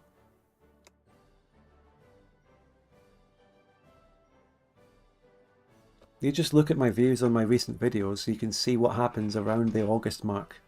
Now granted, I know that the Exiled Netherlands series isn't the biggest hitting series I've done and some people didn't want to watch it, but there's also a part where the YouTube algorithm borking happened in August that fucked it even harder. Loads of other channels had it too.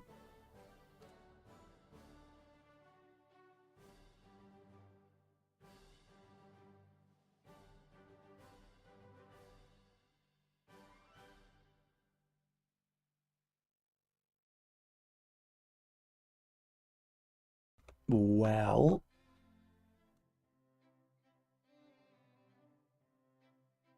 I think it's epic, like top 3 for me. Well, every time I mention the Exiled Netherlands thing, some people will say, oh, it's a great series. Okay, great.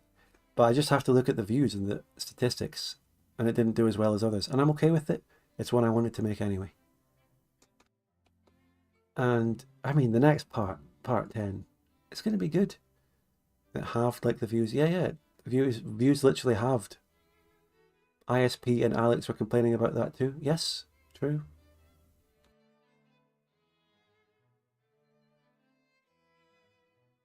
And Red Letter Media as well. And loads of other channels. But that's one that I remember.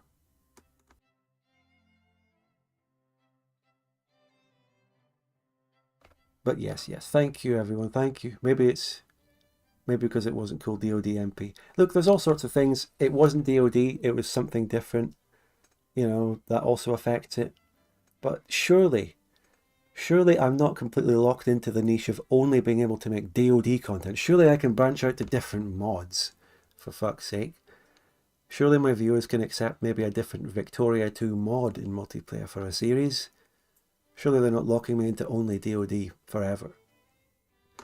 I've got to be able to branch out and do some different mods. Napoleon's Legacy is good. It's good. It's a good mod. But the series, in my opinion, and the opinion of lots of other people, the Exiled Netherlands series has gotten better as it's gone along. The early game was chaotic and different, and I edited it differently as more of like a kind of highlights, especially part 1.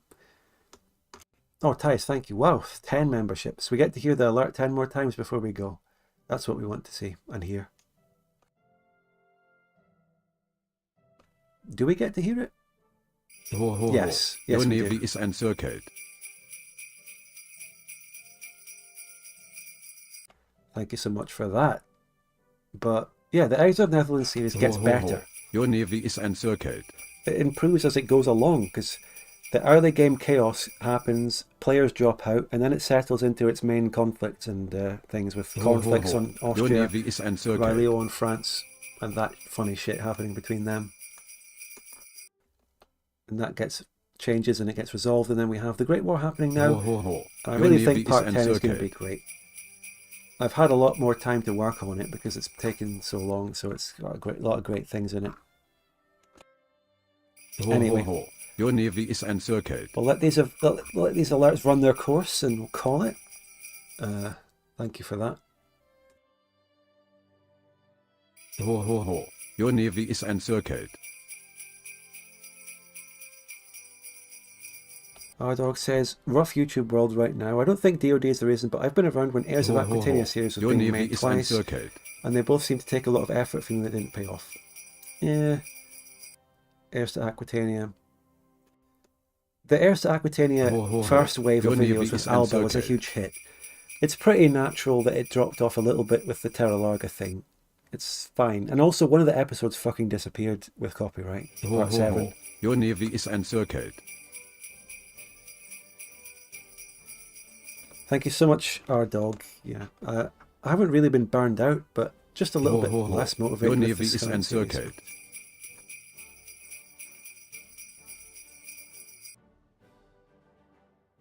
I understand why the second wave of the Heirs to Aquitania series with Terra Larga wasn't as interesting as the Alba bit, obviously.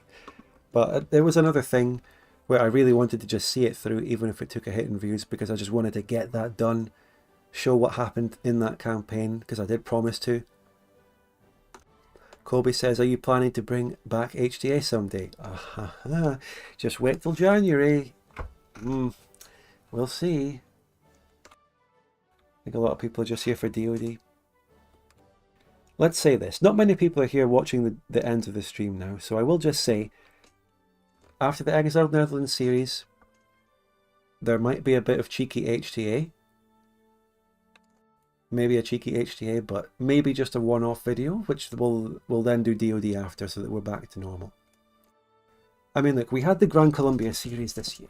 Gran Colombia series was DoD, and it was also special. It was like a follow-up to the American Bloodbath. It had its own epic storyline of betrayal. Gran Colombia series was peak. It had everything. It had my most up-to-date modern editing skills, plus it was DoD, plus it was a follow-up to American Bloodbath. That shit, if you look at it in a certain way, Gran Colombia was so peak that and Exiled Netherlands was slightly different, that it kind of evens out to create a balanced 2025 in a way. I don't know. Is EU5 good enough for campaign videos? I haven't even played much multiplayer. I don't know. It's a real slow burner. The game itself is slow. It's being patched out the fucking ass every week. We don't know what's going on. I don't know. I said it in the EU5 video. You know, the last section in my EU5 video before it came out? How it would be hard for me to adapt to a game that's being actively developed. compared to Victoria 2, which is on the same version that we've been playing for years. That's really come into effect because I just want to come back to Vic 2. I don't want to stress about the EU5 and its constant updates. Anyway, HTA is Heirs to Aquitania, which is another alt history mod which I've made one series out of. And I've streamed a few times as well, maybe. I've streamed it as Aquitania. I streamed it maybe just one campaign. Anyway, EU5 will come more on the channel, but it's not like, it wasn't the big instant hit as I might have thought it would be. My 2 EU5 videos about Balliol didn't even do that well. Like people, the problem with EU5 for me is that they don't want my kind of content on it. People want guides. They want big videos with clickbait titles like, here's how I made 500 billion gold as fucking Ulm. They want kind of videos that overview a single player playthrough. People don't seem to want multiplayer content on it that much. People want guides. People want videos about EU5. People want reviews. People want takes on the game. That's what they really want. They want lemon cake videos about that sort of thing. They want more meta videos, reviews, takes, guides, actual content of EU5 multiplayer specifically. I don't know. People aren't ready for that yet. I feel like Marty McFly in Back to the Future. Well, I guess you guys aren't ready for that yet. But EU5 multiplayer content will take off in 10 years, just like it did with Victoria 2. Trust me. We aren't ready for it yet. But look, the day one stream was just like 5 of us having fun with Dino Stan and Pie Chucker. So it wasn't like proper multiplayer anyway. We'll see. I mean, has Habibi done much multiplayer content? He's been streaming a lot of multiplayer, I saw, but we'll see. EU5 will be a slow burner. I need to play the game more, learn it, and then do some multiplayer and see if any content comes. But right now, I've got nothing for it right now. I did my launch day stream. I did a few shorts. I played Norway and kind of lost interest because it was getting patched so much and I was taking it slowly. And now, right now, I've got nothing with EU5. No plans. But there may be multiplayer in January. EU4 mostly has a single player audience. Yeah, but there were great EU4 multiplayer people, aka fucking Habibi, for example, I've mentioned. There was EU4 multiplayer content, and you know, the Bokoan group did it too. Quite a bit. It's there.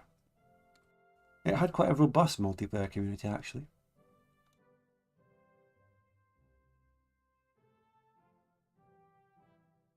How many can join that in January? I don't know. It's not been fully organised yet. We'll tell you about it.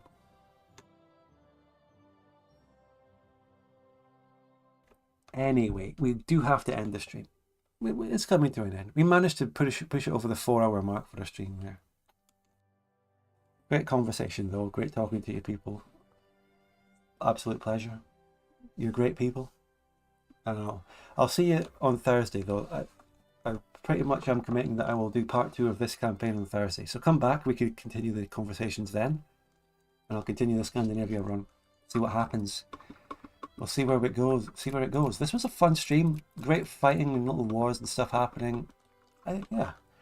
DoD Fanfolk is just the go-to single player mod for me. It's the first stream not on the archives. This one will be on the archives. This is the first stream. It'll be on the archives tomorrow morning. Absolutely. Right. Bye everyone. Thank you so much. Thank you for the memberships and super chats. Bye.